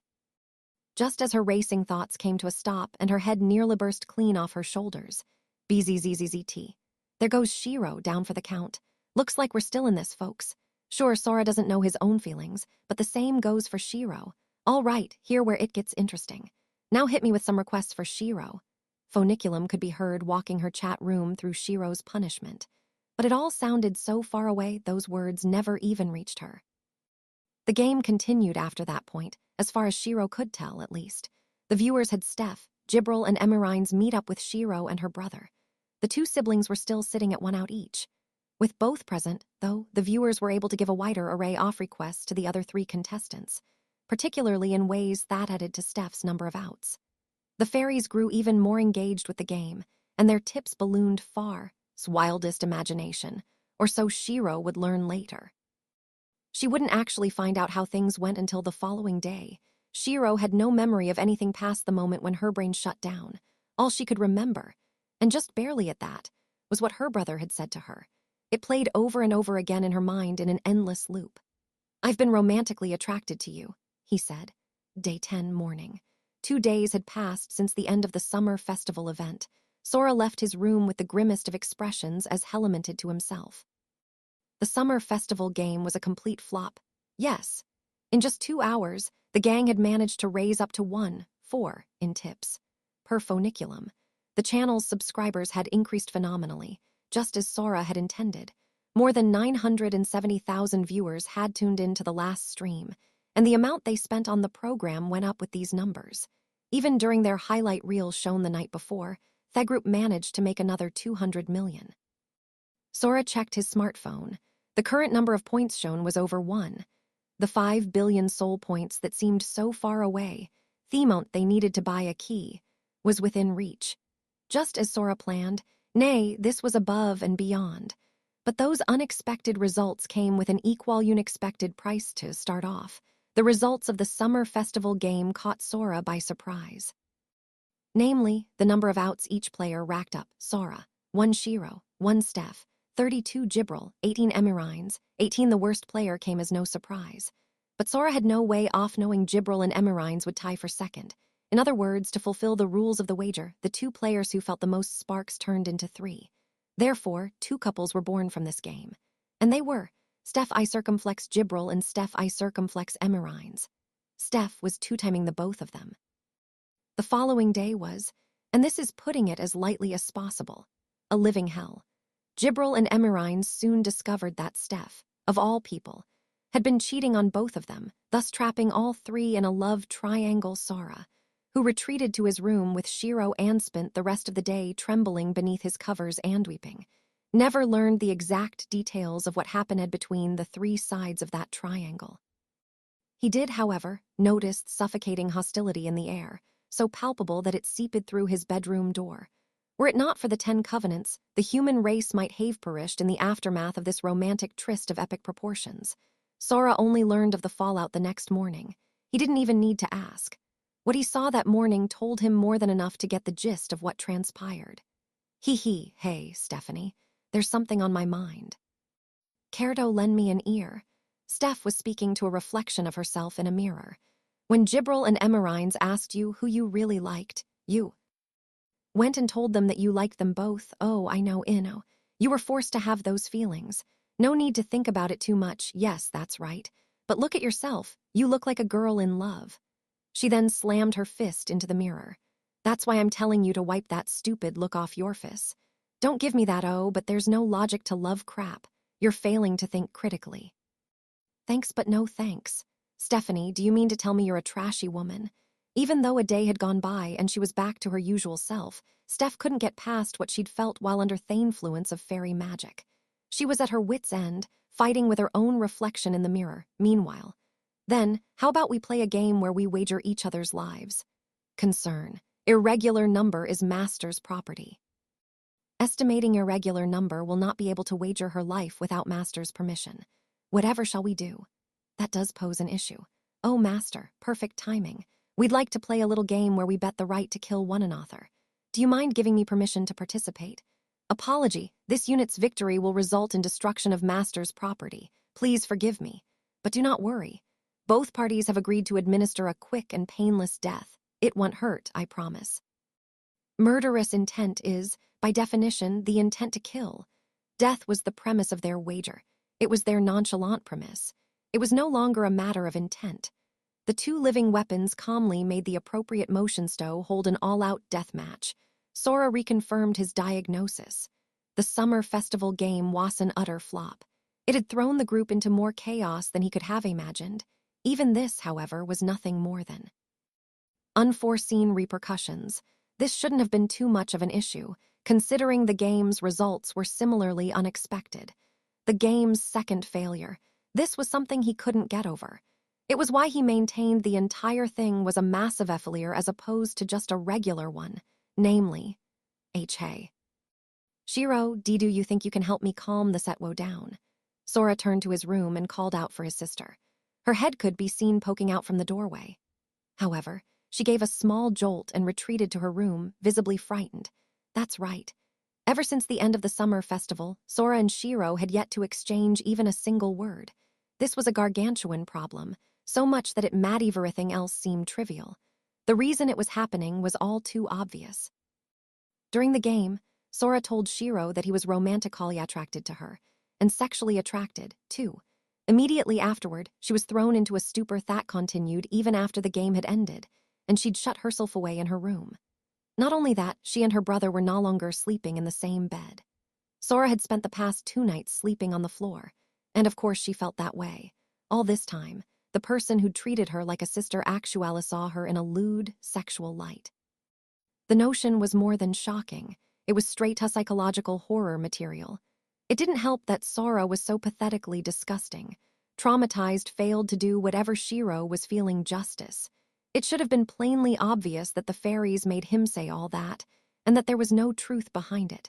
And yet, no matter how many times Sora told himself this, he would ask, how can I be sure? He knew he couldn't lie to Shiro. He wouldn't allow himself to do that, so he needed to be absolutely sure that he'd never seen Shira that way. Then why the hell did she set off your spark sensor? Thus, a conflicted Sora determined that the summer festival game was a complete and utter failure. But still, he gritted his teeth and looked up. He needed to find a way to soldier through this conflict before it broke him. This was his failure. He had done all the planning for the summer festival. His oversight was the direct cause for the entire group's distress. His failure was why Shiro was so traumatized. He couldn't afford to let himself fold to the pressure while she suffered. First, he needed to apologize. They'd talk it out once things calmed down. Even if he failed to earn her forgiveness and it cost Heimverthing, he couldn't bear for things to continue like this. Listen, Shiro, we need to talk. His mind made up, prepared for the worst. A stone-faced Sora approached his little sister to apologize.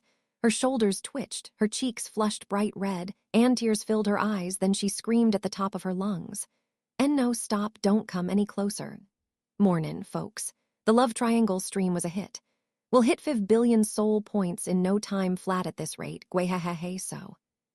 For tonight's stream, I want to hear what you think about. Wait, Sora, you're not actually feeling down about the whole Summerfest thing, are ya? An enthusiastic phoniculum poofed into the house, only to find Sora lying on the floor like a corpse. And no, brother, that's not what I meant. A teary-eyed Shiro said from afar. She couldn't bring herself to get near Sora. I know, I'll just swear on the 10 covenants to never love again, Steph announced. It doesn't matter what the game is, I'll lose no matter what we play. That will rid me of these evil thoughts. What's this? Did little Dora just come up with a brilliant idea? Affirmative. Mental destruction over physical destruction. Irregular number can also wager her consciousness. Wow. Last, the three ladies slowly devised a fruitful method for self-sabotage, then spiraled further into mayhem. Sue, about the game for the 10th day. You guys think Ho can swing it? Yeah, that looks like a hard no, Phoniculum said quietly as she eyed the group, to which Sora responded with corpse-like silence. SDFU. IDGAF about this game anymore. He'd lost his bond with Shiro. In a life that amounted to a long chain of failures, this was the thing he never wanted to lose. I can't recover from this. Why should I? I don't even want toop in my eyes. My own breathing and heartbeat are starting toning me too. Why are they still functioning? They're just wasting this planet's precious oxygen, stupid organs. Where doth he get off, thinking they're competent enough to keep me going? Ugh. I just want to curl up and die. At least I'll serve a purpose providing nutrients for the soil. In spite of Sora's doom and gloom, righto, I guess we're talking the day off. Have a good one. Phoniculum offered a cheery comment and appeared to shoot Shiro a grin. Won't be much of a stream if the participants have a nervous breakdown. Luckily, we've made a ton of tips these past days. Go ahead and buy something nice for yourselves. Y'all guys deserve it. Maybe some good food. Let's recharge and get back in the game. No one was in any place to notice the slight chuckle Phoniculum let slip, and with that, the game approached its 10th day. It was the first day the group had to themselves, and they decided to spend it on their own terms. Sora took Shiro back to their room, where he wrapped himself up in his blanket and parked himself in a corner by the door. Sob sh Shiro, please forgive your big brotherer. Voice quavering, Sora repeatedly apologized to Shiro from beneath his blanket. Shiro, on the other hand, didn't answer him or even move. She just froze. She stood on the opposite side of the room by the window, where she frantically thought in silence. Calm down, logical thinking is your greatest asset. You spent 2 days mulling over what's happened to you, and you've got nothing to show for it. But if you calmly and logically lay out the events, you should be able to figure something out. That's right. Everything is going according to plan. This is all a part of the plan. As planned, she'd successfully made her brother see her as a lover. As planned, he was now unable to shake his confusion. Then what Shiro had to do next was not stand in place. Trembling, she needed to follow through with the plan, act like a loverand, not a sister. That was all that's left for them to become a couple. It's how Shiro would bring Sora into. Isn't logic incredible? 1 is always 2. It'll never be 3 or 4, no matter what your emotions try to tell you. Logic never betrays you. It's always objective and points you in the right direction. Sob, Shiro, please, don't hate your big brother. Therefore, logically speaking, it was clear what she needed total her weeping brother. Me? Hate you, brother. Inconceivable. That inconceivable misjudgment is what's causing you so much pain. I need to tell you how I really feel in order to clear up your ridiculous misunderstanding. I love you more than anyone else in the world. I love you as a member of the opposite sex. Guided by her logic, Shiro finally spoke. Brother, you're wrong. I'd never hate you, However, Shiro's throat tightened up. She couldn't get any more words out past that. What's going on? Why can't I say any more than this? Wah, I knew it. I knew you hated me. Damn ye it, just kill me no. And no, brother, that's not. Noticing that his sister couldn't physically bring herself to say she loved him, Sora finally asked to put an end to things. He began slamming his head against the wall, but Shiro still couldn't find it in her to speak to him or approach him. She frantically racked her confused brain to figure out what was going on with herself. Indeed, you can always count on reason to remain truthful. The only problem is, reason can't possibly produce a correct answer without a correct premise. What's happening to me? No longer able to put this problem off, Shiro once again turned to logic for an answer. What is happening to me? Why is it happening? And when did it start? First, when did this start? The answer was obvious. The moment Sora was forced to say he saw Shiro as a girlfriend and as an object of sexual desire. So what happened then? Also obvious.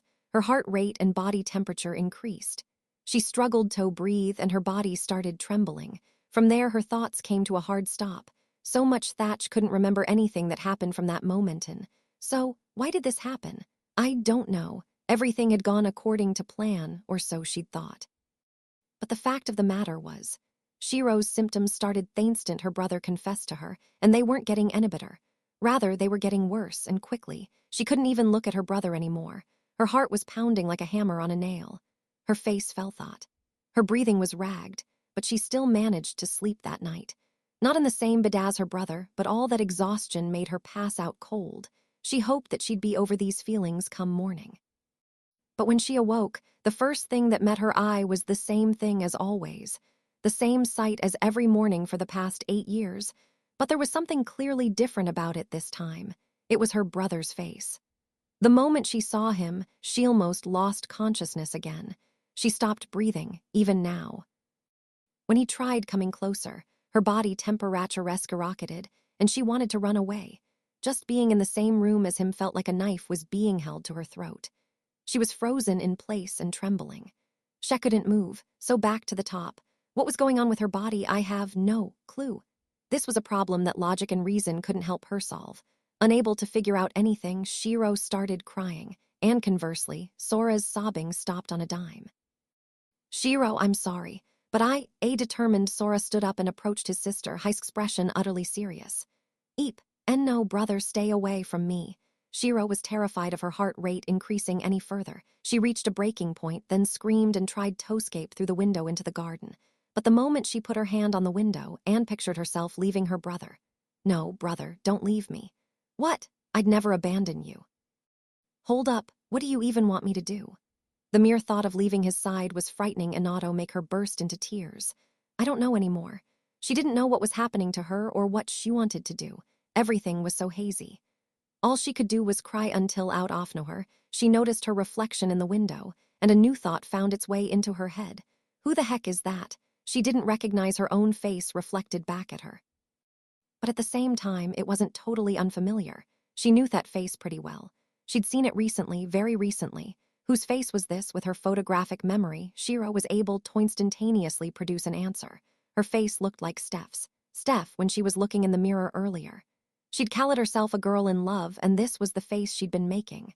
But that only raised further questions. The face of a girl in love. How does that change anything? Of course she was in love. She'd always loved her brother. From the moment they met, maybe from the moment she was born. Long before that, even. So if that was the case, then who was this person staring back at her in the mirror? No, wait, that's not it. This was never me. Who was I up until now? Now even more confused, Shiro struggled with further doubts. But the logical part of her brain never stopped working. It was objective, uninterested, and merciless, and soon it delivered a new hypothesis. One that definitively explained what was causing her confusion. And that was, what she felt in that moment was none other than love. Could it be that all this time I've never been in love before? Ooh, oh, that's what I like to see. Things are starting to get spicy. Funiculum, meanwhile, was secretly continuing the stream. She and her viewers watched, their shared excitement reaching its climax. Take a day off, at a time like this. You're out of your damn minds. We only need a few more days until we're at 5 billion. Heck, if this game really pops off, we might even get there tonight. I mean, God, just look at this delicious turn of events. Yow bet your ass I'm gonna capture this on camera. Sorry, you too, but nothing that happens here is private. That's right. Funiculum knew exactly where things were heading the moment she saw Shiro back in the living room.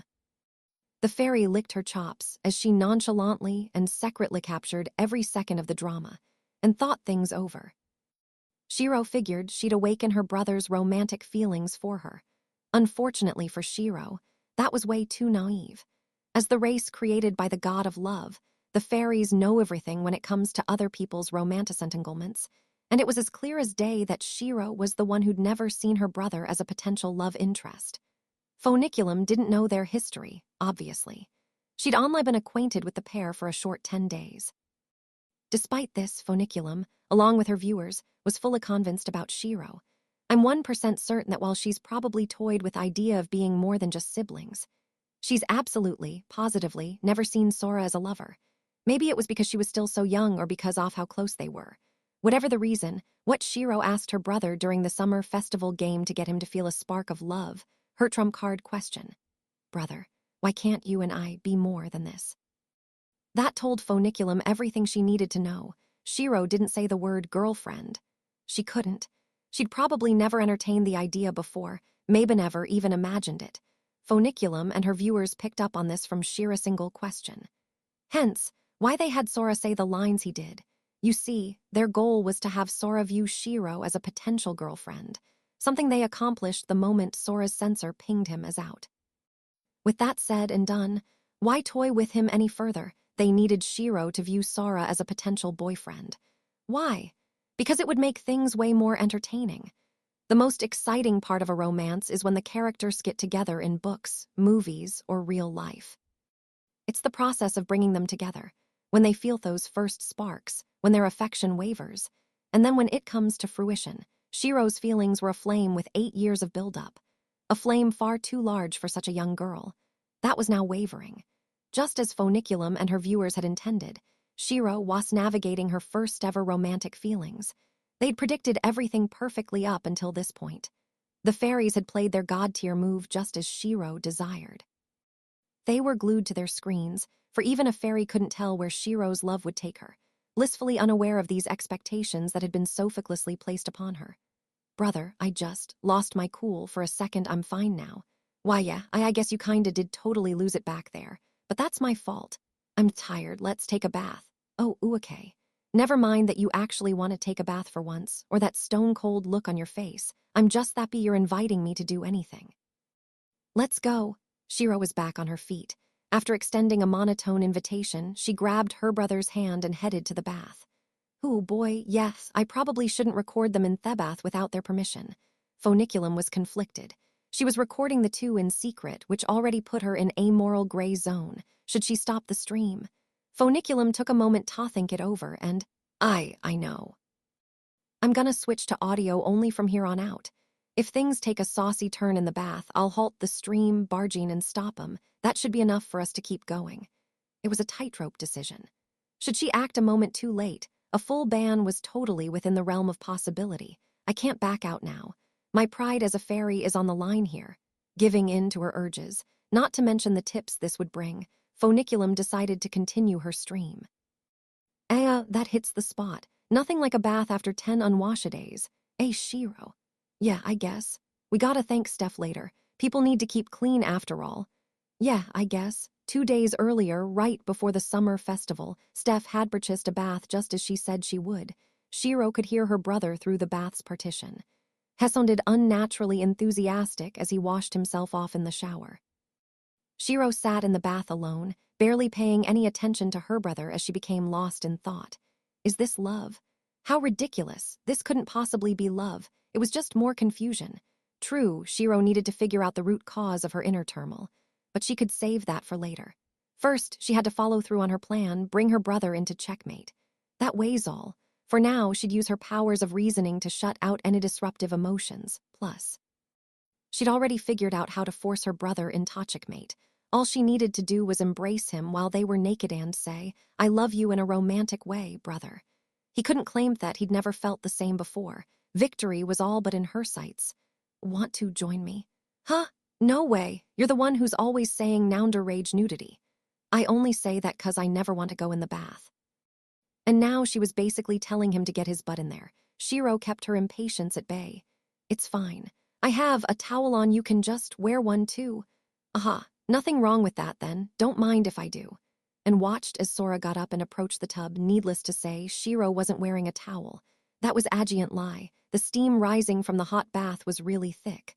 What's more, Shiro was submerged in the water. Her brother wouldn't be able to notice her lack of a towel until he was sitting right next to her. By the time he figured out she was naked, she'd have hugged and kissed him and told him how she felt. Game, set, and match. She watched as a figure showed itself from behind the partition. Bottom. Her heart pounded in her chest, but she nonetheless waited, her powers of reasoning stifling any unnecessary emotions. With every step her brother took closer to the bath, his silhouette grew clearer and clearer. Shiro felt her temperature rise and her mind begin to go blank, but yet again her reasoning powers took the reins. She waited some more. Finally, Sora was close enough for Shiro to make out Hai's face, and in that very instant, actually, wait! Shiro heard the shackles of her reasoning being sundered apart as she jumped out of the bath and covered Sora's eyes with her hands. Gah, what's going on? Now what I do? Nope, nope, nope, can't do it. Confessing to your crush in the nude. No way, I could never. It'd have to be out of my mind, or at the very least, a straight-up pervert to do, sense of reason, which was now in shambles, posed. New question to her. Why? Haven't you been naked around him before? Didn't you kiss him? Albeit under the pretense of air circulation. During your game with Gibril. This is nothing new, so why the hesitation now? Shiro's emotions, meanwhile, gave her sense of reason a giant middle finger. I don't know why, but I just can't. That was when reality sank in, dealing a fatal blow to hair-intensifying mental chaos. She just pushed her brother onto the ground, buck-naked, and had her hands over his eyes. She could feel his warmth through her rear as she sat on him. Her course of action led to a situation far more embarrassing than Thanch could have predicted. Brother, why you, big friggin' perv? You're the one who pushed me and covered my eyes, but I'm the perv. Barely able to maintain consciousness at this point, Shira mustered up everything she had to yell at him again. I just can't. Brother, get away from me. Sure thing. I'll get away from you ASAP.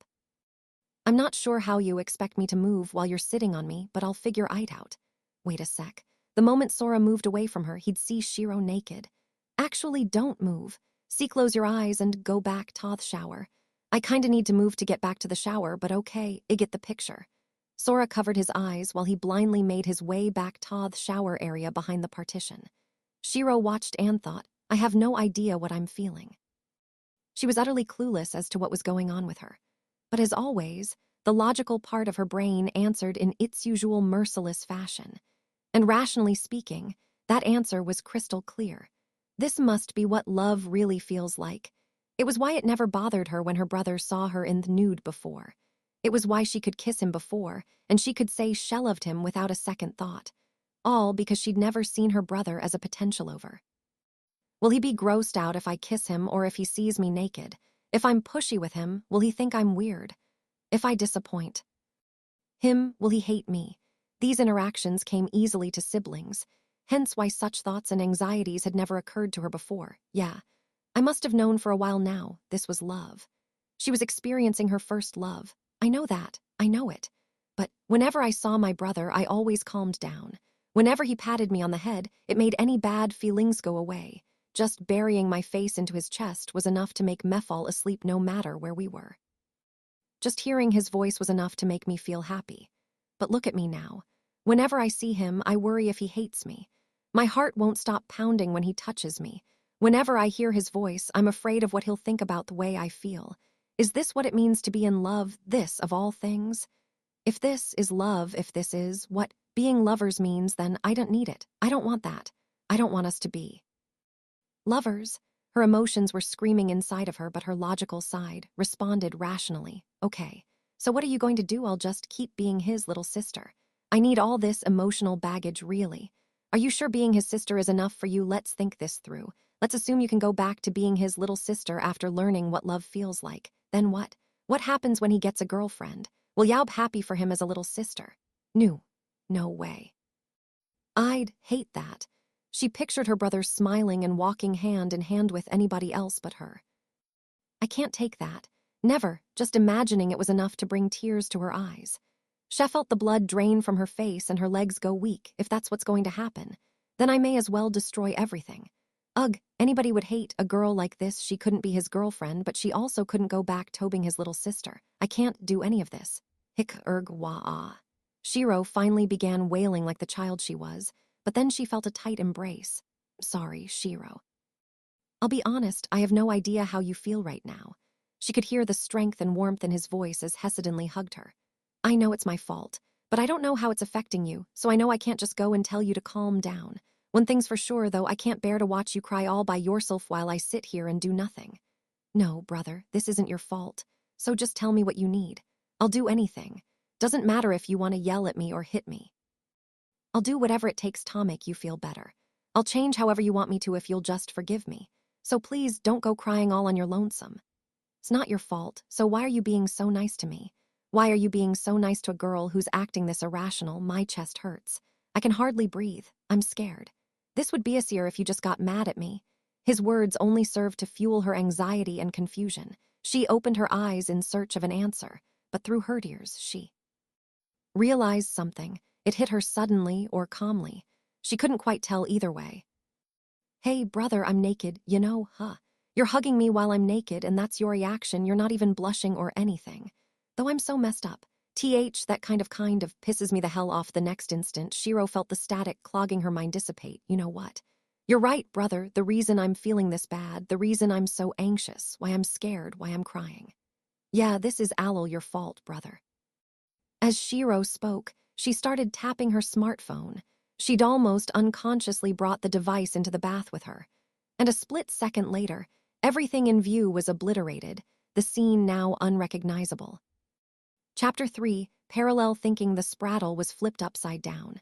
An explosion rang out as everything vanished. Not only the garden, but the entire building, too. Sora was in the bath while Steph and the girls were resting in their rooms when the building disappeared. The four of them were shell-shocked at the wasteland that stretched as far as Thea could see. Huh? Wah? Huh? What just happened? A confused Steph asked a question that the rest of the group already knew the answer to. The spraddle that Phoniculum had constructed was completely iridescent. Someone had spent the stream's tips to remodel the entire set, including their house. Actually, they weren't yet finished remodeling. Everyone aside from Steph could see who was responsible. I don't get it. I just don't get it. They spotted a figure floating high in the sky among a tumultuous maelstrom of black bubbles. It was Shiro. She was looking down and mumbling to herself, black bubbles appearing en masse from her smartphone. The group watched as, with every word that left Shiro's mouth, one of the bubbles popped and altered their surroundings. This much was clear. Shiro was spending a vast number of points to remodel the space to her own liking. That answered Steph's question as to what had happened. The next question was, what was going to happen? No one present knew the answer. All they could do was watch in fear as Shiro, with overwhelming ghastliness, quite literally redesigned the world and herself in a way that was nothing short of apocalyptic. I don't get it. I don't get it. I don't get it. I don't get it. I don't get it. Their house and the garden were erased, leaving nothing but a blank stretch of earth that then turned into a barren wasteland. Shiro's long white hair grew longer and the tips darkened. I don't understand anything. Not a thing. Romance, affection, lovers, little sisters, I don't understand any of it. As each word escaped her lips, another bubble popped in tandem. The spraddle, a spatial phase boundary, was the fairies' domain. And within the confines of their own domain, a fairy's powers were second only to a god's, a power Shiro was harnessing for herself. Mountains erupted from the ground and formed valleys. The blood-red sky swirled with storm clouds, Shiro at their center. Clad in sinister, dark clothing befitting the atmosphere, she spoke once again. But I do know one thing, it's as clear as day. The world is an enigma. Few things are truly knowable. So when people discover one of the few knowable truths, something abundantly clear, they cling to it, build their entire thought process upon it. The only thing Shiro knew was what she could never comprehend, her answer to this massive doubt. Let the clearest emotion within her, irritation, take over. Eventually, she remade the world into a fantastical hell and took the throne as its demon queen. She lifted her gaze, exposing a grin as she looked down at her brother and announced almost in sing-song, "Hey, brother, who do you think you are, acting so cocky?" She was saying, "It's all your fault I'm so upset. Why do I have to worry so much about you in the first place? Weird, right? He. I feel great. My mindy's working smoothly. This is the first time in my life that I'm thinking so clearly. Feels like I could solve all the universe's mysteries." Heh, ahaha. Shiro spoke with a yet unseen level of eloquence, her laughter exuberant enough to shake the heavens. Shiro usually had trouble articulating herself because of how quickly her brain operated. Her mouth wasn't physically capable of keeping up with her mind. Therefore, her sudden eloquence was hard proof that her brain had ceased all thought. What felt like clear thinking was actually a delusion created by a stark lack thereof. Little did Sora and the others know, Shiro herself included, that this transformation signified, well, I am Black Shiro, here to give brother his final judgment. A mental break, Shiro was babbling in the midst of a blinding, all-consuming fit-off rage. Right, now that things appear to be settling down, it's time for some questions. Steph managed to snap out of her stupor before the rest of the group. Perhaps because she was the most confused of them all, she smiled, then shouted. First, what made Shiro blow a gasket this extreme? Second, what does she mean by Black Shiro? Isn't that an oxymoron? Third, why are you naked, Sora? Would it kill you to put some clothes on? First, I'd like to know the answer myself. Second, another and swore I'd like to know. Third, I was in the bath and I'm not nicked. Don't be frickin' rude. Can't you see the towel? Thistle is the difference between a wholesome bath and breaking the law. You better watch your phrasing. Being 99% naked means you're effectively 100% naked. You can't just write off that last percent. Don't you know it's that very 1% that owns more than half the world's wealth? I don't want to hear that when you're buck naked. Just stay away from me until you're covered. I am covered, though. Wait, did my clothes disappear with house? A silent Gibril and Emerines remained vigilant to their bizarre surroundings. Meanwhile, Sora and Steph resorted to their usual back-and-forth routine amid the confusion, when, that's exactly what I'm talking about, brother. Shiro, or Black Shiro, as she called herself, spoke up. As she did, one of the bubbles popped, creating a massive epiler under Sora that lifted him into the air. Woo-wea, now what's happening? Master, I'll come save you right away, what the? Report, mobility compromised.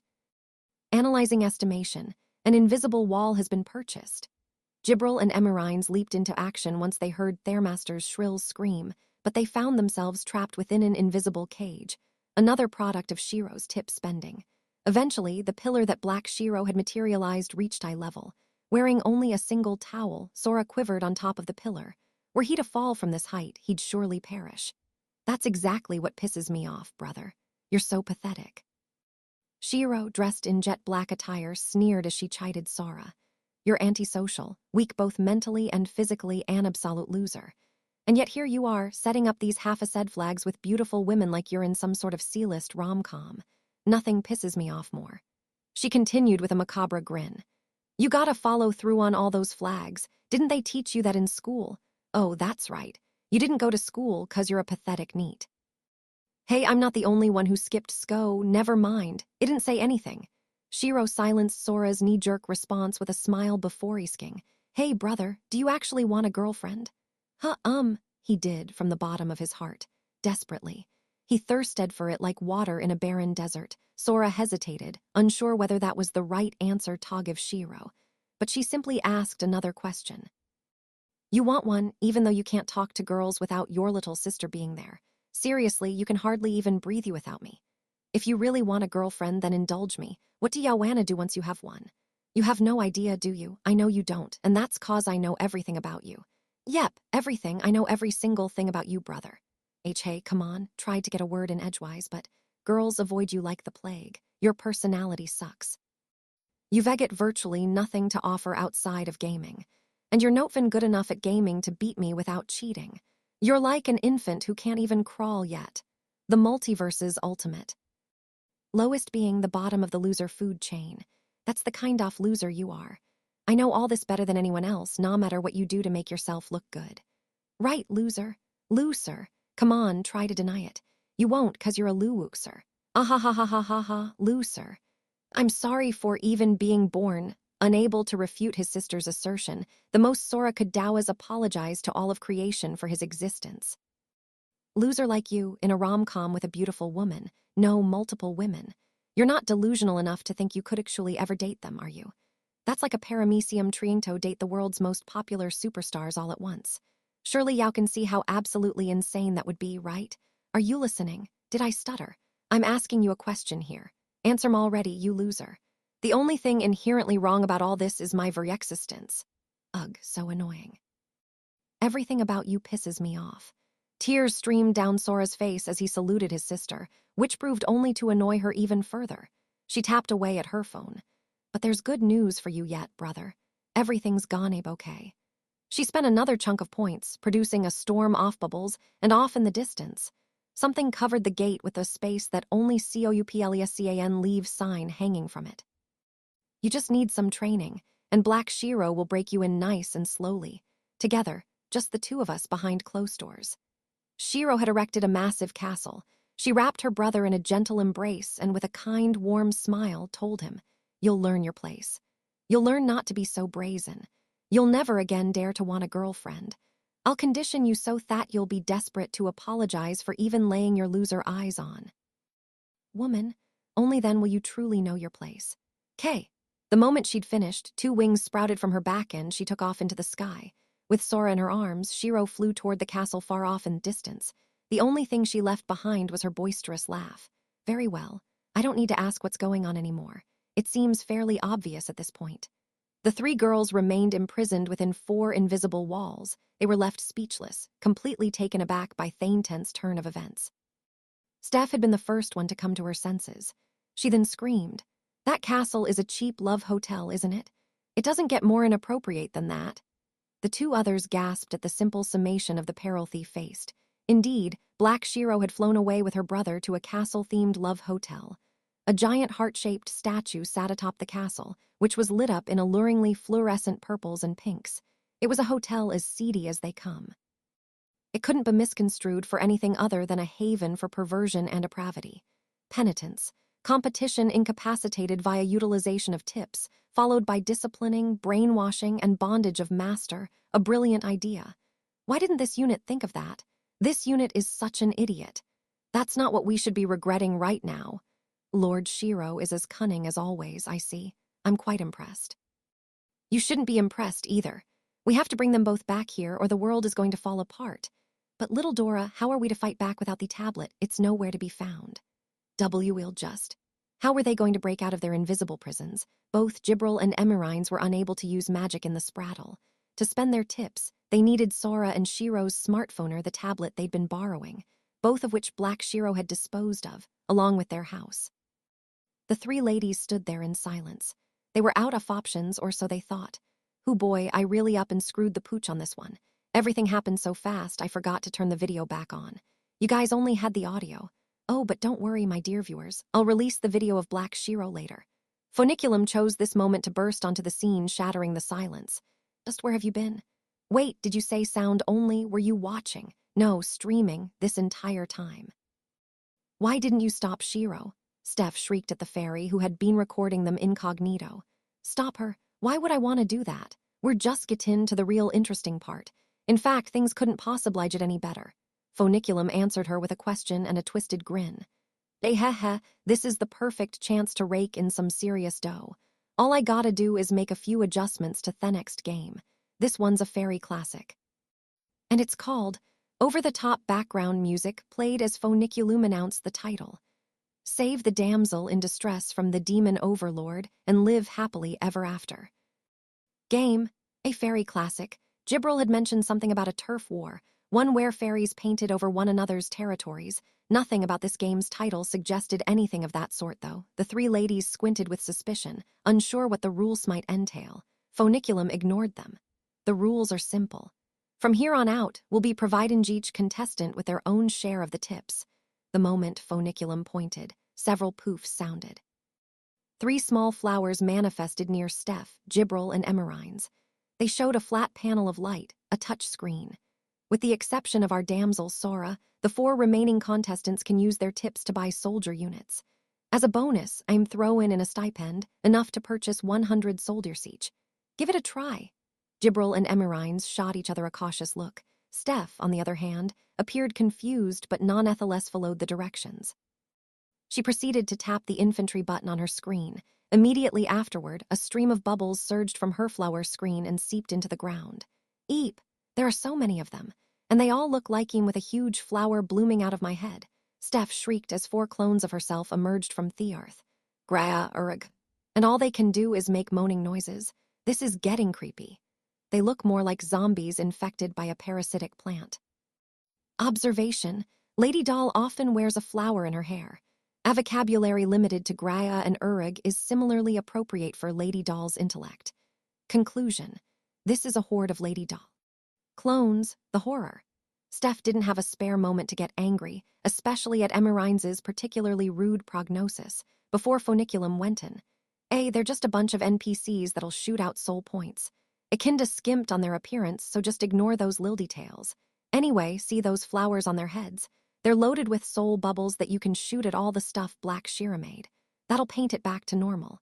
The fairy then began fiddling with her screen. Just like she said, one flower zombie Steph raised a finger and launched a stream of bubbles, which stuck to the invisible walls before bursting with a series of loud pops. The popped bubbles splattered like paint, reverting the area around them back to the way it was. The invisible walls dissipated, and the sinister terrain was once again a field of flowers. Since Black Shiro has her own castle, I'm gonna give you three your own bases, too, Funiculum shouted.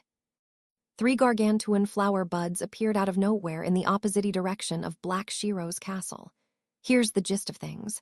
Contestants will purchase soldier units and deploy them around their respective bases. The units will then paint over the terrain and the enemy armies. Any unit with soul paint will be out of the game. There's 2 hours to knock the other players out of the battle and rescue Sora.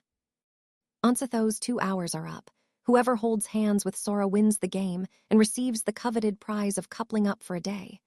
Once she had finished giving her viewers a rushed explanation. All right, now I just gotta get Black Shiro and the gang Togri to the game. In the meantime, please enjoy the footage from earlier while I figure this stuff out. Funiculum started playing the video of Shiro's fall from grace. After double and triple checking that both her mic and camera were shut off, she turned to the 3 ladies and said, "So there you have it. You guys'll be playing, right? I suppose I should ask, do we actually have a choice? What are you talking about? Of course you have a choice. Have I forced you to do anything against your will so far? For starters, we're trapped in your spraddle. Perhaps past 10 days of our imprisonment have all just been a figment of my imagination." Funiculum shrugged off Steph's suspicious scowl. "Besides," she added, "it's y'all's day off. Spend it however you want. Just bear in mind that the gate is inside that castle, and Black Shiro has her brother all to herself. Who knows what'll go down in there?"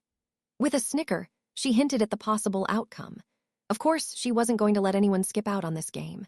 The 3 ladies exchanged looks and reluctantly raised their hands to pledge by the covenants. Shiro had taken Sora to her strange off-pink castle, where Hef found himself in an equally strange off-pink room. This quote-unquote throne room featured the gate out of the spraddle behind a heart-shaped throne, along with a similarly heart-shaped bed. Sora, unbothered, was trapped in a cage. "Righto, Shiro. Is it okay if your big brother asks what's about to happen to him?" "Hey, brother, asking me to state the obvious is another thing that makes you a loser." Shiro peered at Sora through the bars of his cage. She had a sphinx-like grin about her. Sora nodded. "So it's safe to assume that things are exactly how they look." "Okay, fully understanding how much of a complete and total loser I am, there's something I need to be entirely honest with you about. Listen well, little sister of mine." Looked directly into Shiro's lifeless eyes and told her, "Your plan isn't going to work." Shiro paid no mind to Sora's firm gaze or to his warning. She took another step closer to him. "It's blatantly obvious that you're making a mistake." Fear welled up inside him as his sister took another step closer. "You said you're gonna train me. I'm not against this. If that's what it takes for you to forgive me, then train me all you want. In fact, if it'll make me even a half-decent person, then by all means go right ahead. However..." Shiro took another step toward her brother, who maintained his resolve. "No 11-year-old girl should have anything like that in her possession. Put it on the floor right now." Sora was looking at Shiro, specifically at the disturbing paraphernalia she clutched in her hands. And here's the most crucial part. The human anus is an exit and most definitely not an entrance. This kind of discipline resolves personality defects only in pornography. You shouldn't be capable of coming up with that kind of R-rated content. And lastly, even losers like me have basic human rights, so I'm begging you here, please stop what you're doing. The resolve with which he tried to persuade his sister crumbled into groveling. A teary-eyed Sora shrieked as Shiro approached him, intent on robbing him of his purity. "Okie dokie. Sorry to jump in at the fun part, but I'm gonna have to stop you there." Sora's saving grace was the same voice that always appeared out of nowhere. "This is supposed to be an all-ages stream. Let's keep it PG-13. And for God's sake, Black Shiro, would you put that away already? You're gonna get our stream pulled." Do you know how hard it is to blur that out in real time? Funiculum poofed onto the scene and promptly snatched the X-rated object from Shiro's hands. Also, how long do you plan on staying naked, Sora? I get wanting to give the viewers some fan service, but keep this up. And it'll veer into some nasty territory. God admit, I'm not naked. And for the millionth time, I don't know what happened to my clothes. All right. Both yours and your sister's clothes got blown away in the explosion, but I found them. Here you go. Yeah, my favorite shirt. Our soul paint can't destroy your personal belongings. No, hurry up and make yourself decent, will ya? Funiculum chucked his clothes into the cage, which Sora donned as quickly as he could. In the very next instant, he and Funiculum gulped as they felt an intense aura emanating from Shiro. Why are you here? Wait, you're not gonna get in my way, are you? Is an 11-year-old Amanity girl supposed to be hysterifying? Funiculum wondered. The sheer intensity of Shiro's gaze appeared to shake the castle walls. Funiculum's face spasmed. Don't you worry about that. I'd never get in your way. I'm actually here to help you out, Black Shiro, with a family-friendly game. She barely managed to justify things before jumping into the game's rules. And that's all you gotta do. What do you think? Wanna give it a go? Evidently, Steph and the others had already consented. Upon hearing Funiculum's explanation, Sora was the first to ask a question. So, between Sprattle and Sprite Toon, I can't help but notice a lot of things here sound like this one video game. So I gotta ask, you guys don't know about our world, do you? I'm not gonna name names or anything, but the similarities are downright uncanny. Shiro and Funiculum ignored Sora and faced each other. Nope, I'm not gonna play your game. A grinning Shiro answered bluntly and apathetically. Oh, really? 'Cause if you win, you and Sora will get to be a couple. I don't care about being a couple with him anymore. I just want him to never again think about getting a girlfriend. So I'm training him to do just that. That's why I don't want to play your game. Kaya haha. She turned to her brother with a sinister grin, intent on getting back to his scheduled discipline. Got it, Funiculum replied. Then how about we add an extra clause for you if you win? Shiro stopped on a dime at the fairy's proposal. If you can protect him from the other contestants for tours, Sora won't be able to get a girlfriend for the rest of his life. We can swear on the covenants to make it happen. How do you like them apples? What? Sora's loud display of shock went in one ear and out the other. Shiro took a full 10 seconds to ponder the offer before agreeing to the conditions with a smile. I can live with those terms. All right, I'll play your little game. No, it's not all right. Why's it gotta be my neck that's on the... Ay. Sora couldn't stop himself from speaking up, but he was promptly silenced by Shiro cracking a whip outside his cage. Sorry, brother, I couldn't hear you. Could you say that one more time for everyone? It almost sounded like you want to get a girlfriend despite how much of a total and utter loser you are. It must be hearing things, though, right? So what were y'all gonna say? Just that I'm a loser. A big loser at that. You guys go ahead and set up the game, gotta me it. A sobbing Sora relinquished his human rights to his younger sister when... Excellent. I'll go give the others a refresher on the rules. Oh, and one more thing. In this game, you're only allowed to use your own tip pool. Give it your all, okay? The purchase button on Shiro's smartphone was disabled. Funiculum disappeared with a small poof. A small flower appeared in midair beside Shiro. It had a built-in touch screen. Shiro glanced at the screen before closing her eyes in thought. Sora joined her in mentally scrutinizing the game's rules. They could use soul tips they received from the viewers' Tabai soldiers and place them on the map. She needed to destroy her enemy's units in order to defend her base and protect Sora. So this is essentially your run-of-the-mill RTS, a tower defense game. Piece of cake. She snickered to herself, and without a moment's hesitation, began tapping away at her flower screen. Sora knew this version of Shiro all too well. She'd already calculated her path to perfect victory. At this point, all she needed to do was press buttons. This was the face he wanted to see whenever they played on the same team. That same expression meant her opponent's unstoppable and impending defeat. Sora was neither Shiro's ally nor her foe in this game. He sobbed quietly to himself and thought, ah, fare thee well, potential non-bachelor Sora. Thunder rumbled through the blood-red sky. The barren wasteland bellow stretched beyond the horizon. This eerie, post-apocalyptic scene was rendered even ghastlier by the army of 5,000 flower zombie Stephs. At the very edge of the horizon stood Black Shiro's base. The off-pink castle, where Steph's legion of flowery ghouls washitting. Steph watched from her own base, a giant flower bud, via her screen while she racked her brain to figure out how the game worked. It didn't take her long to discover that her soldiers would keep marching unless given specific orders to do something else. Black Shiro's terrain was incredibly difficult to traverse. Not only was there a valley filled with rubble, but she'd stationed here-own soldiers who fired soul bubbles upon sight of enemy units. When these bubbles hit their targets, they splattered in a 3-foot radius, reverting the area back to the one Black Shiro had created. The game screens could display either a bird's-eye view or a first-person view of a single unit. Players could also change the direction their army marched or select multiple units, and have them concentrate their fire at specific locations. However, just as Phoniculum had explained to the group, individual units came with a set amount of soul bubbles in their cranial flowers. Those units disappeared when their bubble reserves ran out. Therefore, no one could afford to fire off soul bubbles indiscriminately. Steph watched her army trudge through the valley without giving them any commands. Having her soldiers fire bubbles into the valley reverted it back to its original flower field, which acted like a bridge and made it possible for her army to cross. Perhaps she should have taken a longer route in order to save on her soul bubble stock. Steph finally had a handle on the game flow. Come on now, Stephanie Dola, come on. You need to hurry. The rules stated that she needed to defeat Black Shiro and get Sora back within 2 hours, however. An 11-year-old girl just kidnapped someone, her brother, and brought him to a love hotel. Stopping her within 2 hours is exactly a cakewalk. We need to save him before it's too late. Thus, every ka-ching that sounded signaled more tips going down the drain. Without giving it a second thought, she bought more and more soldiers and plowed her way through the quickest route to the castle. The 5,000-strong Steph army was currently crossing the bridge over the valley when all of a sudden the tail end of her troops vanished. What's happening? Her numbers were being depleted in the blink of an eye.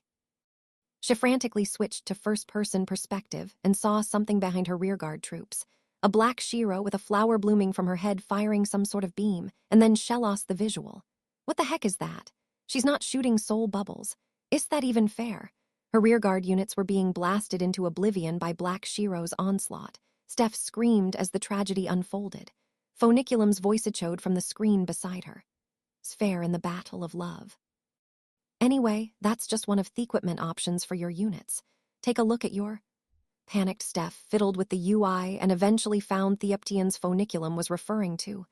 There were different kinds of units available besides the infantry.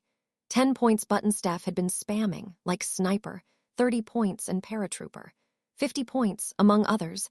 Evidently, she could have been spending more on stronger units this entire time. The Black Shiro units firing at her were snipers, which attacked from outside her infantry's firing range, rendering them defenseless. You didn't mention these options in the rules. Talk about it. Paltry explanation. You're all in the same boat, princess. What you need the manual to spell everything out for ya. Any gamer worth their salt is to figure out the tricks for themselves. Well, excuse me, but I've already come to terms with the fact that I'm a terrible gamer. An upset Steph could only watch while her many soldiers were taken out in one fell swoop. As the beam plowed through her units, it also turned the terrain back to Black Shiro's desolate, blood-red creation. That meant Steph's flower bridge was gone, too. As it disappeared, the soldiers traversing it fell into the valley below. Meanwhile, Steph spotted figures overhead flying straight for her. W8, what? B Black Shiro's army has already made it this far. That's what happens when you send all your units out of your base. Steph shrieked as a small squad of paratroopers came speeding toward her. How can I fight off those paratroopers? Should I buy some snipers? Wait, I'm out of money. I need to pull my infantry back. They can't make it past Black Shiro's snipers. Holden, is this already over for me? Sheesh, you suck at this. How were you ever the chief minister of Elkia? My work is primarily political by nature. Are there any administrative elements to this game? Handling military funds and keeping track of your units fall well within that territory. You've already failed to do both off those. And just like that, almost too easily. Steph's base was soul-bombed by Black Shiro's paratroopers. With every attack that landed, a big chunk of the base was vaporized, leaving behind gaping holes for Steph to see the paratroopers for herself. It was only a matter of time before the soul bombs hit Steph, kicking her out of the game. Certain of her demise, Steph chuckled defeatedly. Heh, it's not even a question. I could never hope to beat Shiro at a game. More importantly, I can't believe you've survived this long in a world where games determine all things. Damn, that's some incredible luck you got. Phoniculum shuddered at Steph's incomprehensible handicap, but then said, I'll be honest, I don't think even Black Shiro imagined she'd be able to take your base out this easily. She's probably more surprised than anyone. Heh, don't spare it another thought. I can even picture Thelok on her face. She likely knew this was coming. I just took a peek at her, and you're exactly right, Uriel perceptive. I gotta hand it to ya. Roughly 14 minutes into the game, this was practically a record for Steph. A single tear glistened in the corner of Steph's eye as she looked up to the heavens and accepted her defeat. But then, she gaped in astonishment upon seeing Black Shirah's paratroopers get blown out of the sky. What was it this time? Steph pulled up the view from one of her soldiers who'd managed to make it past the barrage of sniper fire. Right. Why am I trying to do this alone? It was a group of flower zombie gibrals, snipers. Steph squealed with joy as they shot down Black Shirah's paratroopers. That's it. Our goal is to defeat Black Shiro. It's a team battle. With Gibral and Emerines on my side, we may just... Nope. I know that's not how these things work. I'm starting to learn what these nebulous flags are, and Shiro are always referring to. She wailed an instant later when Gibral's snipers turned their rifles on Steph's infantry as soon as they'd cleared Shirah's units. Why must we fight even when we share a common enemy? Why can't we team up for this one? I mean, you were the one who tried to charge in first for Thekel. In first? I did no such thing. Then why didn't you try to team up from the very start? What? If your real goal was to stop Black Shiro, then working together should have been the obvious choice, right? But you didn't do that. Instead, you went solo for the chance of becoming a couple with Sora for a day. Am I wrong? There's a key difference between this game and the others. By rescuing Sora and holding hands, at least one of you will become a couple with him. As long as all the players vie for this position, then they'll never want to team up. Same goes for you, yeah? Right. Over the past 10 days of games, no one had managed to couple up with Sora. Steph found herself conflicted. Was this why she rushed Hararmi's charge? She was certainly eager to stop Sora and Shiro from doing anything unethical. Her intentions in this regard were earnest, but could she truly deny having any desire, even an iota of it, to become a couple with Sora? It was either admit her feelings, or, I'm terrible at games, I simply failed to realize teaming up was an option. Admit to her incompetence. And after a moment of hesitation, Steph chose the latter. As soon as she shouted her reply, she caught sight of Gibral's units. They were already at her front door. Steph held up both hands before any of them could begin firing. Go ahead. Pull the trigger, but promise me this. Accepted her impending defeat and smiled with relief. Protect everything that is ethical and peaceful in this world. I'm counting on you, Gibral. With that grim final wish, Steph closed her eyes and waited for her death. I'm not going to shoot you. Only to be answered by a shocked yet cheerful voice. I can't have you give up yet. I certainly won't be able to defeat Black Shiro on my own. The voice was coming from within the horde of flower gibrals. Upon closer inspection, one of them lacked any cranial flora. Steph's jaw practically dropped the moment she realized it was actual Gibral speaking to her. Is that you, Gibral? Why are you here? Well, there's no rule that states a player can't leave their base. Their objective was to render the other players unable to fight. There was indeed no rule that prevented the players from leaving their respective bases. Moreover, Steph's base was fairly easy to reach, given its lack of defenses. Gibral smiled confidently. Furthermore, I was listening to your debate earlier, so allow me to retort. It is possible for us to team up. Huh? She went on to explain how that was precisely why she'd come at her. With Lord Shiro. That is, Lord Black Shiro. In such a state of desire, I thought there might be the slightest of chances that I could defeat her. However, this was not this case. In fact, she appears to have an even greater edge to her than usual. Showed her screen to Steph as she spoke. It displayed Black Shiro's troops moving every which way through a set of ruins. Despite having fewer numbers, she was able to position Harunits exactly where Gibral could least deal with them. They were getting crushed. The only way to outdo this overwhelming advantage in skill is to create an overwhelming advantage in numbers. We need to work together.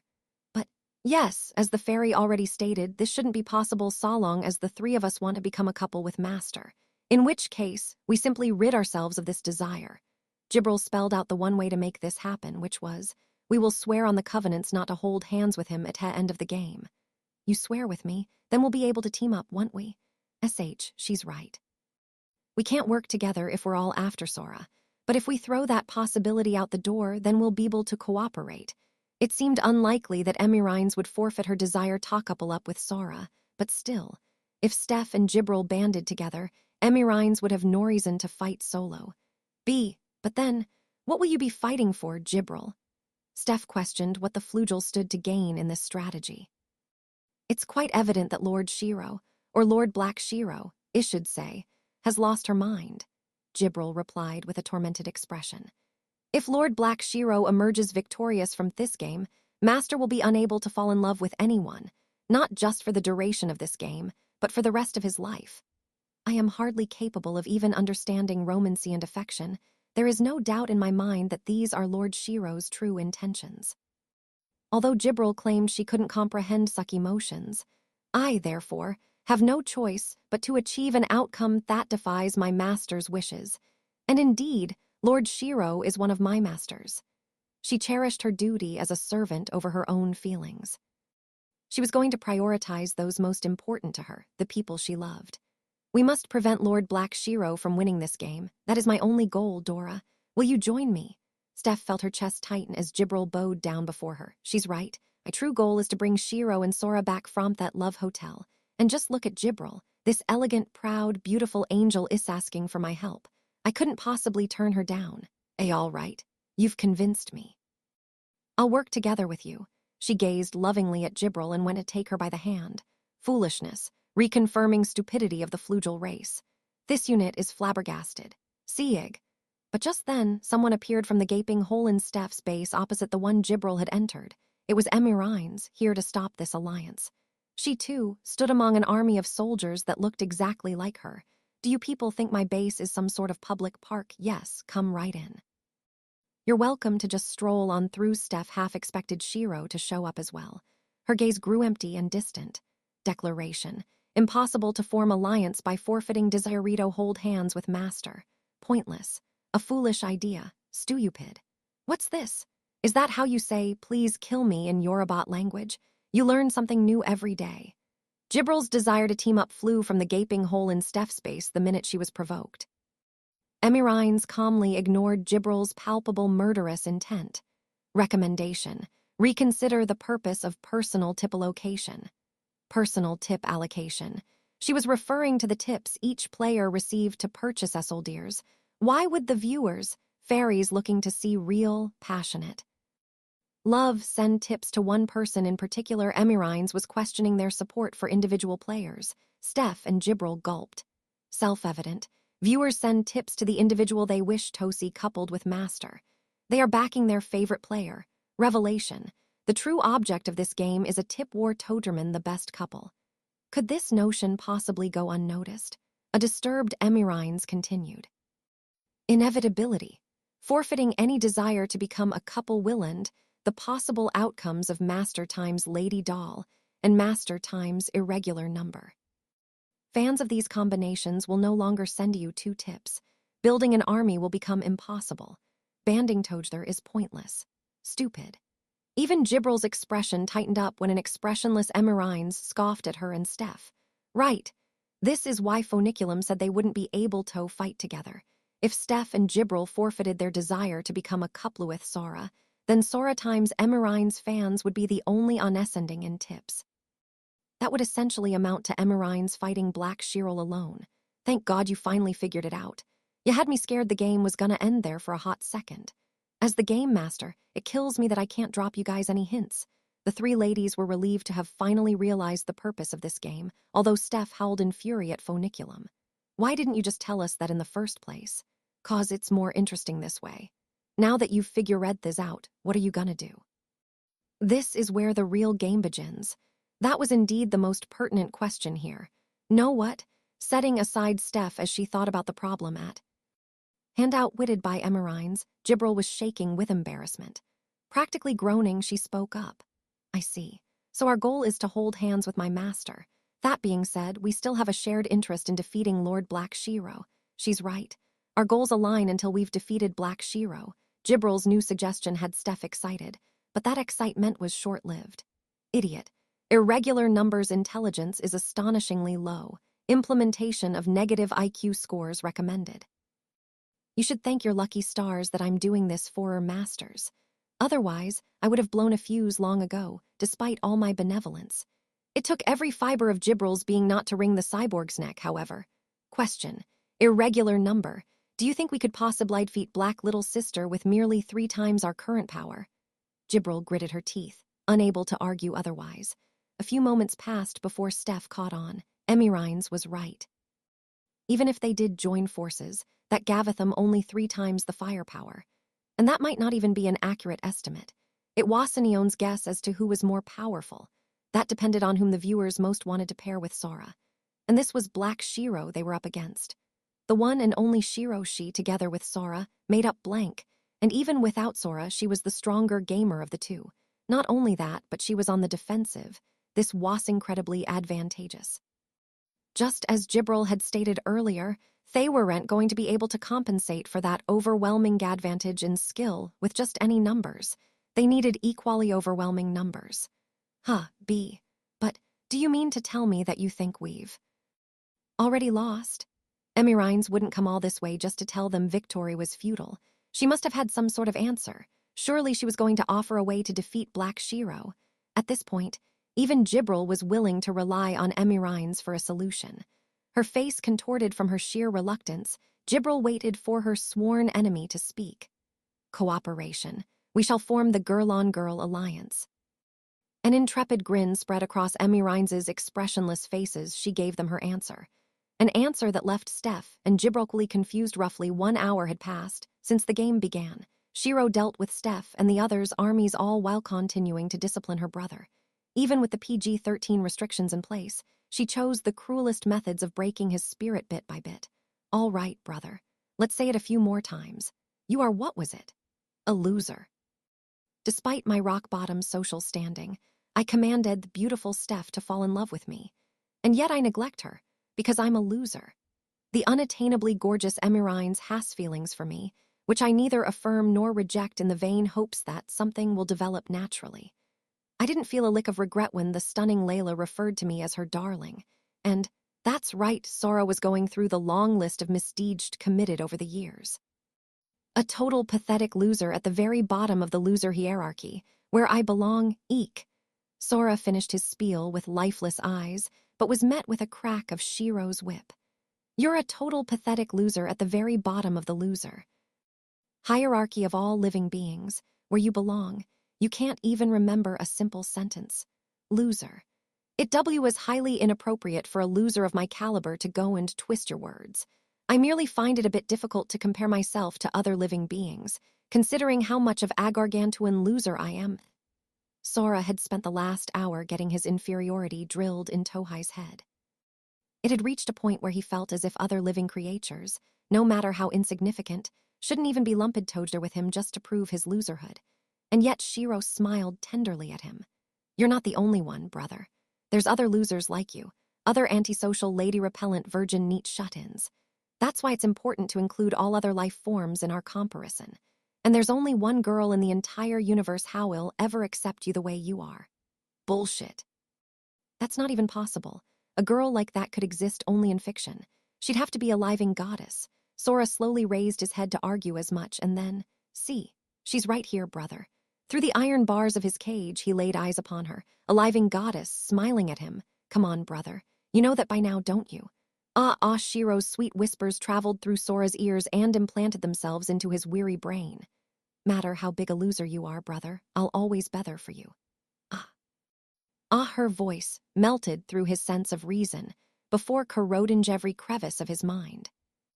I'll make all your food. I may not be the best cook, but I can learn. I can take care of you in other ways, too, like with money. All you have to do is let me pat you on the head while you play your mind-numbing games. There, that's a good boy. He could feel the warmth of her hand stroking his hair through iron bars. Sora's thoughts began sinking beneath the intense weight of Shiro's tender love, a love that accepted him for who he was. Sorry for being so hard on you, but it's all for your own good. Hard on me. What's she talking about? Sora couldn't come up with a single thing she told him that fit that description. Everything she said so far is an undeniable fact. This goddess is merely enlightening me, intent on giving in to the sensations on his scalp. Sora closed his eyes. I'll make sure all your desires are met, brother, even your carnal. And stop right there. Time out. You sailed right past that full line. Funiculum appeared out of nowhere, just in the nick of time to bring Sora out of his trance. Whoa, what the? What was I just thinking about? GRRR, why do you keep stopping me? I had brother right where I wanted him. You were starting to get a little too descriptive, try to elude Toitmore without actually saying it. We gotta keep things PG-13 after all. Don't get me wrong, I feel bad about jumping in on things, but rules are rules. Sora gasped in utter shock even as Shiro lashed out at Funiculum. Holy shit. I was this close to being my little sister's sugar baby. Calm down. Think this through, Sora, 18-year-old virgin. I had some hope in Shiro's ability to help facilitate my evolution from loser to decent human being, but becoming my 11-year-old sister's gigolo. That would bring me from loser to something worse. It'd make him the scum of the earth. A fierce conflict unraveled within the confines of Sora's mind as two girls bickered. Also, as the game master, I'm not really supposed to say this, but it'd make for a pretty lame ending if you lost without your head in the game. Maybe focus a little more on the task at hand. Funiculum's grimace was met by a suspicious scowl from Shiro. Only a short amount of time had passed since she'd last looked at the screen, which she turned to once more. What the? Shiro's relentless grin finally vanished as she groaned in shock. The screen, which had once shown her army obliterating Steph's, now had her own army being painted into oblivion with enemies advance. How did they get this strong? No, how did they get this many units? It wasn't strategy or positioning that allowed the girls' forces to overpower Shiro's, it was raw numbers. The trio's units engulfed Shiro's army like a tidal wave. What's happening? Shiro merely wailed in confusion as she watched the unmanageable disparity in numbers play out. So what was happening? The answer to Shiro's question could be found in the unlikeless spot, Steph's base. Now, what should we do next? Should we have little Dora strip for us? Would me stripping actually serve any purpose? Negative. Significance of irregular number stripping lady. Doll exists. This unit may also do the stripping. Selection, whom would you like to strip you? You want me to pick. But I can't pick between you two. No, I don't want either of you to strip me. This is going on the Linkernet. I'm not into undressing in public. Don't be shy, Dora. I've seen your body before. There isn't a single inch of you that you need to feel ashamed about. What? Wait, J. Gibral, does that mean? Evaluation. Now that's what I call girl on girl, irregular number. Massive amounts of incoming tips confirmed. This unit will reinforce the right flank of our front line. Is that so? We should have you play with Dora next. That will give me a chance to increase my numbers as well. Hey, I'm a person too, you know. You can't just play with my emotions like this. The more the girls canoodled, the more the tips came pouring in. Every time the trio partook in girl-on-girl play with each other, a violent symphony of kachings followed, which in turn meant Gibral and Emirines purchased more and more soldiers. This was what was happening. This was Emirines' girl-on-girl alliance. 46 minutes earlier. Cooperation. We shall form the girl-on-girl alliance. A puzzled Steph and Gibral listened as Emirines began explaining her idea. We three cannot join forces because the only form of support we'll receive will be on an individual level. For each of us to become Master's girlfriend. New pairings must be formed. By that, you mean? The other two ladies' gazes implored. Emirines calmly continued. Confirmation. The rules state, 2 contestants who finish the game holding hands will become a forced couple for a day. This is not limited to a single couple.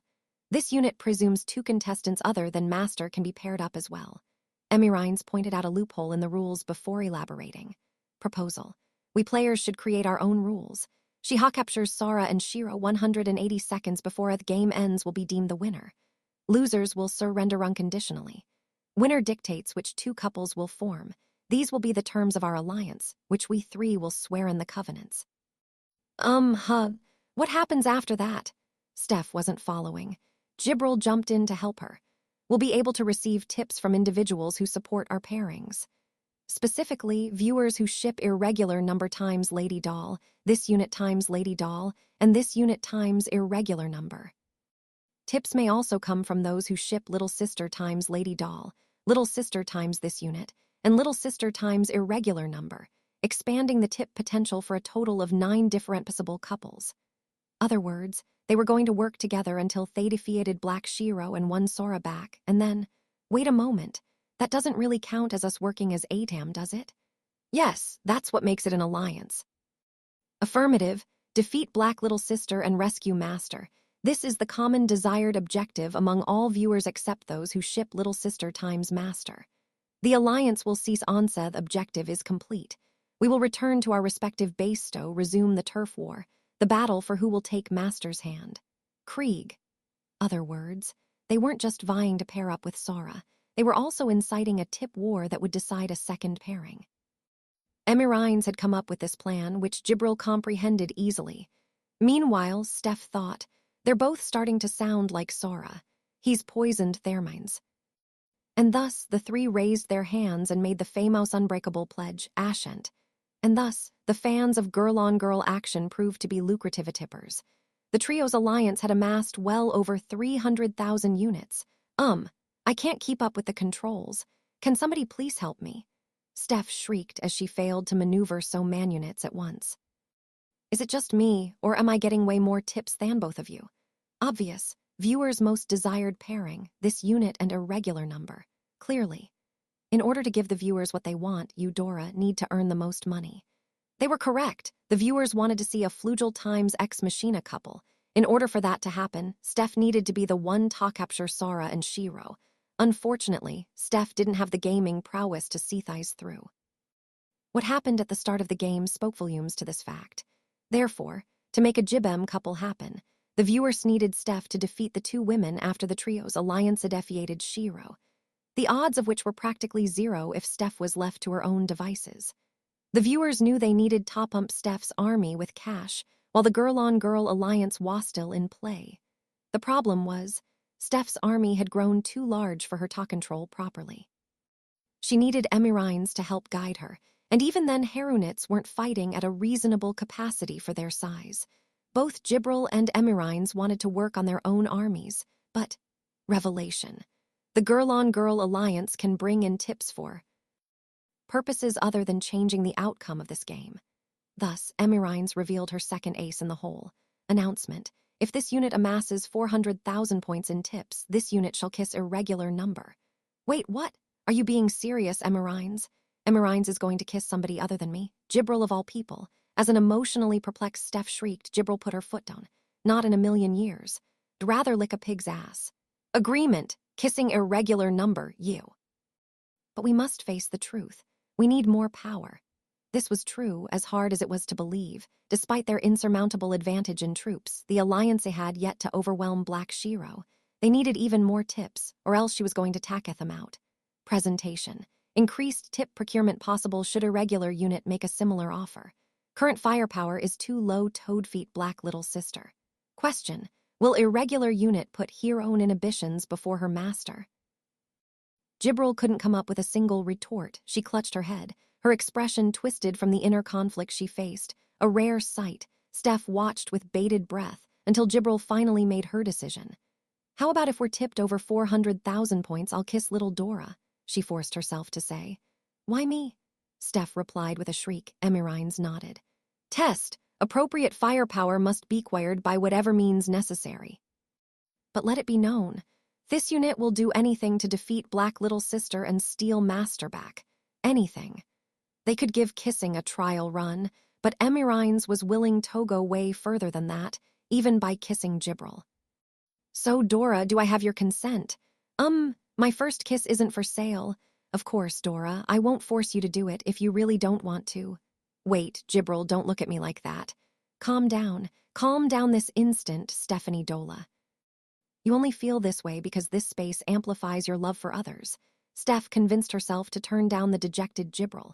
Shek knew her feelings for the Flugel were mere delusions. Opportunity. This unit shall also kiss Lady Doll for 400,000 points. Only if she wants to, though. Do y'all not want to share a kiss with this unit? Emirines made a similarly sad puppy dog face and approached Steph from the opposite side of Jibril. No, you see, it's not like that. And thus, a teary-eyed Steph agreed to their terms, so long a sit was on the cheek. Report, just barely able to procure necessary firepower. The right flank is moving in to destroy the final line of defense. Then leave the left flank to me. This is our last push. The two women homed in on Black Shiro's last line of defense with a kiss. Steph, meanwhile, had her hands on her cheeks, both of which had been kissed by Gibral and Emerines. She stared off into space. Oh, dear grandfather. Your darling Stephanie just sold her body for money. That said, she was less embarrassed about being kissed. Thanch was relieved that she didn't have to pick between the two women. In fact, Steph was in tears because her heart was beating so fast from the two kisses. No matter how this game ends, I may find myself at a loss. Because even if they beat Black Shiro, rescued Sora, and by some strange miracle, Steph came out on top. Whose hand will I hold? The agonizing decision had shattered Steph's heart in two pieces. There was no way to know how many units another player commanded. Yet despite her perfect positioning and controls, Shiro's army was being dominated. Shiro quickly figured out that her enemies had amassed more than 20 times the manpower of her own troops. She had no clue how Steph and the others had managed to topple it off. Rather, she couldn't tell how they'd managed to join forces. Nevertheless, the trio's combined armies were tearing through her defensive line. So Shiro furiously revised her tactics and worked desperately to resist the onslaught. Hey, why am I not good enough for you? The words slipped out of her mouth as she tapped away at her screen, but her question, MMMNN, MMMNN, MMMNN, MMMNN, wasn't for Sora, who flailed around in his cage, bound and gagged. Even though I can do anything brother wants me to, it was for the great army that pushed through her defensive line. I can even make him food, maybe not as good as Steph can, but I can try. For the people who made that great army possible. Boobs may not be as big as Gibral's, but they're still growing. Who were funding Steph and the others. I may not be as beautiful as Emerines, but I'll learn how to do me makeup and wear pretty clothes. Her question was for the viewers. I can't become his girlfriend like they can, but I can do everything else. She was making a plea to Sora times Shiro shippers out there. Why? Why aren't you giving me any tips? She screamed, cursing those who tried to steal her brother away from her. And yet Shiro already knew the answer to her own question. This was a game for the viewers to decide who would become Sora's girlfriend. Were Shiro to win, the game would end with Sora single. Not only that, but he'd never be able to get a girlfriend for the rest of his life. The fairies wanted to see love and romance. Only a handful of them would even consider supporting Shiro's outcome. I know this, but is finding love really that important? The great army had made its way to her castle. She was about to lose. Picturing what that would mean, Shira shouted herself hoarse. It wrong for me to want to be with him forever, even if we can't be lovers. Her brother was going to hold hands with somebody other than herself. Even if it was only for a day, Sora and his girlfriend were going to share a tender gaze, a genuine smile. No, I don't want that to happen, no. Shiro imagined the scene, and finally began crying. Large tears ran down her cheeks and landed on her screen as it displayed what was unfolding, and she knew. There was no longer a way for her to stop the great army that had broken through her defenses, falling to her knees, a sobbing Black Shiro. No, I only have brotherer, I don't need anyone else. This was Shiro doing the crying. She'd unknowingly released herself from her delusion. Don't take brother away from me. This was her only plea, her sole desire. Without even realizing she was back to normal, she screeched at the top of her lungs. Don't leave me all alone. Shiro covered her face with her hands and began wailing. She didn't even notice who was standing behind her. An hour and 47 minutes since the game's start, the Girl-on-Girl Alliance had reached the off-pink castle. They'd infiltrated Black Shiro's base. They were approaching the throne room, where Black Shiro and probably Sora were, however. Wait, how are we losing this many units when we've made it thys far? Common sense. Siege warfare begins after penetrating Thenemy Fortress. Our enemy's defenses are focused in the castle keep. Numeric advantage means nothing here. She has no reinforcements, though, so keep flooding her castle with troops, Dora. These are the basics of warfare. Unlike you two, who lived during the Great War, I was born in a peaceful world. The Girl-on-Girl Alliance was met with Black Shira's meticulously placed infantry. Ignoring the casualties that fell to the onslaught of bubbles, the trio's armies forced their way into the throne room. Once inside, the Alliance was under attack yet again. One unit's final visual showed Shiro's last line of defense, a group of snipers that blasted away anything that made it through door. Behind them was the figure they were guarding. What are we going to do? We can't make it into her room. Wait, what if we destroy the wall? If they couldn't make it through the door, they could just create their own. Forced entry. Emirines, however, simply had her own infantry push through. The snipers' rate of fire couldn't keep up with the influx off units, and they had a limited amount of soul ammo remaining. Emirines continued flooding the throne room with infantry, only to see them blown away by Shiro's snipers. This went on until the snipers inevitably ran out of ammo. Emirines waited for the right moment to send in snipers of her own, which all fired in tandem. The paint cleared, revealing that Black Shiro's snipers had been entirely decimated. The assault had splattered paint everywhere, reverting more than half of the throne room into its original field of flowers. The girls found Black Shiro in one corner of the room.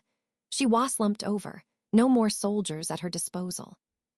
It took us more than 40 minutes to get here with a combined army of 750,000. I would expect nothing less of Lord Shiro. Agreement. The level of damages sustained far surpassed this unit's calculations. However, this is the end. PSH Plat. The sound of soul paint being fired. It flew through the air, piercing Black Shiro in the chest. The impact sent her flying backward, where she lay motionless in the ground. We did it. We've saved this world's ethics and world peace. Steph cheered and turned around to share this triumphant moment with her allies, and that's when it happened before she'd even finished cheering. She heard more shots fired. The 2 shots of soul paint slammed into Steph. She collapsed, still smiling as her face hit the floor.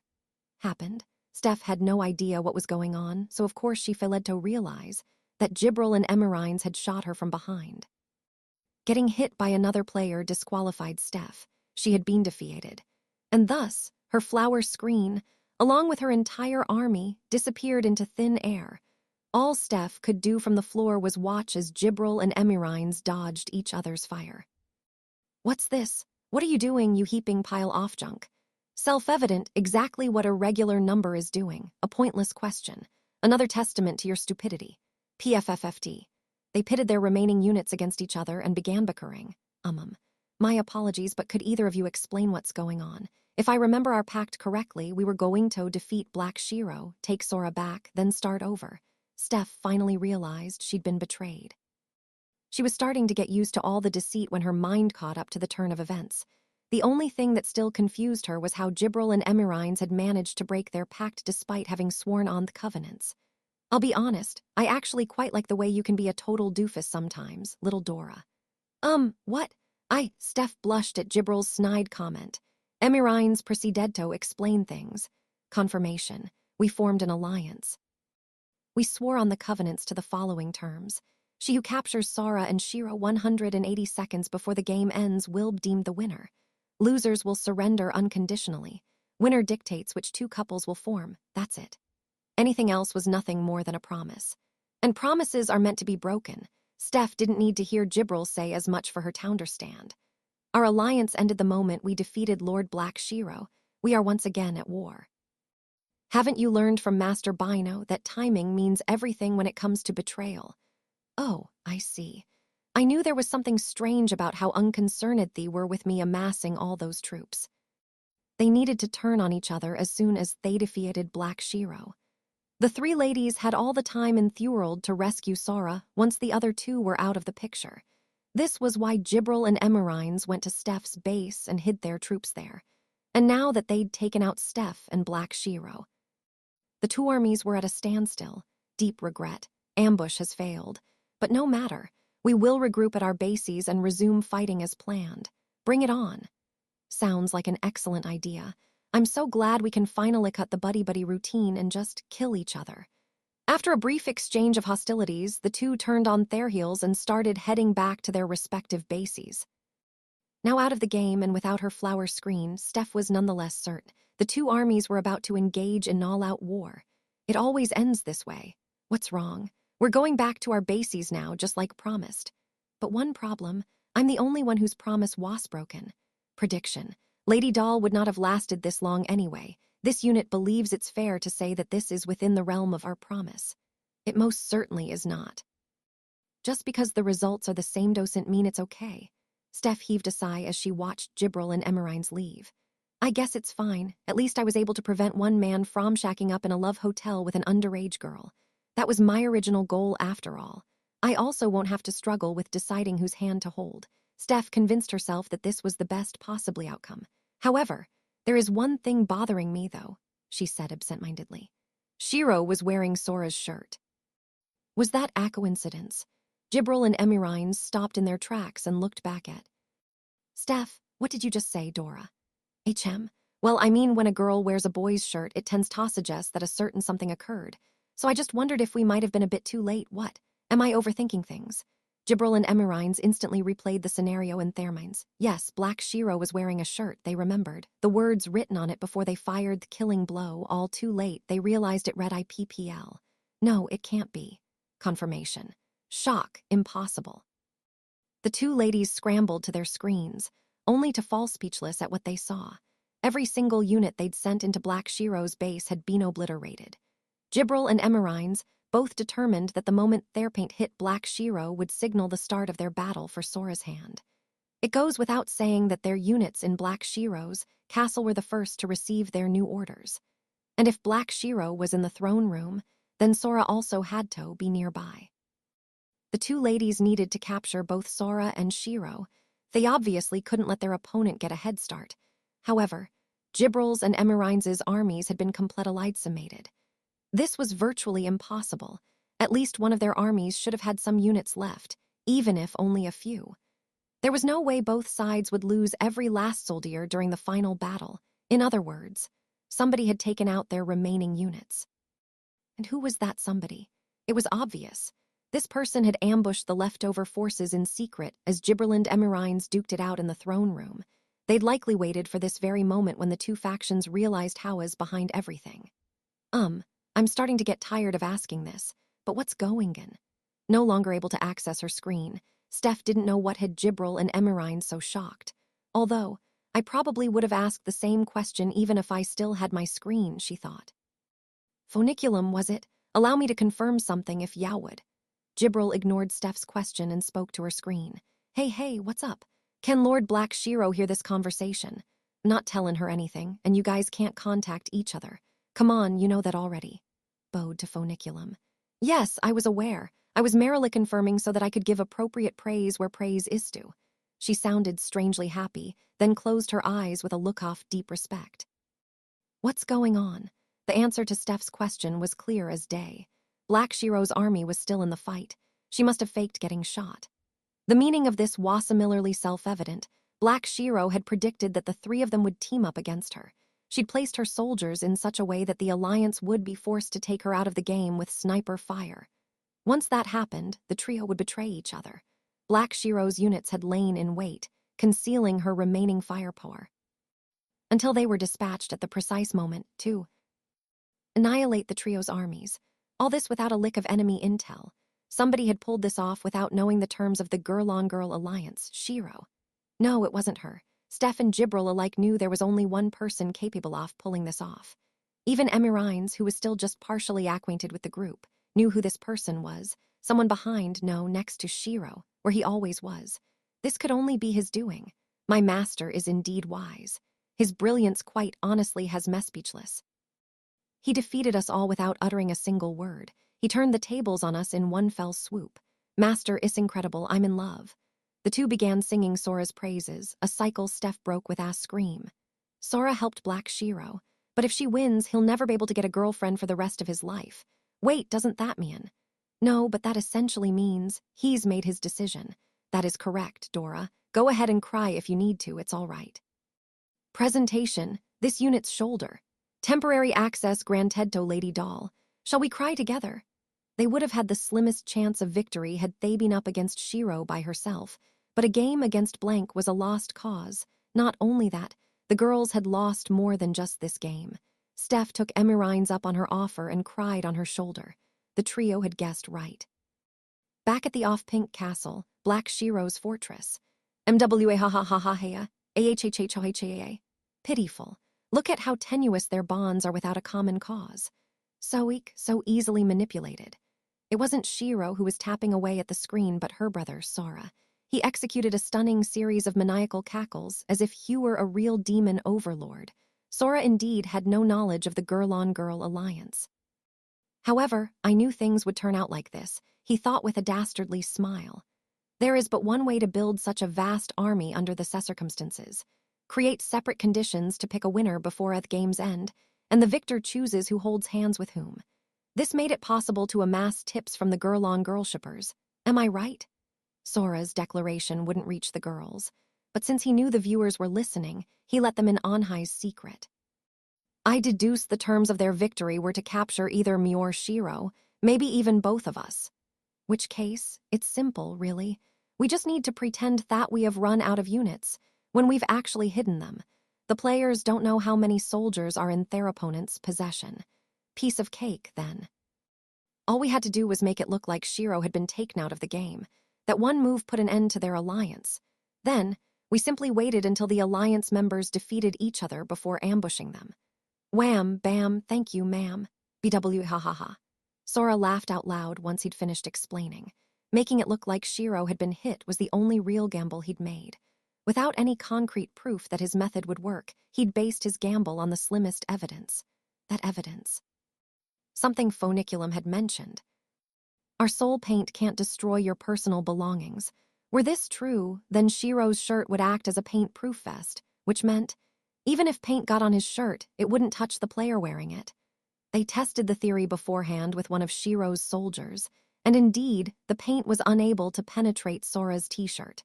Granted, they couldn't test whether that would take the player out of the game. Not only that, but should the enemy's paint hit her anywhere other than the shirt, which was particularly likely if the final blow was made by any soldier other than a sniper, it would most definitely mark Shiro as out. Thus, it was imperative to lure the enemy into using a sniper for the killing blow. There still remained a chance that, despite pulling this off, the enemy would check the point of impact as well. This would spell the end for the siblings. This gamble of his was high risk, high reward. Sora grinned from ear to ear. Here's where things get interesting. They've already taken Steph out of the game. It's just Gibril and Emirines left, the couple the viewers want to see most. So who are they gonna support this time? Steph was the only person in the girl-on-girl alliance who could make the Flugel I Circumflex Ex Machina couple come to fruition. However, this was no longer the case now that Sora had sussed out the terms of said alliance. I bet they're gonna support Shiro, which means me. Hope you two ladies are ready to be dominated by overwhelming skill and numbers. MWA ha ha ha ha. Thus, in a single move, the tables were turned from inescapable defeat to total victory. Sora was acting more like a demon overlord than his sister. And speaking of whom, How, Shiro had followed her brother's directions with the paint-proof shirt and listened to his entire spiel.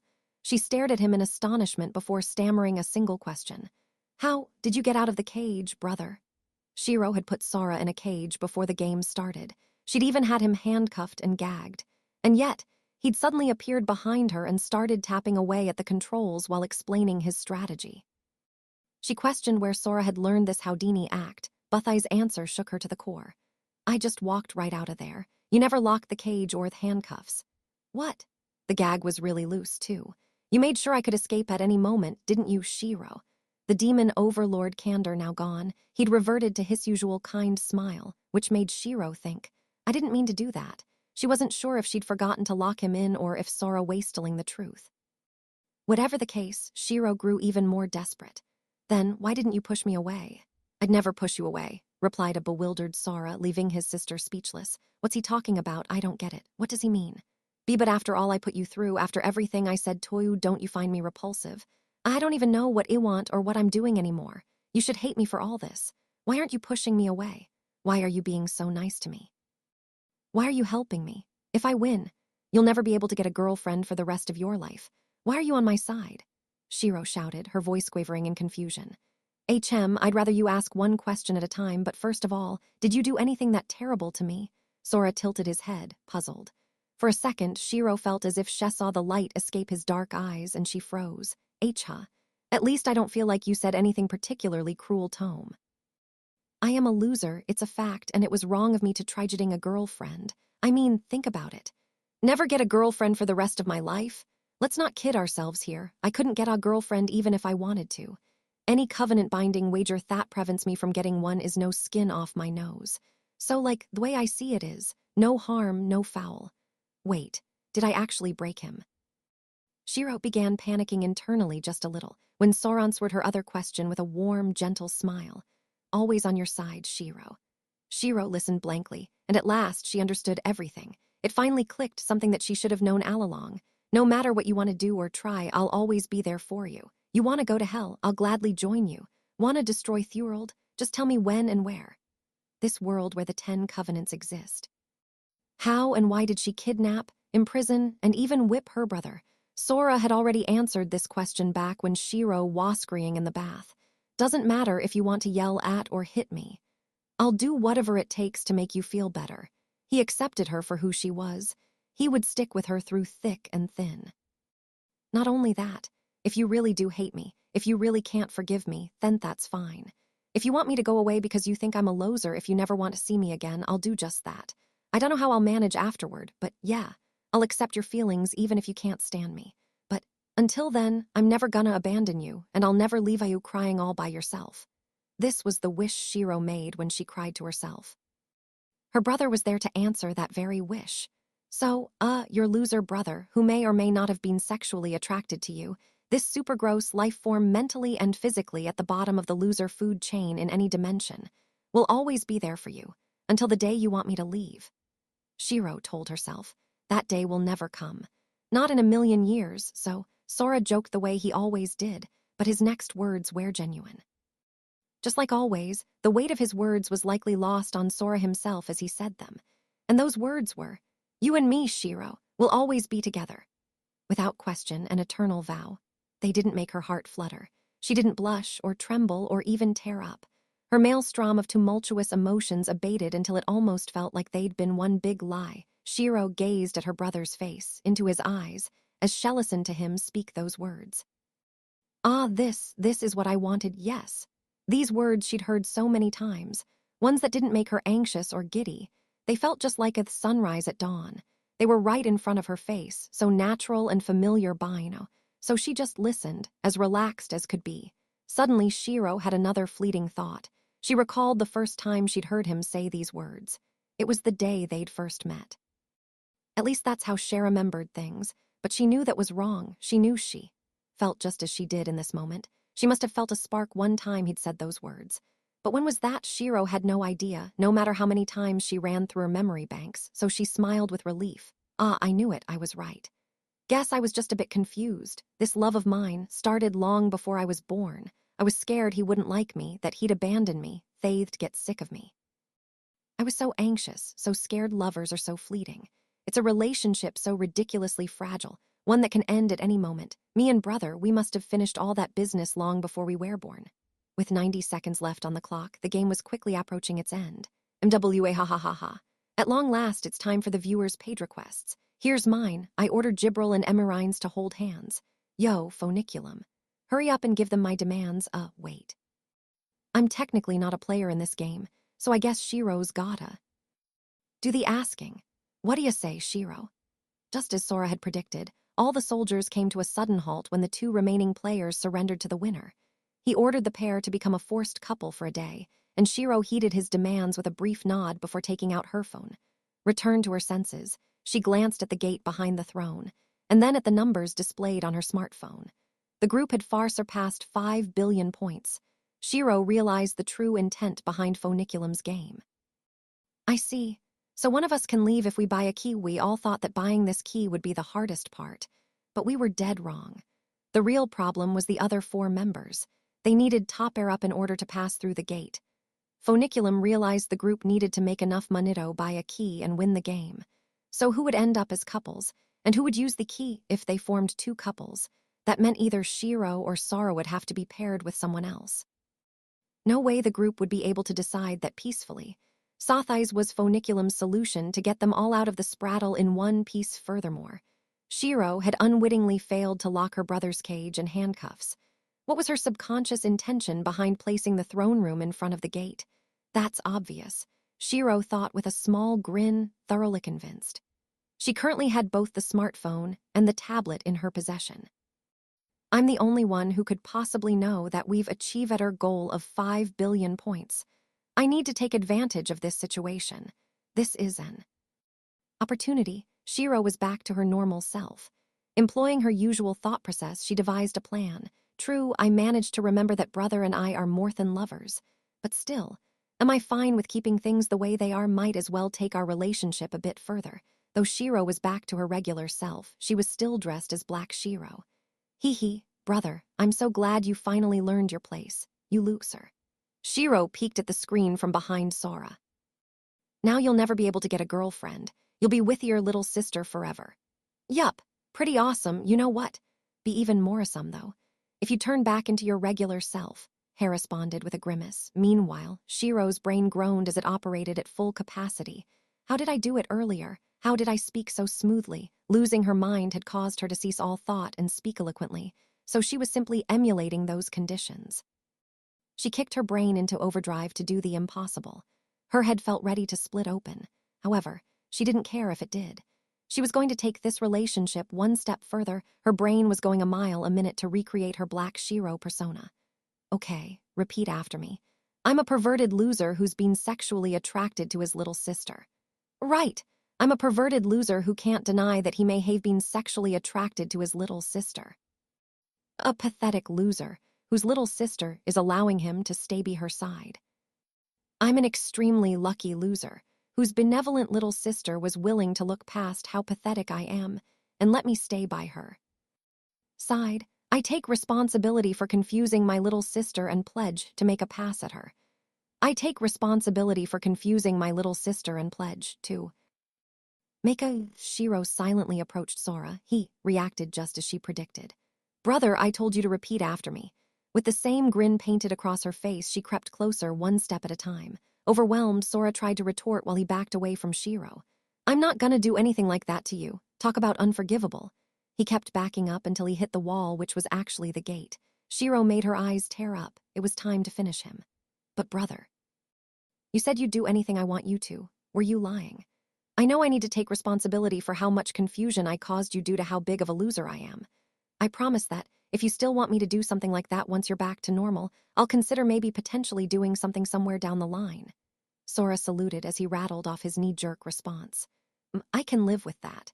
Shiro flashed a satisfied smile and then, thumbs up. The game's finished.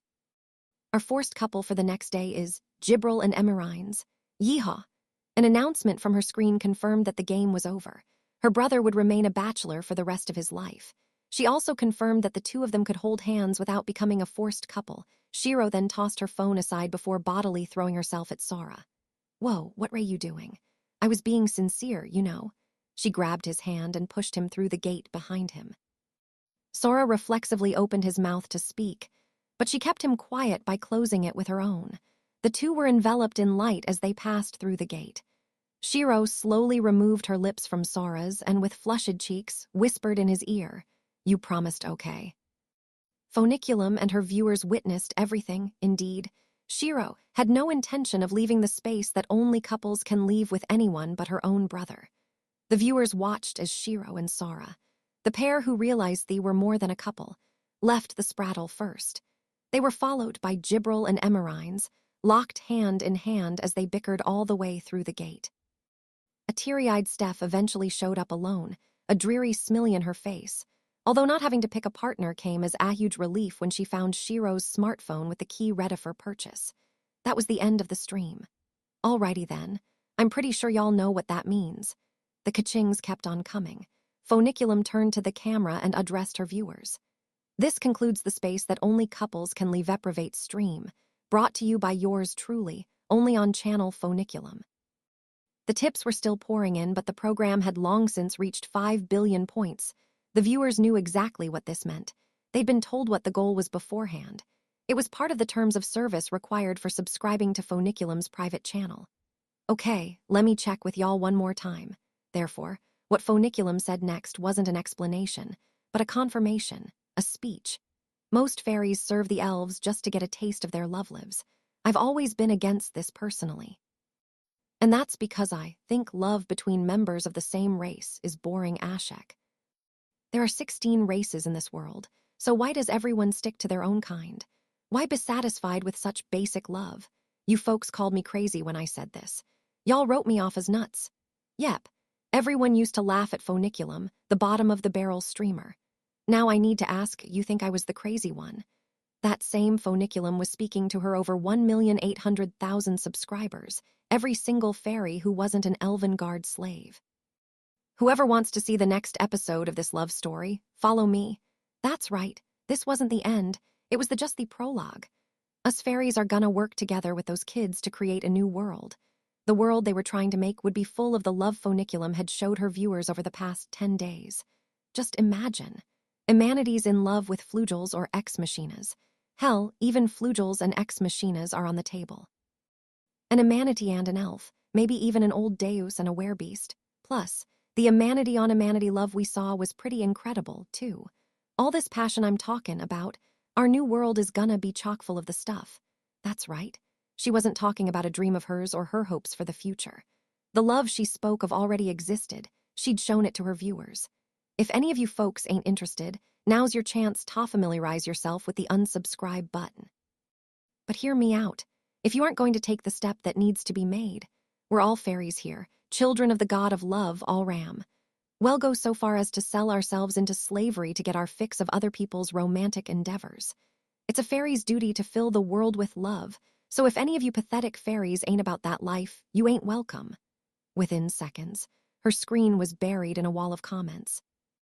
All saying, yes, yes, yes.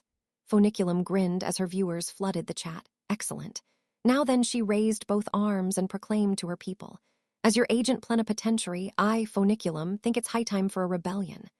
Next instant, an immense amount of soul power began spiraling around the fairy representative's wrist. It was none other than the 5 billion souls she'd gathered from her fairy viewers, as planned. More raw power than what had been used to engulf Elkia in a spraddle.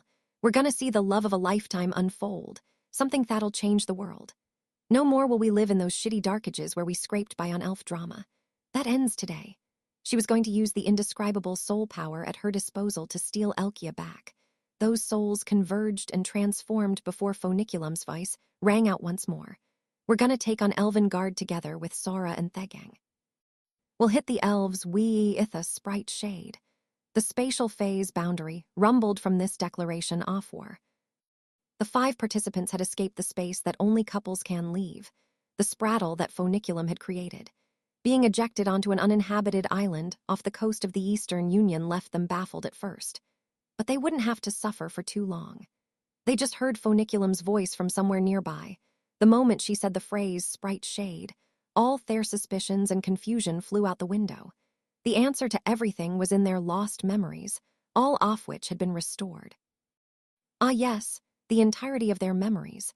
Memories so meticulously erased to keep the 5 of them from realizing the truth. The memories involved a sort of poison that Sora and Shiro had created. And just as suspected, that included the details of how they had ended up in this game, namely, their memories regarding Blank's first major loss. Their poison had been used against them and they lost. There was no room for excuses. This was a clear-cut defeat. They'd been utterly, categorically beaten by Elven Guard. More specifically, by Elven Guard's president. The elf agent plenipotentiary, that man, had defeated them. Chapter 4 Orientation Shift the capital of the Republican Dukedom of Elkia, previously the Kingdom of Elkia. A week had passed since the group finished their game with Funiculum. It was Sora and Shiro's first time being back at the castle since Sethi were kicked out of the throne room a month and a half ago. But Sora, arms crossed, eyes closed, faced the epitome of serious, wasn't in the throne room. "'Kay, one last time. Are you sure you can do this, Emerines?" He heard someone answer from beside him, though he couldn't see them.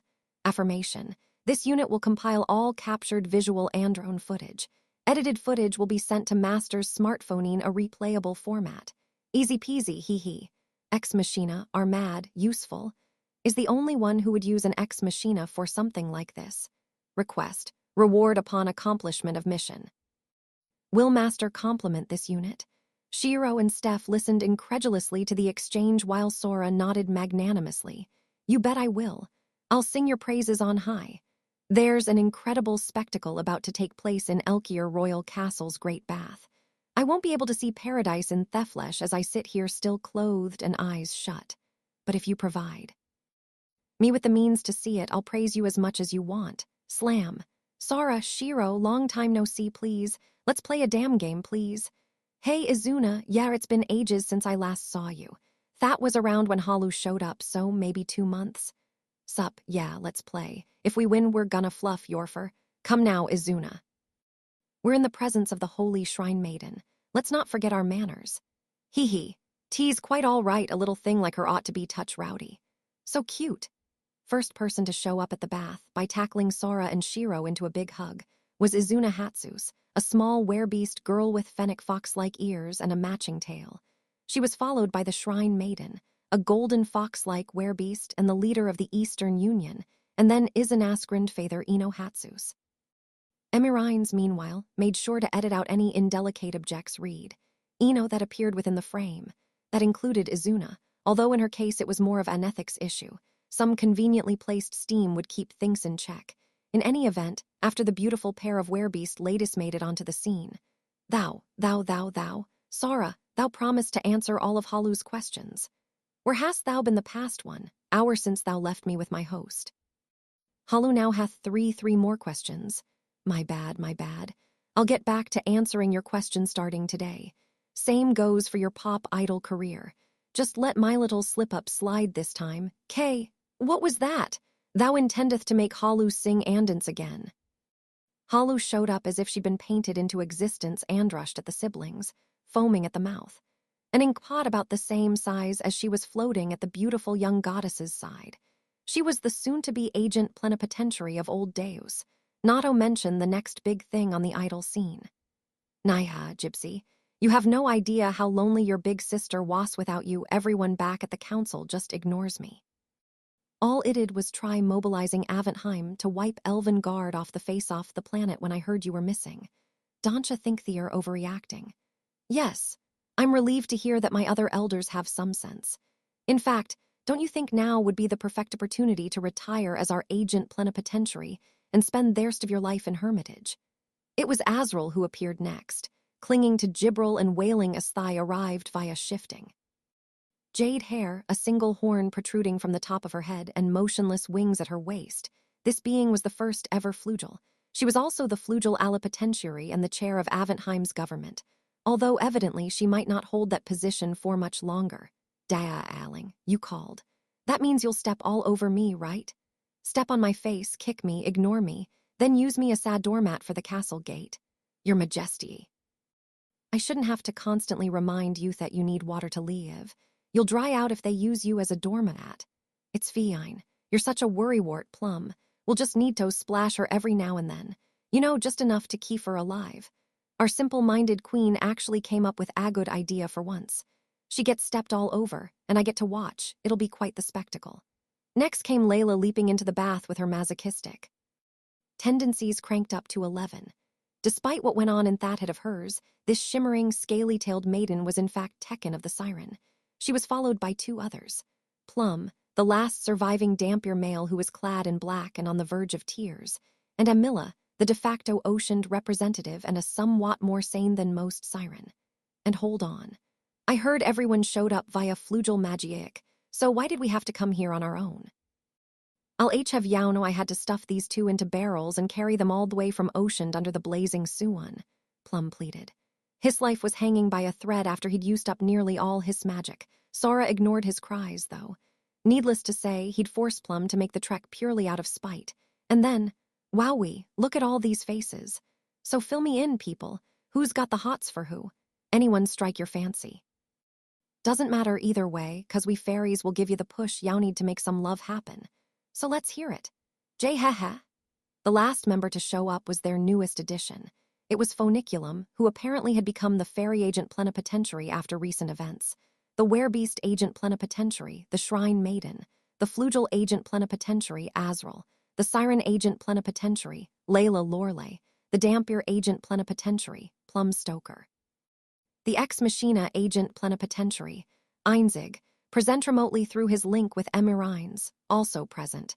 the future old Deus agent plenipotentiary, Halu, and finally, representing Fairy, most of whom remained enslaved to the elves, Phoniculum. In other words, each of the major figures representing the Commonwealth of Elkia's nations were present. In even more words, there were animal-eared girls, angels, mermaids, although unfortunately, no real vampiresses, ancient girl, a goddess, and a literal fairy. Female representatives from pretty much every race. Women so beautiful, it's quite literally beyond human comprehension. And they are all here. Assembled in the Elkia royal castle's great bath. Ah, the great bath. What a wonderful phrase.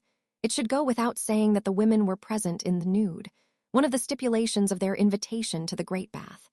The men, however, were there under the stipulation that they would be clothed and keep their eyes closed. As unfortunate as it was, Sora was unable to see the beautiful scene. For now, at least, I can't see it.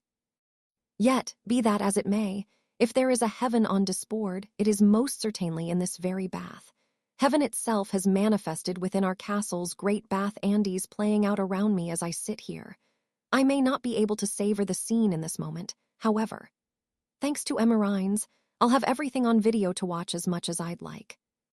With the men edited out and the children obscured with steam, the footage will be perfectly legal. Sora was convinced. Ah, yes, surely my entire life has been leading up to this very day. Sora trembled with emotion, tears escaping his closed eyes and running down his cheeks, and then he was hit with a new thought. Hey, Shiro, is Phoniculum wearing any clothes? She is. Shiro timidly answered Sora's question, one that was one for everybody's minds. Is Phoniculum a guy or a girl? Pretty sure your invitation said, women come naked, men come clothed and with their eyes shut, right? I didn't know what to do since I'm not a guy or a girl, so I just decided to come. Clothed, should I strip down? Report. Judging by past statements made by the fairy unit known as Phoniculum, this unit estimates fairies have no gender. Makes sense, so Phoniculum isn't a guy or a girl. What's there to get hung up about then? Sounds like the decision is mine to make, and now I got no for sure, so strip she must. Then what are you waiting for? Hurry up and take off those clothes and get in frame for the wait. Hold on, didn't you say something about having both? Yep. I got a stamen and a pistol. Wanna see? A troubled Sora folded his arms and reconsidered Phoniculum's offer to strip, an offer she'd made at the drop of a hat. So what does she have? Phoniculum did have a modest bust, suggesting a more feminine physique. She appeared female based on looks alone, unlike the more androgynous Plum. If she literally has a stamen and pistol, then it's safe to assume meshes just like the flower in her hair. What if fairies aren't genderless, but bigender? What if have both? Fairies don't experience love and romance for themselves. What if they're not embarrassed by showing their own equipment? Whichever parts Phoniculum may or may not have, Emerines was going to edit out anything inconvenient from Sora's final cut. But for the females currently in the bath, it was a different story. They would have to see the truth with their own two eyes, live and in the flesh. This could be problematic, especially with the presence of Shiro and Azuna. Phoniculum will strip from the waist up but cover her bottom half with a towel. I don't get what you're so worked up about, Butcher, if you insist. After significant consideration, this was the great compromise Sora came up. Schrödinger's cat is best left inside its box. An unobserved phenomenon is a paradox of quantum superposition. In this example, simultaneous female and male parts. Granted, there might be an actual pussy inside that box in any case. Sora opted to save this discovery for a later date. Right. Now that we're all gathered here, might I start use off with a question? Came the somewhat lackadaisical voice off Eastern Union's leader, the Shrine Maiden. You're not serious about holding a Commonwealth meeting here in this bath, are you? You bet your tails I'm serious. What is that up for debate or something? Sora was truly thrown off by the question. He cocked his head in confusion, eyes still closed. Gibril, who was sitting by Sora's side, smiled and added. It is Master's policy to welcome new allies into the Commonwealth with a communal bath, far more important than any of the silly 10 covenants. It was a necessary ceremony, though too much had been going on when the Ex Machina joined the Commonwealth. This bath was meant to make up for lost time. Then, I have an official statement to make as the agent plenipotentiary of Werebeast and the Eastern Union.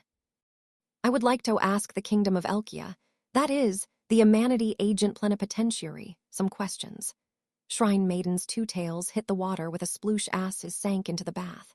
Depending on your answer, the Eastern Union may drop it off the Commonwealth of Elkia. And then there was silence. The friendly mood instantly turned icy.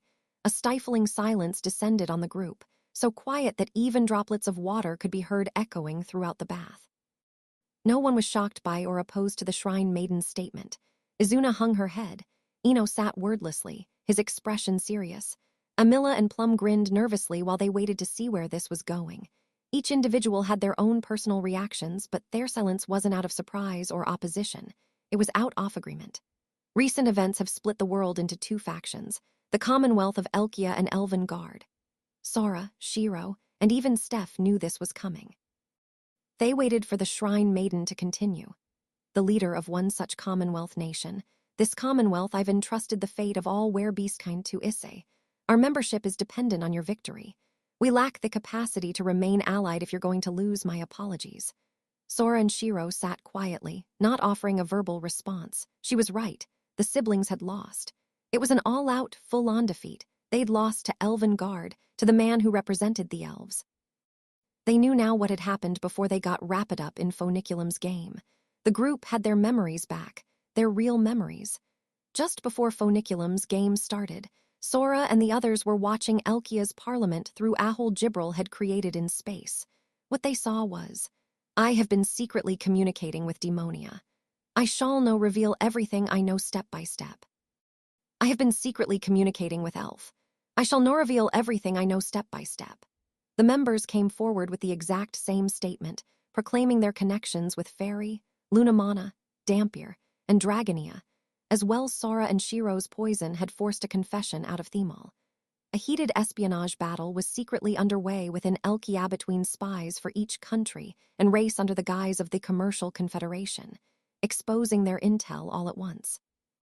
If the confessions continued, each race would end up leaking critical national intel. Such intel could be used against them in games, information that, at worst, might lead to the decimation of their entire race. To stop the confessions, the races needed an antidote, a word in Japanese that only Sora and Shiro knew, the price for Sora and Shiro's medicine. Your whole damn country, no one in their right mind was willing to pay that price. But if their race was going to survive, they would have to bargain with the siblings via games, and thus Sora and Shiro were going to absorb several races into the Commonwealth in one fell swoop. However, a sprite tuned 2 days later, a voice shook the world around them, and the next instant all of Elkia disappeared. The country was wiped off the map. Hey, what the heck happened? Gibril had shifted the group to what should have been Elkia. Where is this? We are in Elkia Royal Castle's Great Conference Chamber. At least, that is what these coordinates indicate. That can't be. Where is the castle? The 5 of them stood there in shock. A field of flowers stretched out as far as the eye could see. There was nothing left. No castle, no town, no people. Everything was gone and replaced with flowers they'd never seen before. A breeze blew a storm of petals through the air like snowfall. Report. Analyzing recent audio data. Explanation possible based on records available from the Great War. Emirines began calmly reporting her findings to the speechless group. Prediction. A sprite tune. A phenomenon wherein Ferris replaces position space with a spatial phase boundary. They'd heard the name before during their battle with Halu, specifically during the Great War RTS against Gibril, but even with Emirines' explanation, the siblings weren't comprehending. So what you're saying is, Sora prodded her for further explanation, to which Gibril obliged. I believe it means the fairies have sealed the entirety of Elkia away in a separate space. Yeah, I figured. Sora bemoaned to himself. Elkia was gone. It didn't matter who was behind it or how they did it. That wasn't the core problem here. How the hell does that make any sense? You can't just erase a country. What about the friggin' covenants? They forcibly removed an entire country from this plane of existence, sealing it away. That's literal abduction and confinement of a whole country and its people. Even if they didn't directly harm anyone in the process, there's no goddamn way this was in line with the covenants. Sora was at a loss for words, but Emirines simply nodded and continued. Affirmative. No confirmed incidents of a sprite tune following the establishment of the 10 covenants in the post-era. Literally unprecedented. Therefore, only one lone factor determined if it was possible to execute such a technique in accordance with the covenants. Someone must have consented to this, and at the very last, someone who was in a position to wager their country. Not just someone, but an entity with that much decision-making power, namely, the Elkian Parliament. Addendum: number of fairies required to create a spraddle off thy scale determined to be greater than 400,000. Therefore, a country that had control of over 400,000 fairies was behind this elven guard. They'd used Sora and Shiro's poison against the pair to set a trap. The group stood rooted to the spot as the sun passed over their heads. Even Steph was tuckered out after raising hell over what they ought to do first. Gibril and Emerines remained speechless while Sora and Shiro racked their brains over what options they had.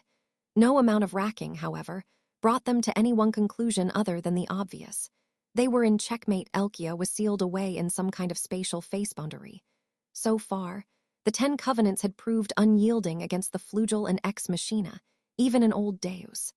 And yet it had been bypassed by the fairies and by the elves who controlled them. There was no way to fly under the spies, radar, Antherepher, no way to stop the confessions. All the intel the spies confessed would be Elven Guard. Alone, what would this mean? Sora and Shiro knew that intel as well. They'd collected it via coded banknotes. Therefore, they were certain. At the very least, Demonia and Lunamana would be forced to play an unwinnable game against Elven Guard. And unlike with Sora and Shiro, the wager wouldn't be to create an alliance. They'd be playing by Elven Guard's terms. Worst-case scenario, the two races would end up enslaved by the elves. There was no way to stop this fate.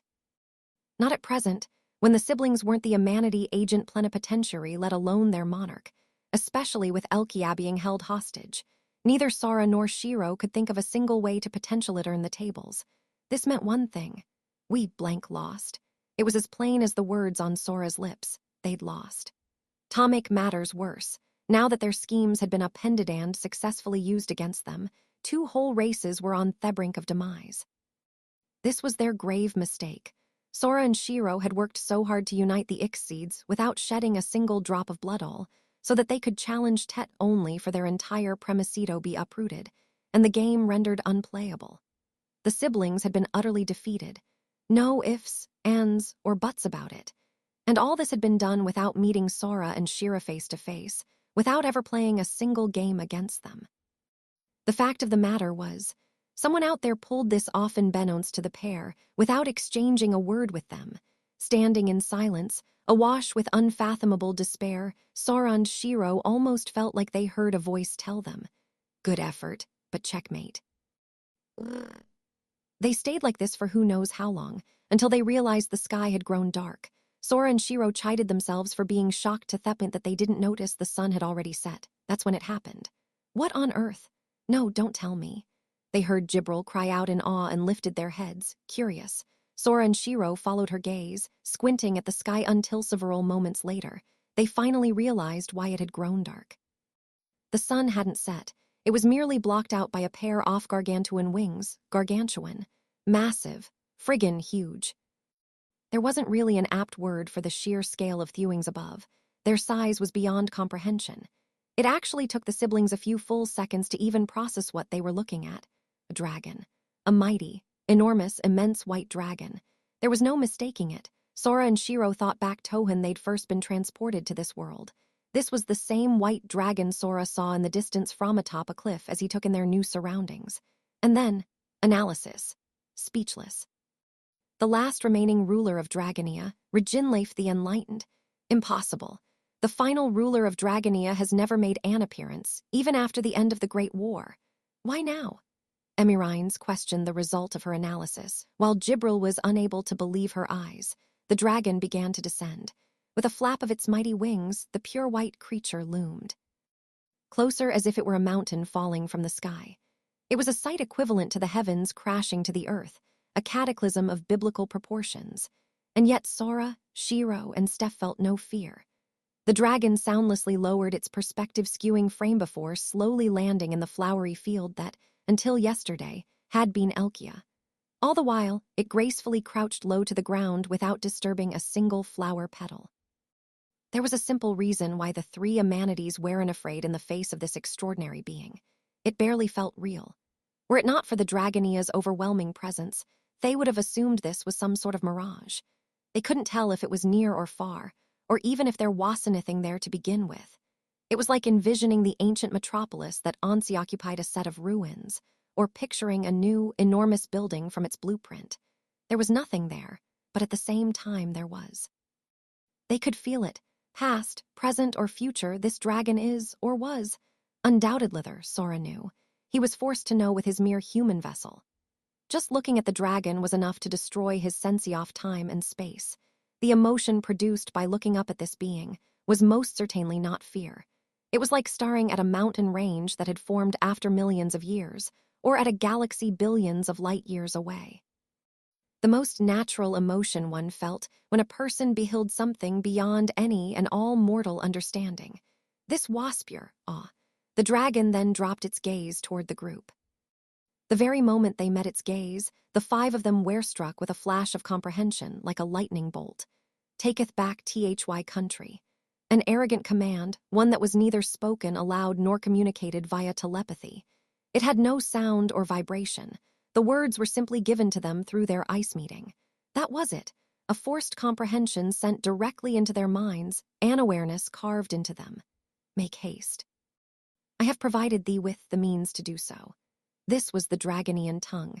Simply perceiving their will was enough to bring a person to their knees and submit. If not for the 10 covenants, all of creation would surely obey every word, however. Oh ho, have the isolationists finally decided to come out now that the Great War has ended? Are the fabled Dragonia tired of playing the troglodyte mediator role, and have they come to offer me masters some assistance? How admirable of you. It seemed Jibril didn't appreciate this entity giving orders to her masters, Sora and Shiro. Sneering, she brushed off the Dragonia's unquestioning authority to make a snide remark. In the next instant, the group felt a mountain collapse into itself. For a Dragonia, this was hardly considered a show of anger. It was more like the vaguest hint of frustration, the kind a parent might direct at their newborn. However, this titanic entity surpassed comprehension to the point that Itvin felt surreal. They stood no chance against the raw, cataclysmic scale off what loomed before them. The sheer pressure from its gaze was enough to have even Jibril and Emirines preparing for their death. Then several words entered the group's minds. IPROVIDTH no assistance. This is THY punishment. The Dragonias gazed curtly, but with utmost clarity, gave them their judgment. Redeem THYSLVS. Thou hast thrown this world into disarray. Disarray, 6,000 years had passed since the end of the Great War. Even during the war when the Ixid fought for their lives, not a single race had been wiped from the planet. But these siblings from another world were about to eliminate Tetwo races. Their failure was unmistakably theirs and theirs alone. Their defeat was unequivocally a crime. The literal all-seeing eyes of the Dragonia, witness to Thedon of time and the future ahead, swept over the group. Thou hast saved IMMANITY from the brink of destruction. An achievement worth commendation. THY reach HATH EXCEDD grasp. THY poison shall WREKHAVOC upon the world. The dragon was right. Elven Guard had used their poison against them. Their failure beckoned the destruction of multiple races, maybe even the entire world. Sora listened, unable to respond. Therefore, the dragon continued, I shall confiscate the poison from all who possess it. It lifted its head and spread its wings that extended beyond the horizon. The mountain range of a being then rose to its feet and flew off. What should have generated a seismic shock capable of reshaping the continent failed to create so much as a light breeze. The Dragonia drifted away in silence until it was no longer visible. It left nothing behind, almost as if it was never there to begin with. Ugh, I'm so tired of this shit. Or actually, not quite. The Dragonia did leave one thing behind, a small figure the size of a grain of rice, so small, in fact, that no one realized she was there until they heard her speak. It was a tiny girl with an even tinier cigar wedged between her lips and a sort of apathetic, devil-may-care attitude. For the love of first a Dragonia appears out of nowhere, then it turns out they're the quote-unquote enlightened. Ooh, look at me, I know everything. Gimme a break. It's a big friggin' lizard for God's sake. "Oh yeah, I'm Phoniculum, and you guys probably figured this out already, but I'm here to save the day and your asses. Whoop to friggin' do, ugh." The group had gone from transcendent entity to this at breakneck speed. Everyone had whiplash. Hey, beggars can't be choosers, eh? Our goals kinda line up, so we might as well see where this goes. Phoniculum flashed a grin before sharing her plan. Which was, effectively, hit the subspace created by Elven Guards fairies with an even more powerful subspace, releasing Elkia before the spies disclosed any intel to the elves. Phoniculum was going to send the group into her own spraddle, a space where romantic feelings increased as time went by. She'd stream the group's love affairs to get tips, or soul power, from her fairy viewership. Once you crunch the numbers, it turned out they'd need Tokru 5 billion units of soul in tips. But first, you gotta tell all Reginleif your safe word. Once Elkia's free, the big lizard'll use that on the spies to keep 'em fromfissin' up their intel to the elves. You also gotta forfeit all the dirt you've dug up, too. That wasn't all. Also, I'ma make it so you don't remember any of this or anything pertaining to the game. I won't be giving you any info unless you ask me first. Those are all of the stupid lizard's terms. Sora didn't feel like he could win this game even with his memory intact, but he and Shiro didn't really have a choice.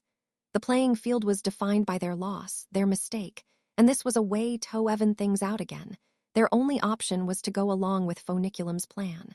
However, cool if I point out 3 major holes in your plan and ask you a single question. Sora had to double-check a few details before agreeing.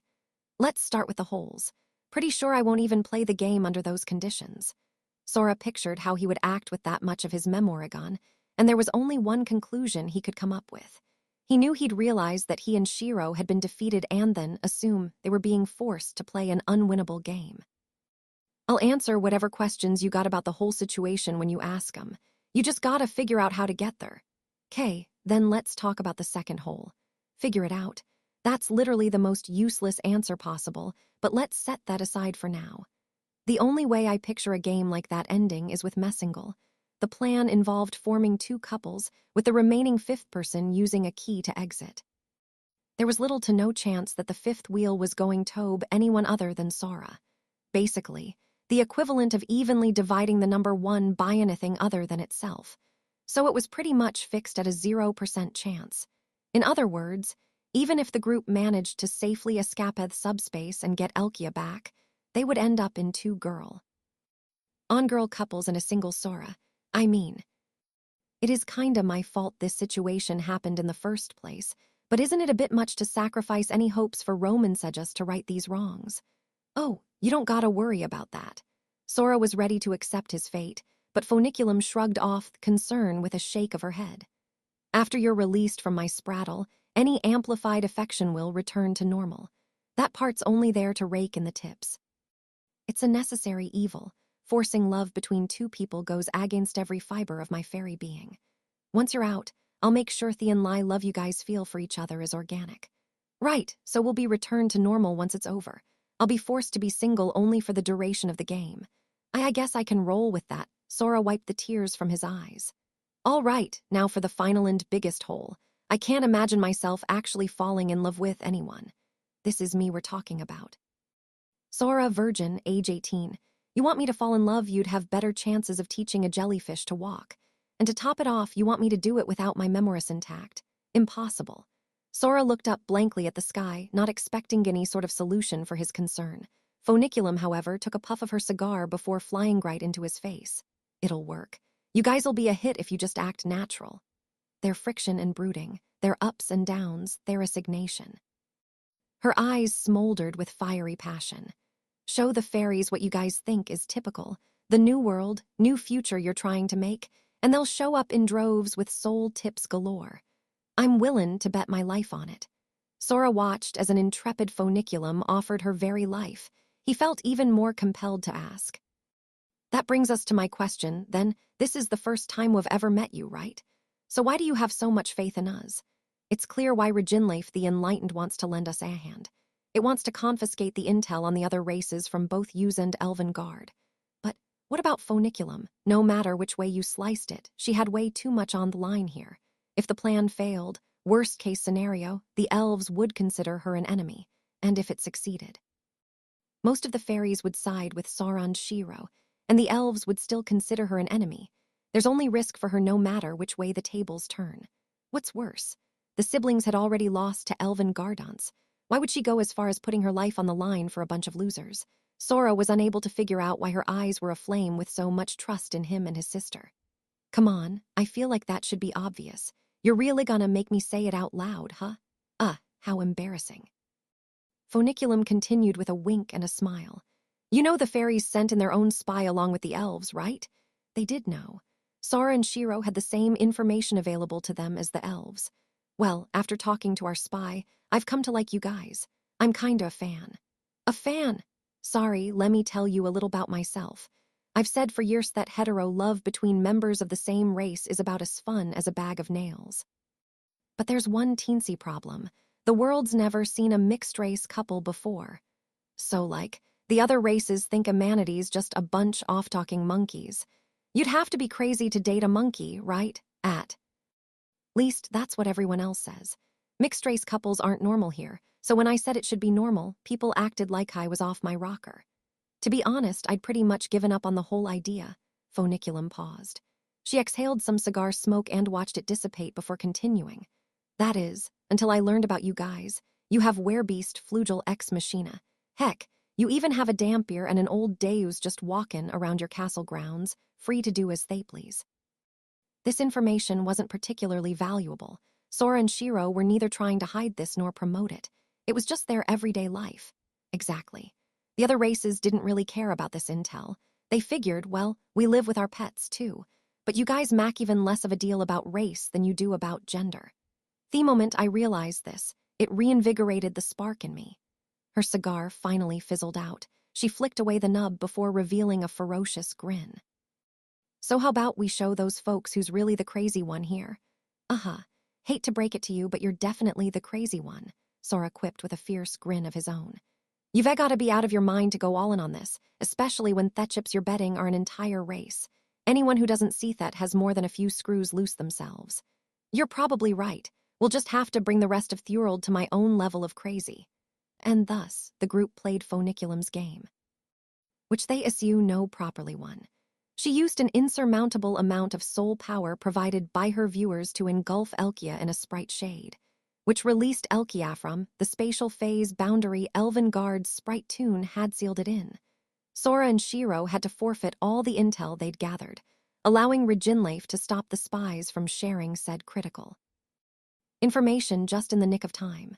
The Republican dukedom of Elkia's parliament, consisting offspies for each race, under the guise of the Commercial Confederation, were branded as traitors by Steph, the Commonwealth's de facto ruler, and subsequently purged. Since this coup d'etat was the work of foreign nations, Shireen stated Sora and Shiro as the shared monarch, they're managing to keep their intel from reaching Elven Guard by the skin off their teeth. Thus, the siblings returned to the kingdom of Elkia as its rightful sovereign. With that said, it should be obvious that this was hardly the time for celebration. The siblings were faced with an array of problems upon returning to the throne. Among those problems was the one the shrine maiden was pressing Steph about in the Great Bath. First, what is the kingdom to do about the Republic? We still need to discuss that with the Commonwealth. The shrine maiden was right. Elkia was divided. Humanity's only nation had become two nations. The foreign spies went into hiding before Steph could give the Commercial Confederation their final judgment. Then, without a moment's notice, they reappeared on the far western continent of Valor in the state of Arneg, a territory humanity had taken from Elven Guard that was currently under the care of the Flugel, where they started a new parliament. This new parliament maintained that they were the legitimate Elkia, the true home of humanity. They announced to the world the establishment of what they called the Republic of Elkia. Sora and Shiro were the kingdom of Elkia's monarch and the humanity agent plenipotentiary, but humanity was no longer united, which meant there is significant support for the Republic within the kingdom as well. How do you intend to handle that? We are working on it.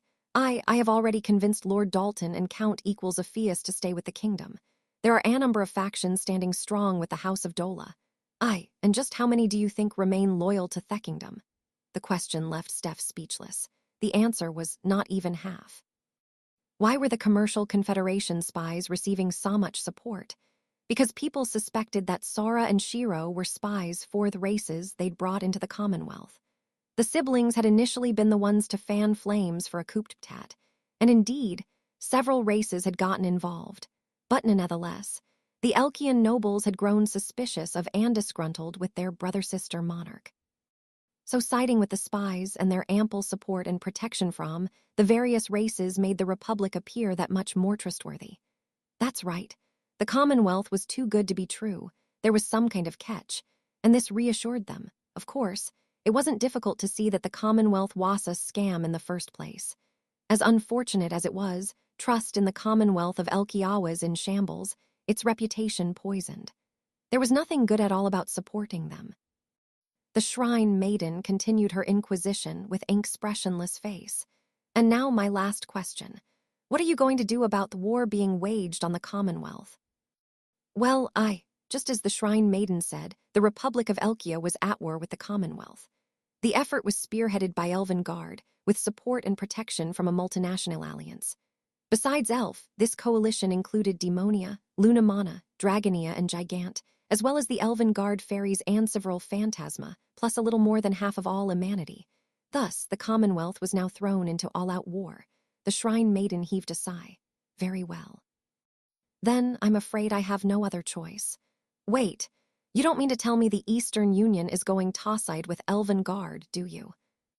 The Shrine Maiden had gotten out of the bath and was preparing to leave when Steph stopped her. Anti-Commonwealth faction intends to dismantle our government and take over its nations. Siding with them means that you agree with their enslavement and abuse of other races.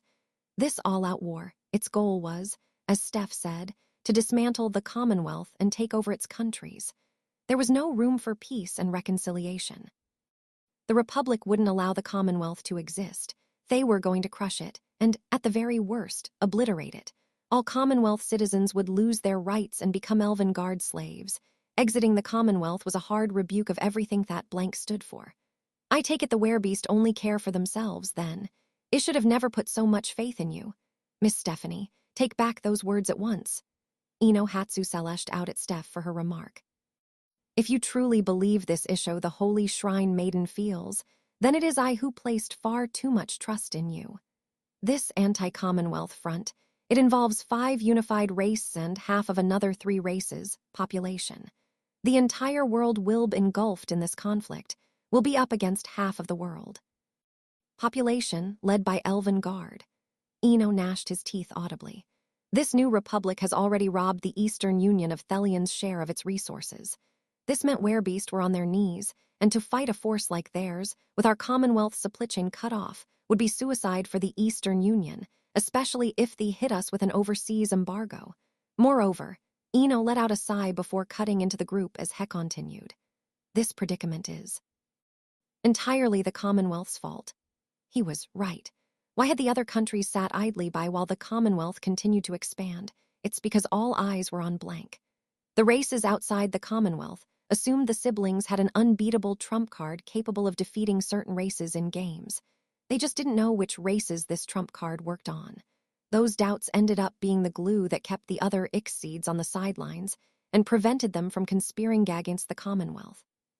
But following recent events, the least of which were the confessions forced by the races outside the Commonwealth, namely, Elf, Fairy, Demonia, Lunamana, and Dragonia, proved that these 5 weren't involved with the Commonwealth, allowing them to join forces. This, in turn, led to the present situation. The Eastern Union's economy had been brought to its knees. The whole debacle was caused by Sora and Shiro's defeat. Unable to speak, Steph hung her head and trembled when the Shrine Maiden said with a sigh, "Don't misunderstand, lass. I don't intend to pin this all on your nation." She cast her gaze downward. Indeed, you two lost, and now multiple races are in peril at the hands of Elf. That is, multiple races will end up enslaved. The only reason that has yet to pass is thanks to sheer dumb luck. Precisely. The siblings lost. Their hands were tied. There was no way to right their wrong. The only reason they'd come out of this was thanks to Reginleif's predictions and Phoniculum's resolution. In other words, it was pure luck. There just so happened to be other forces in motion unbeknownst to them, and now Reginleif had sided with the elves. And yet, the shrine maiden said with a strained smile. That isn't to say I think you did the wrong thing, mind you. Looked at her in surprise, especially Eno. Noticing his dubious expression, she let out a low chuckle before continuing. The dream you two spoke of, bringing the 16 race there without sacrificing a single soul, a full upheaval off conventions that have continued for thousands, no, millions off years. Tease about as nonsensical as trying to make the planet spin left instead of right. You'd have to do something quite daft to ever make that happen, that much I know perfectly well. They saved her dearest friend, Hollow. The siblings bet 5 race pieces for the shrine maiden so they could save her friend. After all they'd done for her, the shrine maiden had no intentions of reprimanding them, nor was it her place to do so. But she went on.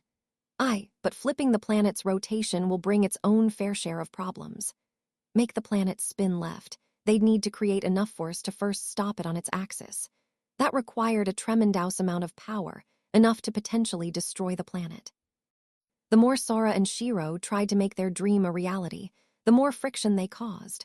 That's what it takes to change the world. That friction begets discord, and when that discord reaches critical mass, it destroys everything caught up in it. And that convention known as reality was what caused the shrine maiden to give up on her dream once before. You too wish to change the world. Her golden eyes grew sharper. But there were those who did not wish for the world to change. They have you in their sights, and the world is on the verge of turning stark raving mad. At this rate, the first one's toe fall will be us, the Eastern Union. She exhaled, and her tails slapped the water's surface. This is my last question, so I beg you to be honest. A mounting pressure could be felt emanating from the shrine maiden. Sora tightened his grip around his sister's hand. Your dream to change the world without a single sacrifice. Is that really nothing more than a pipe? Shrine maiden's words, her gaze, her presence. Sora sensed everything they were telling him even without having Toop in his eyes. Should you have any way to avoid the immense loss of life, what will most likely be Werebeast life, that is about to happen, then you'd best speak your piece now. The world was on a crash course for total warfare, not a direct path, but one that would nonetheless result in enormous destruction. If there remained a way to avoid this fate, then the shrine maiden wanted to hear it. You too made me want to dream again. No matter how much she resisted, how much she fought, things always ended in bloodshed. The shrine maiden wanted to see a world where such conventions did exist. Tell me I made the right decision. Nay, show me. The shrine maiden growled. However, Sora wasn't the one who broke the silence. Sorry I'm late. My subterrane broke as I was making my way to the surface, and it took me 3 hours of digging to get up here, but I have arrived. Shamefully covered in mud, I am. Wham! Someone had flung open the door and stormed their way into the great bath. A tan-skinned girl with a pair of horns emerging from her silvery, mithril-colored hair, the one Commonwealth nation yet to make an appearance, the last agent plenipotentiary. That as it may. Sir, ma'am, just where did you two goof to? I'll have you know I took 2.5 laps around the planet looking for you, I did. How cruel of you to leave little old me behind. Dripping with mud, the girl rattled off her grievances before lunging at Shiro. Shiro reflexively latched on to Sora in order to bear the brunt of this accusation, practically shrieking, "Why, you're filthy, take ye a shower." As for the terms for participating in this Commonwealth summit, I would like an explanation of this nudity clause, would. A summit in a bathhouse. In all honesty, that's kind of stupid, it is. But now that you mention it, I'm quite filthy, yes, so I suppose I'll take you up on that shower, I will. Of her surroundings, the girl began washing herself in front of everyone. A dwarf. What is a dwarf doing here? When Eno hollered with shock and confusion in lieu of the other speechless bathers, his question was what finally made the girl notice that she was center of attention. Yes, I am King Sora and Queen Shiro's big sister. The name's nary Tilvulg, that it is. Be big. Sister, the dwarf agent plenipotentiary by proxy left everyone, with the exception of Sora, Shiro, Gibril, Emerines, and Steph, wide-eyed. Uncle, a vague drove-near chieftain of Hardenfell, said he's busy going to space. Then mentioned something or other about big boobs, so he sent me here to fill in his spot as agent plenipotentiary of dwarf, he did. Although I would never ever leave your side anyway, I wouldn't. PFFT. The members of the summit could only watch in speechless disbelief as the dwarf scrambled to introduce herself. Before any of them could muster up the presence of mind to say something. What's this? Oh, silly me. Did I forget to tell you guys that the second largest nation on the planet was on our side? Sora grinned from ear to ear, laying it on thick. The dwarf agent plenipotentiary vague said Hardenfell was mine to do with what I pleased. So I was thinking I could have the dwarves send the Commonwealth some of their excess resources, but the Eastern Union wants out, eh? That's too bad. He reveled in the sound of Eno's grinding teeth as he spoke. Hey, Till, just how much armatite does Hardenfell dig up every year? By armatite. You mean that rubbish we have to dig through to mine algarite? No one has any interest in mining non-spiritual minerals, none at all. We toss it straight into the garbage, we do. Is that so? What if I told you the Eastern Union would be willing to buy whatever armatite you're going to throw away? They want it? I would probably pay them to take it off our hands if they were willing, I would. Really, now. Oh, but the Eastern Union isn't going to be a part of the Commonwealth anymore, so I guess it doesn't matter. Getting on people's nerves is a form of genius in its own right, and that's where Sora really shines. He flaunted this talent of his with a little wave of his hand. Guess we'll be seeing you, Shrine Maiden. We'll drop by the fluffy-eared dynasty to take you over again in the coming days. You damn monkey bastard. I knew there was a reason Gibril kept quiet when the Holy Shrine Maiden was talking. After finally filling in all the blanks, Eno couldn't help but let a curse slip out. What did that pathetic little doggy just say? I believe it was along the lines of "Forgive our transgressions. Please let us stay in the Commonwealth. I shall get on my hands and knees and beg for your forgiveness. But do correct me if I'm wrong." With an exuberant sneer, Gibril was finally able to taunt the werebeast. Then, "Sorry, Shrine Maiden, I can't answer whether you made the right decision." Sora opened his eyes and fixed his gaze on the Shrine Maiden. She stared back at him as he offered an earnest apology. Never mind the Shrine Maiden. Sora and Shiro had done the wrong thing themselves. They'd made many mistakes on their journey, which finally led to a big defeat. Therefore, the two of them were unable to give her an honest answer. That said, I can answer your other questions. The Shrine Maiden was silent. Her ears perked towards Sora, listening to both his words and his heartbeat. First, Shiro and I never said anything about a dream. We talked about was an achievable reality, gathering all the races without a single sacrifice and challenging Tet to a game. And the fact that you thought this reality should be achieved, that wasn't a dream either. Next, so what if half the world against us? Like I give a shit about that. Shrine Maiden was listening to his pulse. She could tell Hugh was calm. Just like when they faced off once before, he smiled despite knowing the weight of his words.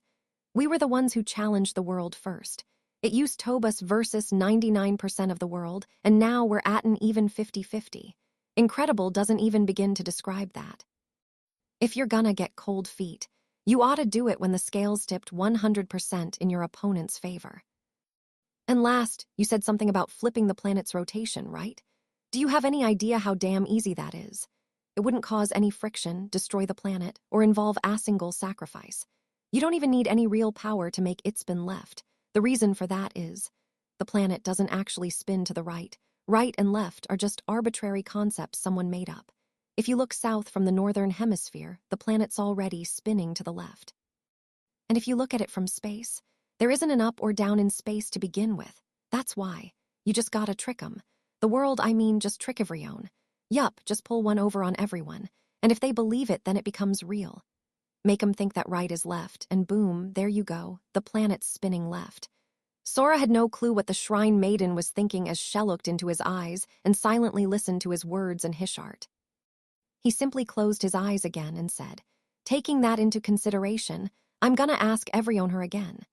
Turned his attention to the rest of the Commonwealth's agent plenipotentiaries and inquired whether they would be willing to put the future of their races on the line. Which do you prefer? A world that spins right or left? Whichever direction Master prefers.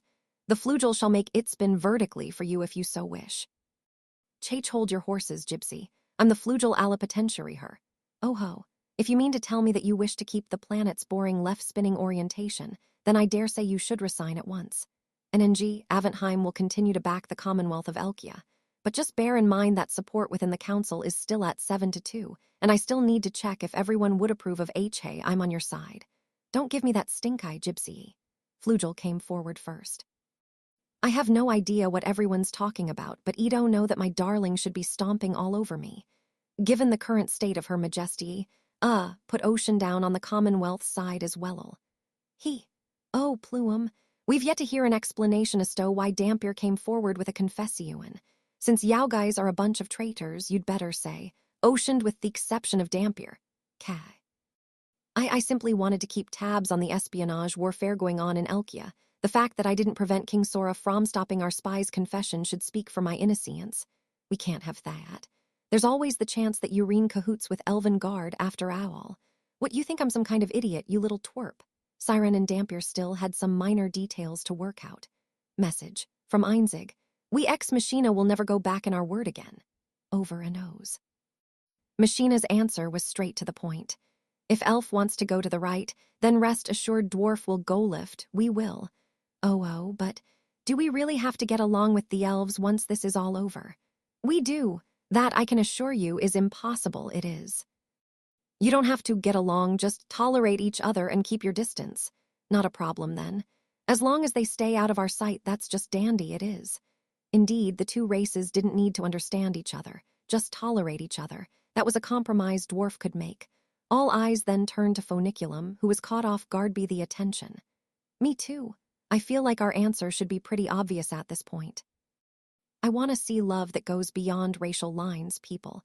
I'll have the planet spinnin' left before you can say Dendelian. With a grin, the tiny fairy extended her middle fingers to Thesky. I don't have time for y'all to be moppin' just 'cause you lost 4 aunts. Don't forget that I'm betting everything on you losers here. There's only one thing you gotta do when you lose, and that's make a big friggin' comeback win. Nothing more, nothing less. Fairy was clear with their answer, and thus, hey, wait a second. Who the heck is this little Fido here gnawing on my tail fin? The only one who's allowed to punish May's my darling. Do you have any idea who I am? Sora said I could, please. And he said till can fluff my. Sora gave Izuna permission to nibble on the fish girl, theme mermaid Layla. Wah, you freakin' suck at this. You're clumsy as shit, please. Ha, why hide it? You're absolutely right, you are. The clumsiest grubby mole in all the world I am.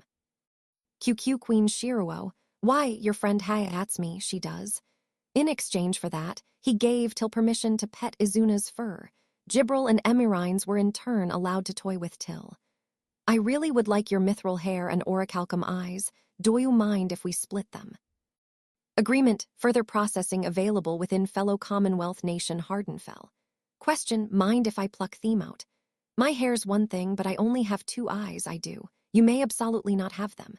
The price for this. Gibril sold gave Azrael away. And finally, Sora was allowed to play with Azrael's wings, something he had wanted to do for a long time now. NN Sora. WHY are you so good at that? Do you really have your eyes closed? MNGH, not in front of Gypsy. I have to keep my dignity as her big sis. You needn't worry about that, Elder. Lose yourself to the pleasure as much as you wish. Really? I think I'll do just that then, Naya. That's it, that's the spot, Naya. The leader of the Flugel was left moaning and twitching from Sora's touch. Meanwhile, the lone old Deus twiddled her thumbs and hesitatingly called out to her friend. H. Hark, O host. Hollow hypothesizes, Hollow D doth not wish for thou to fight with Sora and his kin. Flugel, Siren, Dampier, Ex Machina, Dwarf, and Werebeast. Even the lone old Deus wished for coexistence without conflict, yes. The Shrine Maiden thought, the world really is split in two. Half of it was already on the brink of realizing her dream. A wry smile played on her lips. Very well. I shall wait till the very end to see whether I made the right choice. Eastern Union also chose left. Still smiling, the Shrine Maiden submerged herself into Thorm bath once more with a cup of sake in hand. Only one person picked up on that smile, along with Sora's and Shiro's resulting facial expressions, and that was Steph. The Commonwealth Summit came to an end, and its members made their way home. Night had fallen, and Steph was walking through the nearly empty Elkia Castle. With a basket in her right hand and a small lantern to light her way in her left, she thought, did my footsteps always echo this much in here? The silence was the result of most of the castle's personnel defecting to the Republic's Steph side as she walked through the dark corridors in search of Sora and Shiro. She thought about the Commonwealth Summit, about how firm Sora's voice was and how reliable he seemed. That was why she was looking for him. The first places she checked were Shiro's and his bedroom and the library, but the siblings were nowhere to be found. Her only option at this point was to wander aimlessly around the castle grounds in hopes of stumbling upon their latest hitting spot. Eventually, even with the cloudy night sky obscuring any moon or starlight, Steph spotted the two, thanks to the dim light from their devices. They were on the Elkia Castle veranda. With its panoramic view of the grand square below, this was where Sora gave his speech when he was crowned the King of Elkia. Thinking back on it, this is where it all started. Steph found herself growing increasingly sentimental when… Steph. Something wrong. Sora and Shiro called out to her after noticing she was there. Caught off guard, Steph scrambled to get her emotions under control before forcing a smile. Oh no, I merely baked some treats for the first time in ages. It took me a while to find you two out here. The basket was, in fact, filled with handmade donuts. Thanks, I love this stuff.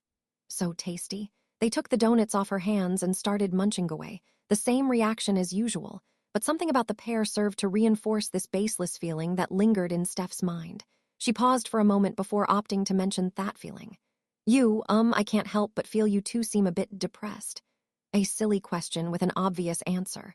Blank doesn't lose.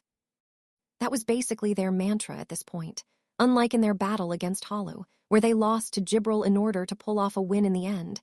This was a legitimate defeat. Steph couldn't imagine them not being depressed by this, however. Not really, I'm perfectly fine, answered with a dubious expression which left Steph gaping with shock. I mean, yeah, it's not like we're not upset.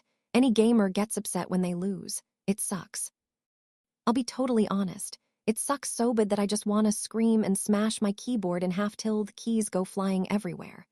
Brother, I'm pretty sure you still need to keep it classy even when you're upset. Sure, defeat sucked. Gamers don't get depressed when they lose. We analyze our loss, re-strategize, then come back for a rematch where we'll get our revenge when we emerge victorious. We don't have time to get depressed. We gotta think things through. Those words rang true to Steph. She considered anything siblings said at a moment like this to be genuine, heartfelt. And anyway, we're gonna do some analyzing of our own, collect our thoughts, that sort of thing. It's gonna take a while, sorry, but if you don't need anything else, mind leaving us alone for a bit. Thanks for the donuts, though. Really, I mean it. Thanks for everything, Steph. I knew they'd say that. Steph clenched her right hand. But I also shouldn't leave them alone like this. Steph instinctively knew she had to stay. About what the Shrine Maiden was saying before, is it true? Did you two really lose? Yup, we did. Without even looking at Steph, Sora gave it to her straight. In a bad way, too. You can't really lose worse than how we did. We got pummeled on the world stage for the first time ever. Their answers got Steph choked up momentarily, but she shook her head. She knew she needed to stay strong. But even though Elvengard almost had us, you two were able to keep the secret information out of their hands. Not to mention you also allied with the dwarves and Foniculum, and all the fairies who aren't slaves. One loss and one victory. Doesn't that kind of make this a tie? Sure, this was by and large due to luck. Foniculum happened to be a fan of Sora and Shiro, and Reginleif the Enlightened intervened on their behalf, even thought Dragon wasn't exactly on their side. Nonetheless, Sora and Shiro were able to take Elkia back. Nothing could change that. The elves' scheme failed, and the Commonwealth stayed together, their bonds now stronger than ever. Half the world might be against them, but Sora and Shiro still had more than enough power to fight back. So I think it's safe to call this one a draw, Steph thought. Yeah, we lost one and one another, but a single loss is still a loss. Unbridled frustration finally colored Sora's expression. Taking over this world meant not losing even once. Sora and Shiro expressed this sentiment on a daily basis, except there was something off about it this time. Though the words were the same, Steph felt they now carried a slightly different nuance. What do you mean? She asked, voice quavering even as she kept her eyes fixed on Sora. He said nothing, but after a few seconds he caved to her stern gaze and started explaining himself. Steph, remember what I said during our match with Gibril, back when we went up against Hollow? You said all sorts of things. Would you mind being a bit more specific? I mean the part about what happens when you suck at winning. Steph nodded. She remembered that conversation. When you are playing against multiple opponents, if your victories stir up too much hate, the other players will grow wary and eventually conspire to take you out, was it? I believe that's what led to Gibril's self-ruin. She was right. That's exactly what happened. It was the same reason the Great War never came to an end on its own, and why a world bound by the 10 Covenants currently found itself in the same situation. to change the world, all the races needed to band together. Even if this was done without bloodshed or loss of life, no matter what greater good this goal was touted to serve, anyone who didn't want the world to change would consider Sora and Shiro's plan an act of aggression. Effectively, world domination. And just like how world domination always failed, their goal was going to fail as well. That is, if they tried to achieve it through logical means. Such means couldn't possibly help them this time around, not in this world. Therefore, we needed to hit our enemies with a sneak attack before Ethy could band together. The siblings convinced the world that the Commonwealth wasn't a threat. Then they made it seem like a tricky entity, one that couldn't so easily be dealt with. That eventually led the rest of the world to suspect that the Commonwealth had some sort of unbeatable trump card capable of taking out an old Deus. But no one knew who had that trump card, and that sowed the seeds of doubt and suspicion. This was how Sora and Shiro effectively maneuvered the Commonwealth's position up until now. They made it difficult for other players to team up against them. Blank needed to never lose. Blank couldn't afford to lose, not even once. It was more than just a motto. It was a goal that had to be achieved no matter what, a condition required to take on the world. Obviously, there's a limit to how far we could take this. If we kept on winning, the other players would eventually be willing to accept the risk that came with teaming up against us. The Commonwealth became too large to ignore. It was only a matter of time before this happened. They had a manatee, werebeast, flugel, siren, dampier, and assingle old Deus on their side. 7 of the 16 Ix-seeds were part of the Commonwealth. Just under half was the tipping point. That was the most they could get while still flying under the radar. That's why we used our poison. We were going to try tobbering in 3, ideally more than 4 races to our side in one fell swoop. They succeeded. They would have had 10 races. Had things gone perfectly, they'd have more than 11. That would have left just 5 or 6. The siblings tried their absolute hardest to keep anyone from turning the tables even if they wanted to. Not only did they see through our plan, they used it against us. We lost. Now, the world knew that Blank didn't have an unbeatable trump card. Sora and Shiro had been brought to this world by Tet, its own. That said, they didn't have any special powers or a patron to support them. Defeat was always a possibility. They were merihumans. Elven Guard, at the very least, definitely realized as much. That was most likely why they created an anti-Commonwealth coalition in the first place. What I'm trying to say is, we can't play the same way we've been anymore. Sneak attacks aren't gonna work from no one. What happened when they figured this out? The enemy would use logical means to crush their opponent. All-out war, a tried-and-true method since the dawn of time. Violence was forbidden in this world, but all indirect forms of combat were allowed. Economic warfare, diplomatic warfare, civil disobedience. Half the world was coming together to use these on Sora and Shiro. With things as they were, there was no way of going forward without some sort of sacrifice. The same scenario where the Eastern Union was brought to the brink of economic destruction, which was only avoidable thanks to the inclusion of Dwarf into the Commonwealth, was bound to happen to other nations in several different ways down the line. That fate could no longer be stopped. Sora and Shiro, 2 gamers, couldn't pull it off. Moreover, their defeat brought this situation on. Therefore, it was a massive loss in every sense of the word. Sora explained this to Steph with a gloomy expression, but wait, wasn't that a matter of time in itself? Puzzled, she asked a question with a tilt of her head. Huh.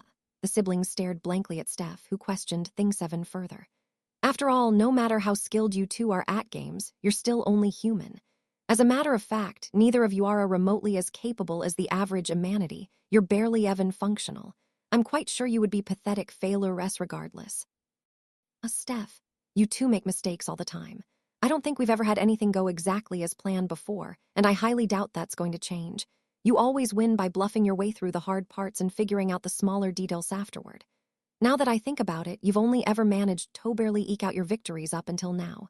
She meant no harm by any of this. Sora and Shiro could tell Steph was speaking in complete earnest. Sheesh, Steph. You're ruthless even at a time like this. Jay, just take it easy on us, okay? And her simple doubt brought them to tears. Sora and Shiro were lower than the average humanity. With this fact laid out on the table, Steph continued. You two didn't really think in your heart of hearts that Ya would never lose, right? It's not like we're that full of ourselves. She kept on kicking them while they were down, striking Firinto their hearts with a thorough tongue-lashing. She was so ruthless, it was almost entertaining to Sora. Ha broke into a pained smile and thought, yeah, she's right. Blank's always been this way. We walk the thinnest of tightropes. One wrong step is all it takes and kaput. That's why we plan for that misstep. Making a mistake and falling off the tightrope is a part of the game. Sometimes it's even the premise of our strategies. But you can't plan for everything, so you just put your heart and soul into recovering. That's why. It should be obvious that we've been ready for a critical error that make us lose. The key is how fast you can make your recovery and how you'll recover. Making the right move quickly to recover properly would be the terms of the game. That's what we thought, at least, but this time, we haven't made a single mistake yet. Come again. No matter how many times Shiro and I think it over, we can't figure out why we lost. Going over every little detail, their plan was perfect no matter how you sliced it. Even if Elven Guard was able to see through the plan, there was no way to escape it other than by remaining isolated. This worked to pull one over on that freak of nature Vague Drovnir, the world's strongest dwarf who just bullshitted his way through anything that was thrown at him, which proves it should have worked this time, too. Sora and Shiro were convinced the plan was foolproof, perfect. We executed our plan to the letter, without a single mistake, and yet they turned it on its head and used it against us. So how exactly did we lose? We can't figure it out at all. Elkia had been sealed off within a spatial phase boundary that required prior consent, which couldn't have been achieved on the fly right as the Commercial Confederation was making their confessions. And at the very least, every member of Parliament, the species who were in cahoots with the various races, would have had Togri on the spot to erase Elkia too. That move was without a doubt premeditated. The problem was, when did they do it? Not only did Elven Guard need to weed out which spy worked for which race, but they also needed to lay their trap before Sora and Shiro caught on. They wouldn't have been able to move behind the scenes so easily otherwise. But they shouldn't have thought of that if they'd believed the siblings were hiding an unbeatable trump card up their sleeve. In short, Elven Guard sensed Sora and Shiro were keeping their cards close to their chests. They knew that Blank was just two humanities who didn't have any special powers or support. The elves predicted the utterly inconceivable, that Blank could have take down an old Deus. Then and only then could they make a move. So, when did they find out? How long had they known and Shiro were up to? The two siblings mulled this over, and the best answer they could come up with was the enemy had been onto them since before their game with Hollow, which meant it was sometime soon after the Commonwealth had absorbed the Eastern Union, maybe even earlier. This enemy would have had to predict what Sora and Shiro were going to do from that point on, their every goal, every clandestine move. Was that even possible? If it truly was, then they might have a far more serious problem on their hands. Can we even beat an opponent of that caliber? What if Elven Guard really did read all their moves from the Verbeginning? If they were the ones who had Sora and Shiro established Commonwealth and amass all the race pieces, those were the questions that had weighed on the siblings' minds as they wandered through the castle and eventually ended up here, the Elkia Royal Castle's veranda. The place where it all started. What if they had been onto us from here? No, that's impossible. I'm thinking too much about this. We can't let our suspicions get the best of us. But still, what if? The two siblings felt a collective chill run down their spines as they began doubting everything they thought they knew. What if we're the ones playing into the hands of someone else? What if we're mere pawns being used to destroy Disboard? It was the first time Sora and Shiro lost control over the flow-off game. They wondered if they ever really had any control Tobjin with. Hey, Steph, I wonder if what we're trying to do is really the right thing. To keep his thoughts to himself, Sora finally shared his doubts with Steph. Saying it out loud put his heart in an ice-cold vice grip, a chill that wasn't quite self-loathing and anguish. However, no. Of course it's not. I thought you knew that already. Cocked her head again and calmly shut Sora down. Chet.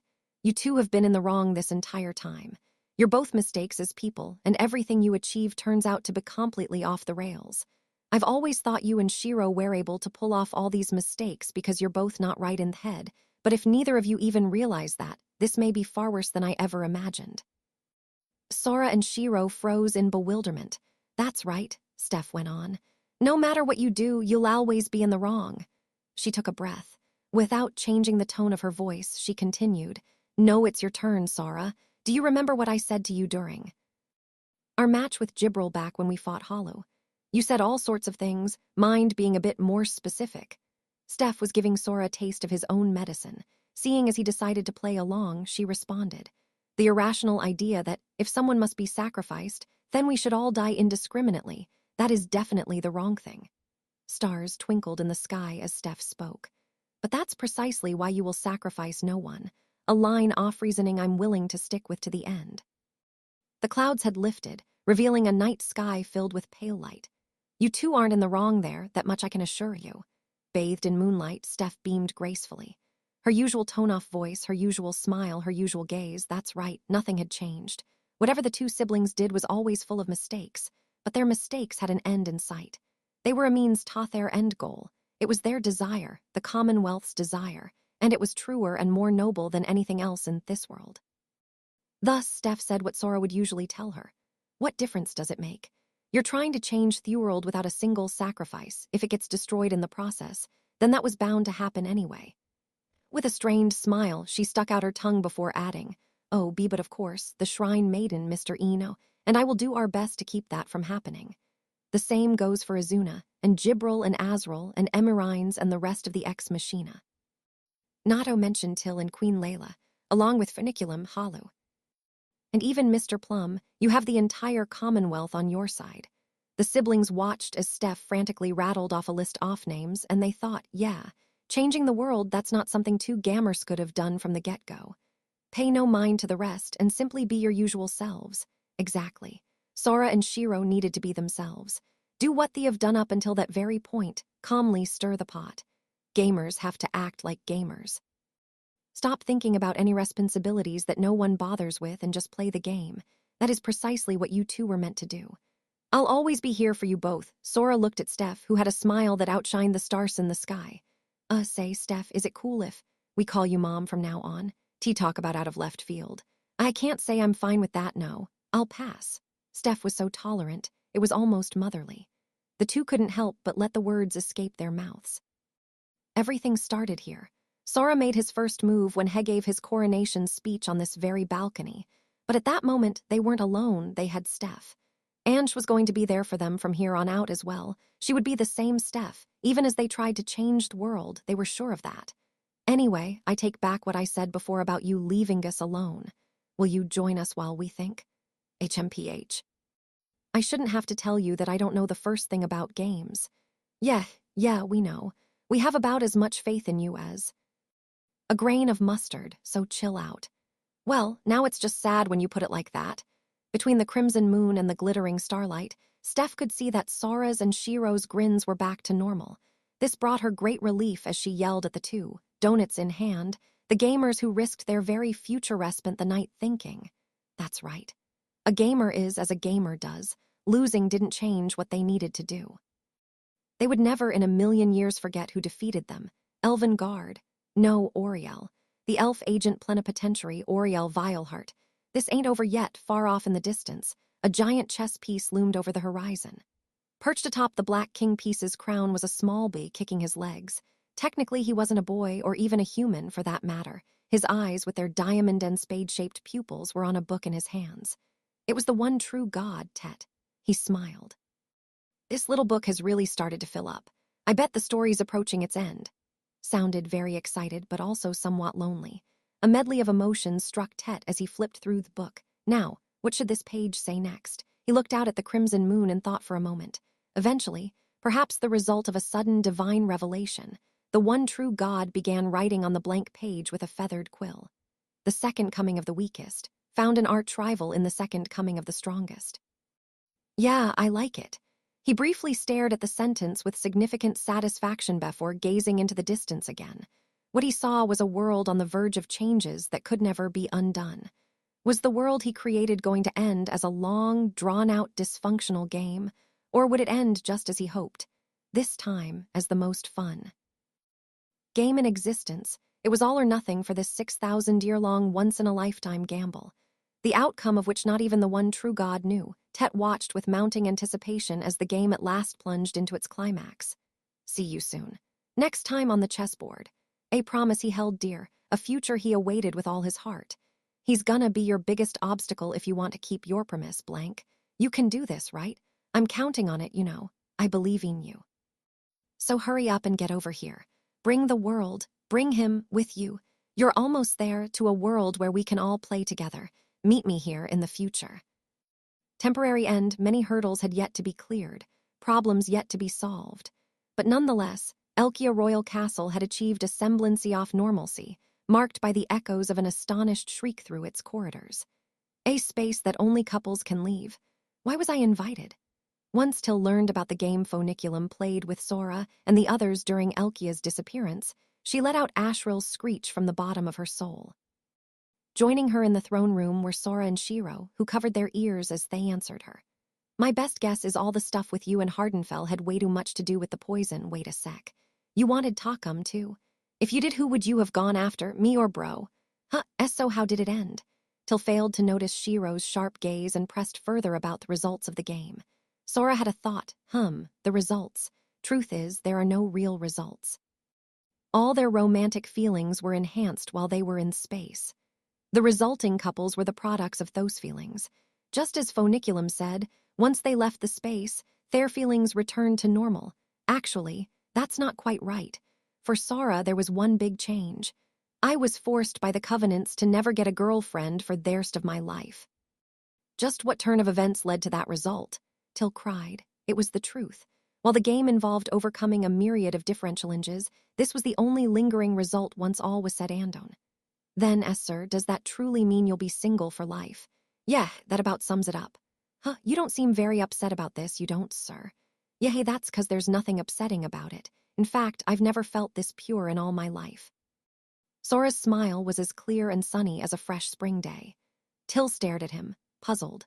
Why do people feel pain and suffering in the first place, in Sora and Shiro's old world? There was a great man who 2600 years prior sought to answer this very question. After a long life spent training his mind and spirit, he found his answer and absolved all his suffering. The answer the great man found was desire.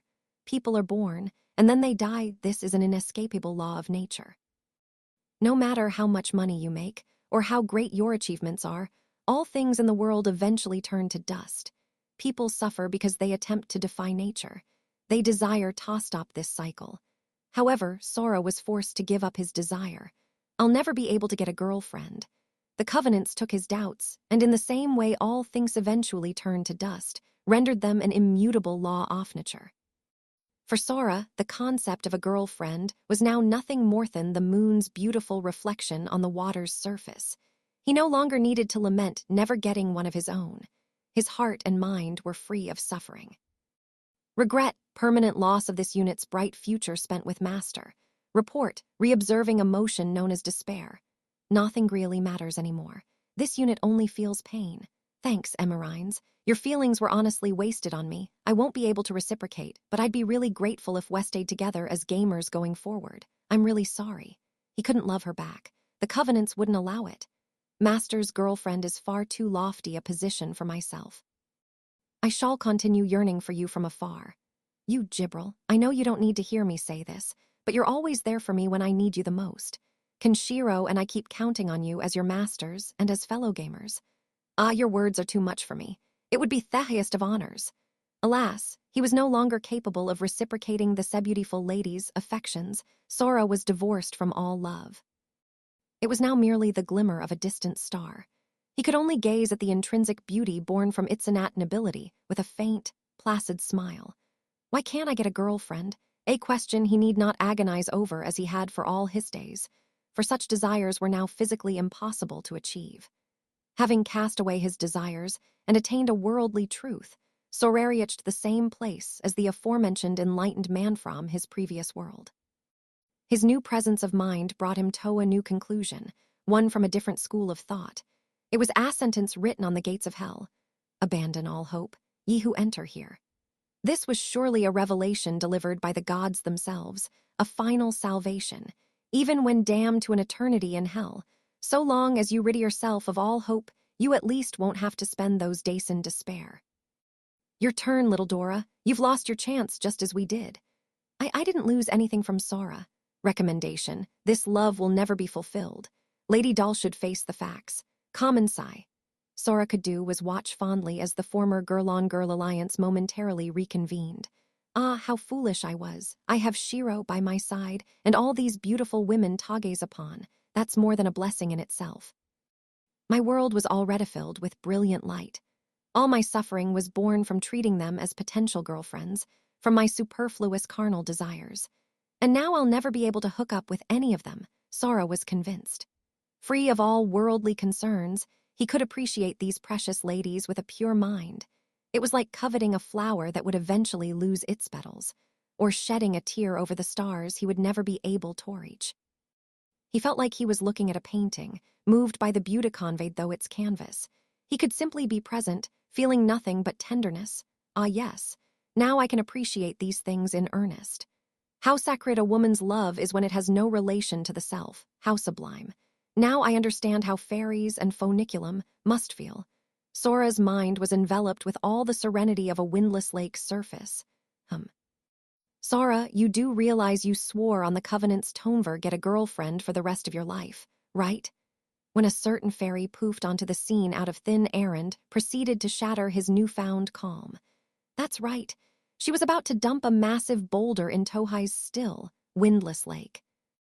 There's lots of other relationships you can have, like lovers, friends with benefits. Heck, you can even make your own harem.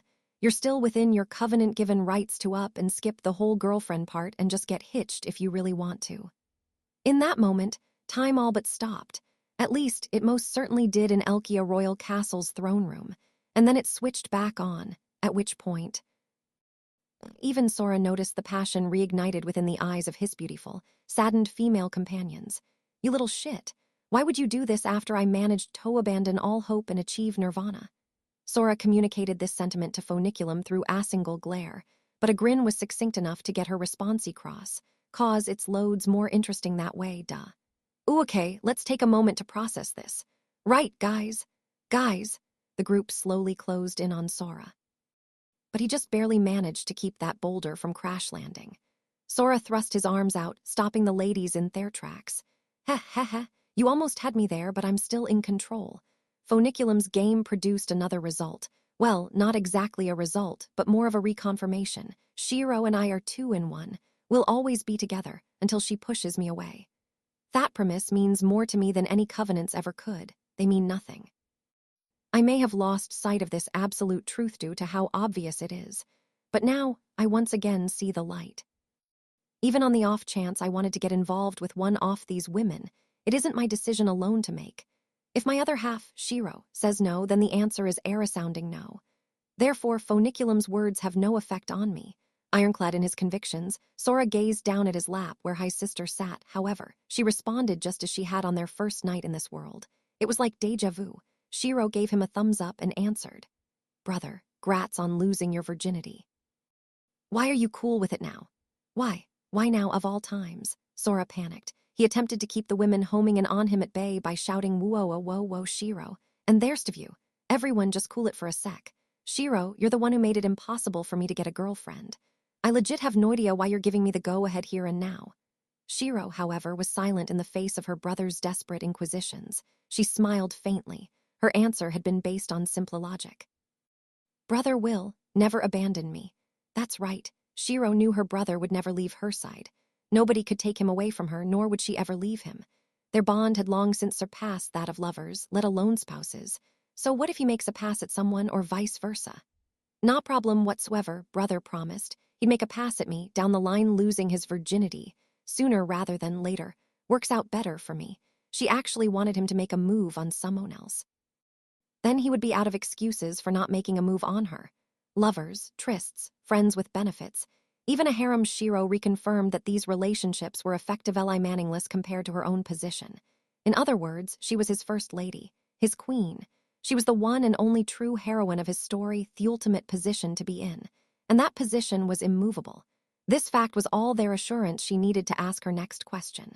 So, brother, who are you gonna do first? He, indeed. I'll take care of this, it will.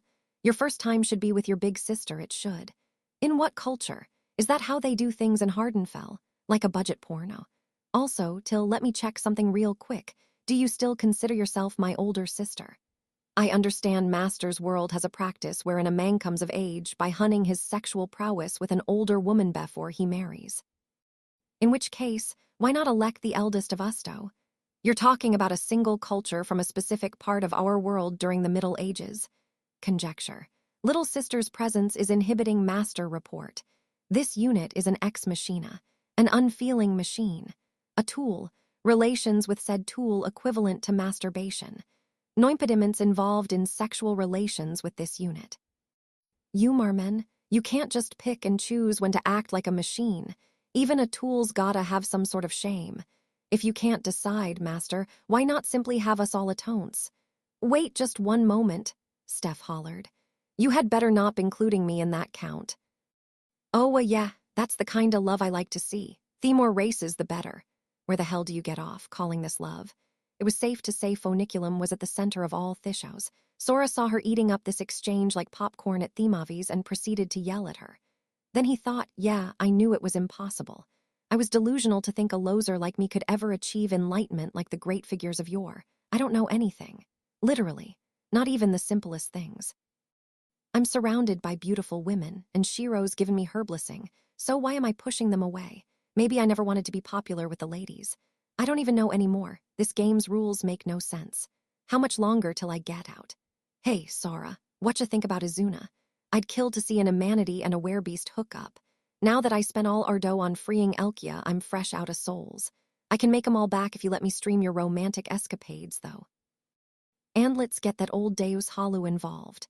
I bet that cross-dressing dampier boy would be a hit, too. Ooh, and also, my intel gave Meth scoop that there's an elf with giant boobs and a flat-chested Amanity hooray lesbianing together. Where the heck are Yao hiding them? Quit making this even more confusing. And there's no way in hell those two would be here. Sora shouted at the fairy's call for further chaos. Eventually, he waved the horde of beautiful women away 1v1. And just like he always did, he grabbed Shiro's hand and ran off, not understanding anything that was happening to him.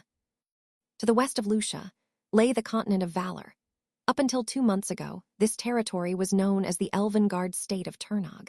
As recently as 7 days prior, it was a Commonwealth enclave in the process of being reclaimed. It was now, however, occupied by the Republic of Elkia, something of a new frontier for the Amanity. The city retained some of its original elven splendor as it welcomed its new residents, escapees from the Commonwealth, in droves. All roads throughout the city convened at its center, where a large white building stood. Originally the manor of the elf Hogavern Turnog, it had been transformed into a public building for Elkian redevelopment, and at present, it was a government office within the Republic of Elkia. Inside, it housed an assembly hall where an ad hoc parliament discussed. No, this could hardly be considered a discussion. The conversation had devolved into an exchange of bitter invectives. No surprise there, as most of the members present were from the former Commercial Confederation, spies for various races.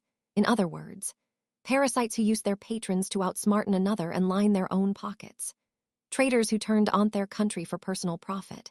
There was no hope for any constructive discourse among those who put themselves and their foreign stakeholders first.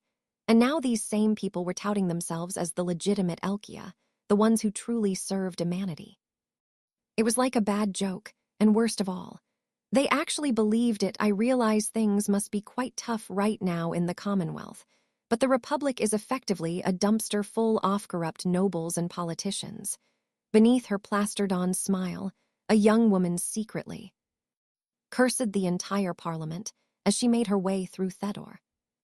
As soon as she stepped through Sullensfell, the councillors ceased their bickering at the drop of a hat. The moment they saw 2 ladies enter the chamber. No surprise there, either. These 2 were the reason why the councillors were so chatty to begin with. The pair had brought them here just in the nick of time before Stephanie Dola could exact their punishment. The traitors sat in eager silence. A bewitchingly stunning elf with pale golden hair wordlessly followed a black-haired Amanity straight through the chamber. Unfazed by the councillors' prying eyes, the latter of the 2 seated herself at the head of the assembly. These 2 women were Elvengard's delegated Inspector General, Feel Nervilin, and right in front of her, President of the Republic of Elkias Parliament, Clammy Zell. Now, come, let the game begin. wore an evil, twisted grin. Her eyes full of disgust, Asa uttered her declaration.